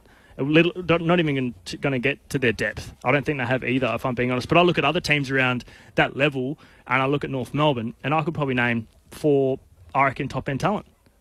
I reckon Jiri, Sheasel, Paul Curtis now, and maybe Lucky. I think they're the 4 guys that are top-end talent at the best of their game. I can't name 4 St Kilda players that I would say. A-graders. Yep. Yeah, no, that's a good point. And if you bring in one... Sinclair's an A-grader for the Saints. They're 2 He halfbacks. is, yeah. They're too fantastic. If they lose Wangini Millera, they've only got 1. Yeah. No, that's a problem. And you look at the next month, too. You mentioned Freo away next week. It's a rubbish month to be a St Kilda supporter. They've got Hawthorn at Marvel Stadium. Sydney, bad time to get Sydney if they're going to roll and do their thing in the next couple of weeks, and then Geelong down at Kardinia Park. So it's a challenging month on the back of the loss tonight, which I think 99% of football fans that weren't St Kilda supporters would have tipped Collingwood tonight if they were serious. And then you get Freo, Hawthorn, Sydney and Geelong in the next 4 weeks. It's a brutal little run. Yeah. They unfortunately lost Mateus Filippo before the bounce was the ball of the bounce to start the match. He was out 2 minutes before the game, and Ryan Burns came in. But we saw the debutant Alex Taru. He had 9 disposals, 6 marks. Mason Wood as a forward, booted 3 goals. He was good. Has some Seemed shots to be too. He changed the game, I reckon. a better role than playing him on the wing, and a role in which they desperately need, with unfortunately Max King suffering another setback, so the likelihood of him returning this season looks less likely. And Darcy Wilson with a couple of goals as well, having last played against the Gold Coast Suns, forced his way back in after a couple of games in the VFL. So if you go through just some of the numbers, and you heard Darcy Moore talk about contested possession and being able to deal with that early in the game. If you look overall numbers, contested possession secured 128 to Collingwood 107, so 21. That's a big number. So they were strong at that, the Saints. So they're building their base around that sort of stuff. Clearances were 40 to 33. So they won the clearance, they won contested possession, so they're 4 down inside 50s, 56 to 52. Collingwood's tackle pressure was elite from the start. We talked about that in the first half, ended up being 65 to 46. Centre bounce, 13-11 Collingwood. And as you picked up quite beautifully, Chad, with your chat with Darcy Moore, intercept marks, and particularly in the second half, went in the favour of the Magpies, 24-14 overall. And at half-time, I think it was about 11-13 or something. Yep. So they really did launch into that in that second half, and were able to just get the ball back way too easily against the Saints, and that was the reason probably why they were good enough to win the game. They're also not missing too many players, the Saints. Mateus Filippo was out before the game. Max King, we mentioned. Paddy Dow is coming back after a long injury layoff. He's playing in the VFL. I think it's this weekend. Zane Cordy's out for 3 weeks, and Dougal Howard is 1 to 2 weeks. Probably Howard, King, and Filippo. Obviously, he was supposed to play tonight. They're probably the 3 that would come in most weeks, would they not? Yep. You'd reckon? It's an interesting phase. I'm with you. It's a new build. Yeah, I think so. They don't have enough talent on their list. That's the cold hard fact of this. And young talent for me is the young talent. Like you think about last week, they had 10 players above 29. Yep. And Wilkie's a star. Like he's probably one guy that I do miss out. That's fair. He's an A-grader. A lot of these guys are in mid to later part of their 20s. So you think about when they're going to be successful. Is it going to be in the next 4 to 5 years? And I say Sinclair as well, because he's one of the guys that I think is, in the peak of their career, 27, 28, like around that age group where do you keep him or can you get some draft capital? I don't know. Like it's a hard one for me. And I think the same thing with Richmond, but their backline for I think about Vlosten, and I think he's actually critical for them to teach the new. Like, is it? Do you keep him for the culture, or do you try and get draft capital out of him? Like it's a really hard one to toss up for me. Well, particularly when you're secured and you haven't been able to land a free agent. Yeah, a high quality free agent. You have not been able to land them when you've thrown that much cash at so many players in the last couple of years, and no one's come. So you've got to find another way, be that through the draft and sell what you've got. Yep. To just absolutely start from the bottom again, Richmond-esque. Yep. It's a decision I have to make. I don't think Saints fans would want to see that or hear about that, but they'll have to make a decision at some stage as to how they approach this next phase, because they need more elite talent. They know this. They've been very public about this, so this is not secret. But they need more elite talent to be competitive week in, week out. When they played in the 2023 elimination final against GWS, they lost it. There weren't that many different players. There were about 6 that were different to tonight. When they played in that final, did you think they'd be here 2 years later? Or how did you see their list then? Chad, you've been kind of strong on St Kilda along this season about probably not seeing them as highly as some people did. I just don't think they're a good enough side. Like, I really don't. I don't want to whack them anymore, but I think they have to go down a path that's going to be brutal and it's going to be hard. And I think they're going to have to make some tough decisions. But the quicker they do that, because I think the teams that stay mid, which, and by mid I mean the teams that are around the 10 to, or probably the 10 to 12 to 13 mark, it's really hard to get the top end talent. And I've already mentioned that. There's they've got obviously the NGA academies, you get the father sons. They complained about that. I get that. But also if you're finishing 10, 11, you're not going to get the top picks anyway. And also, we've seen teams that have butchered their first pick, for instance, and we've seen Logan go pick 31 and he's dominating. So it's also the culture that you have within the club to make sure that these players, for one, actually getting opportunity. We see a debut tonight on pick 10. You know what I mean? Like, why are we playing 10 players above 29 every week? Like, we should be actually playing these kids and actually, getting games into them. Because, like you said, if you're going to get talent across from other clubs, you've got to pitch that, in the next 5 years we're going to be exciting. Hawthorn did that. We were struggling. We finished 16th, 15th, and but we had some young talent to Will Day. We had Warple that we could look at. You had Mitchie Lewis. You had some guys that you can see you can see they're going to be potentially the next premiership players. Who would you look at St Kilda and say, okay, I can probably see here, if let's put Nazaya, because we don't know his future. Let's have a look at the guys that are under 23. Who do you think is going to be in the next premiership for St Kilda? Like, I don't know. I can't answer that question. And for me, that's the problem.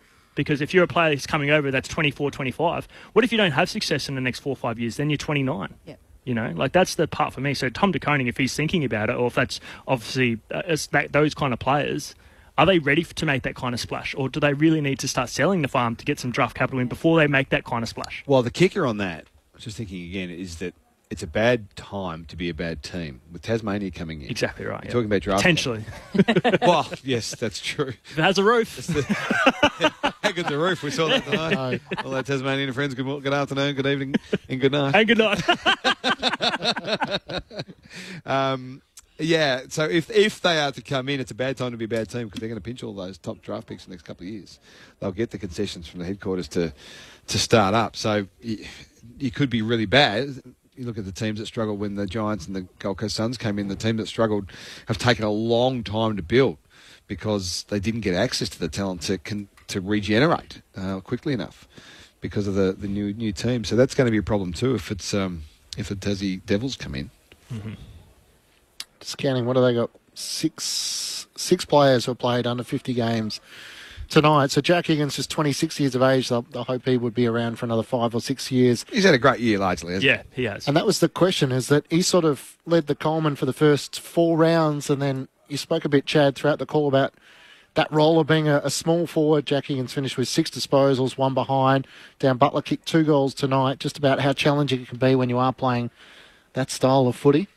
Yeah, and like you said, not getting flowing and trying to get touches as a small forward when it's a highly dense kind of forward 50 when Collingwood have got their numbers back or St Kilda got their numbers back. It's hard to be a small forward and make an impact. And you see Bobby Hill tonight, exact same thing, and Jamie Elliott. But as soon as there was a bit of space, that's where they can change the game. And Higgins has done that majority of the year, and he's actually kicked really straight, which is what helped him kick a lot of goals. But again, for him, where does his, I suppose, future lie? Where does he want to be? Is he in a position where he might want to leave? I'm not sure. There's a lot of things up in the air. This is the start of the questions that you have at this time of year when you see teams that are out of the finals contention and you know, like you're looking forward to the future. And St Kilda fans have done this numerous times, but it's going to be another question end of the year and. Ross the boss has got a big questions to ask each week, and I hope he starts playing some kids every week. But that's my honest opinion. He kicked 36 goals last season, Jack Higgins, and the year before, so he's up to 30 for this season. So he's exceeded the expectations of last year. Yep. Let's get a bit of a scene setter. Lex Pesce has made her way to the St Kilda rooms. What's it like down there, Lex? Hello. Yes, I have. Well, there's lots of flying Vikings. There's the Viking hats flying around the rooms at the moment. The team is in a meeting, so they are obviously for Alex Taru, who's been nicknamed the Flying Viking for his aerial presence. And you guys mentioned just before about, you know, what the future of this team looks like and him obviously being a big part of that. And I guess you can sort of see with the fan base maybe growing around them and their family and friends. But buying into this team, Chad, you mentioned it might be a risk for some, but I don't know, you kind of feel like the vibe and even being there during the week that there is something changing there, but they need to really figure out their identity. Yep, that's that'll be the interesting part for St Kilda fans. Thanks, Lex. Collingwood 34-point winners, 16-12, 108 to the Saints, 11-8, 74. If there is a positive tonight, and there's a few positives. Actually played okay. To push Collingwood like they did, even Stevens midway through the third quarter, they did a good job with their plan tonight. They're just not good enough to last the minutes, which we discussed through the call. So you can wear that as a St Kilda supporter tonight, I reckon. You're just not good enough. Mm-hmm. But you know that coming into this game, and they put up a fight and they gave you a run for your money. So I think you walk away relatively pleased with that from a St Kilda's perspective. What else you've got is now fantastic new merchandise. The Viking hats. Now, if St Kilda are fair dinkum, they sell the hell out of this. Well, when you're not winning premierships, you need to sell merch some other way. You've got to sell merch somehow. So you're going to have to play him as a forward. We're trying to get a Viking clap going. Yeah, the Viking clap is next. The cheer squad are responsible for that. They are the be ones. A little more successful than the all-white we saw from Geelong. Attempted at Kardinia Park on a cold night. But it looked all right. It just didn't work. No.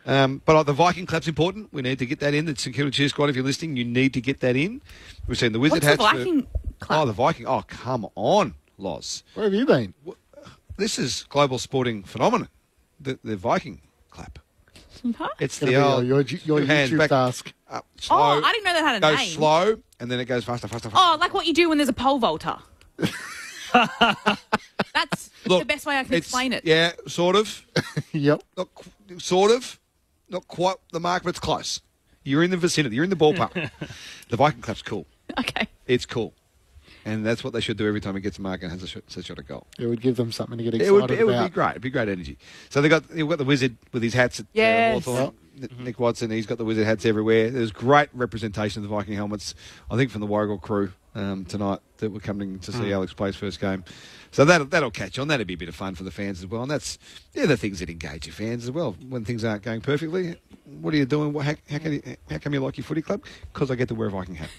And he seems like he's very good at taking instructions, Alex Taru, when he was told by Cal Wilkie, you're going forward, and sprinted 150 metres forward. So he did speak before the game about how he spent a bit of his career as a defender, more a defender than a forward, but he's happy to play both ends of the ground. But his trademark has been his intercept marking. So if nothing else, Ross Lyon might have a bit of fun experimenting with that for the last 9 rounds of the season to try and work out where he might be able to play throughout his career.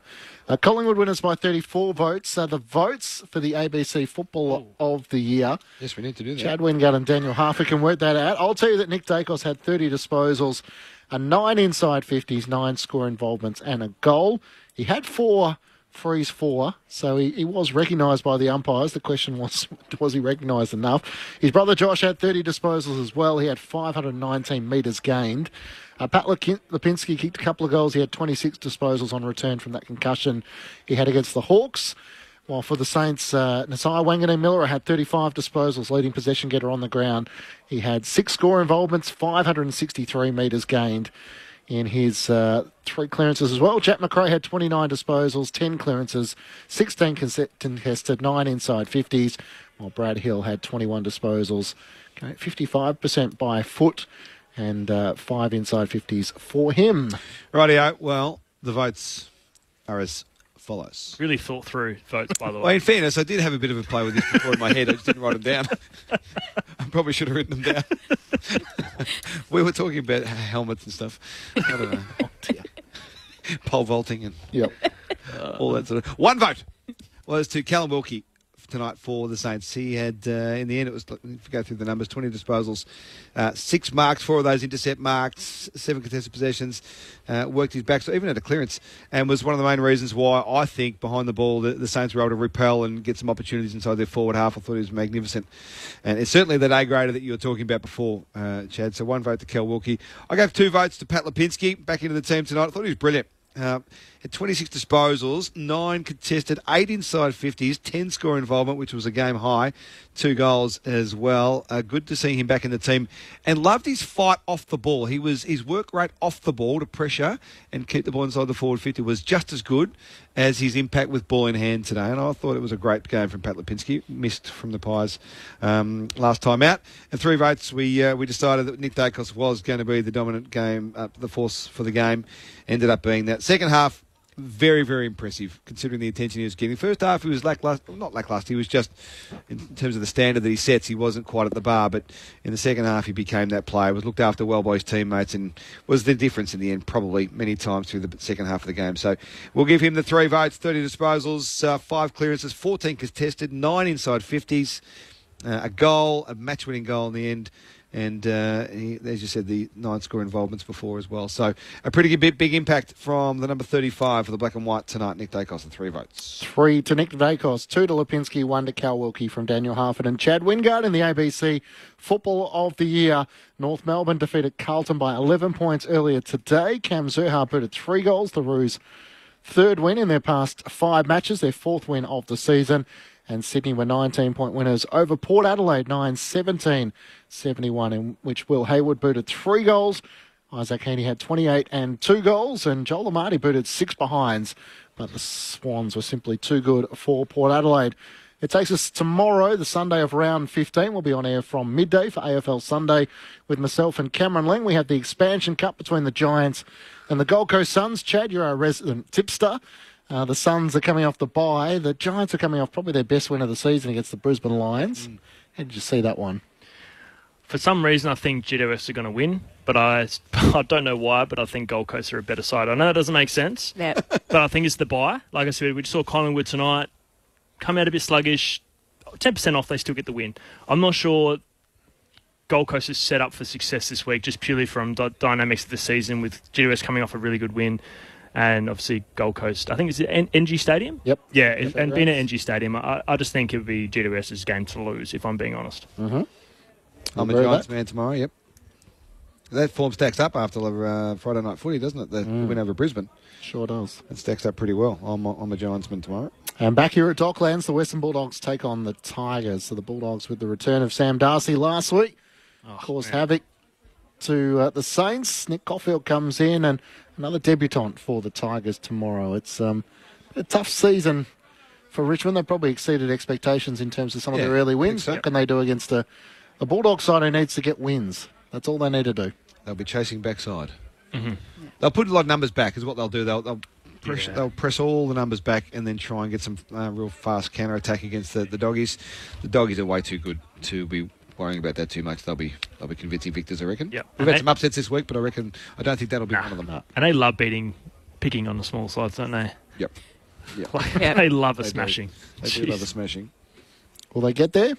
They're in 9th spot at the moment. Do you think the Bulldogs will get there? I think they get in, GWS fall out. There you go. Yep.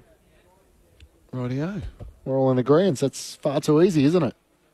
Well, at this stage. At this stage. Yeah. 9 weeks to go. It's very easy. Yep. We'll put this in the can and play it 9 weeks' time. see how we Radio's a beauty for that, isn't it? All right. Thank you, Half. Great to have you a part of the team once more. Good on your team. Thank you, Chad. Good to see you back. We have missed you. Well done, team. Thank you to Loz. Thanks to Lex Pesce down the boundary. Thanks to Zane Bojack back at base, and to Stu Hollywood Baker at the very back of the box. Collingwood winners by 34 points over the Saints. 16-12, 108 to the Saints, 11-8, 74. In front of 43,039 fans. The Magpies proved too strong. 2 goals to Pat Lipinski, to Jamie Elliott, to Dan McStay, to Darcy Cameron, and to Tim Membry against his former side, while Mason Wood booted 3 goals for the Saints. Nick Dacos, for his 30 disposals, 9 inside 50s, 5 clearances and a goal. Got the 3 votes from Daniel Harford in the ABC Footballer of the Year. And tonight in the NRL, a win for the Melbourne Storm, who were able to prevail right at the very end. So, of course, coverage available of the NRL season on the ABC Listen app. Just look for the ABC Sport button. Don't forget the cricket gets underway on Wednesday night. Thanks to your company here at Docklands, the Pies, winners by 34.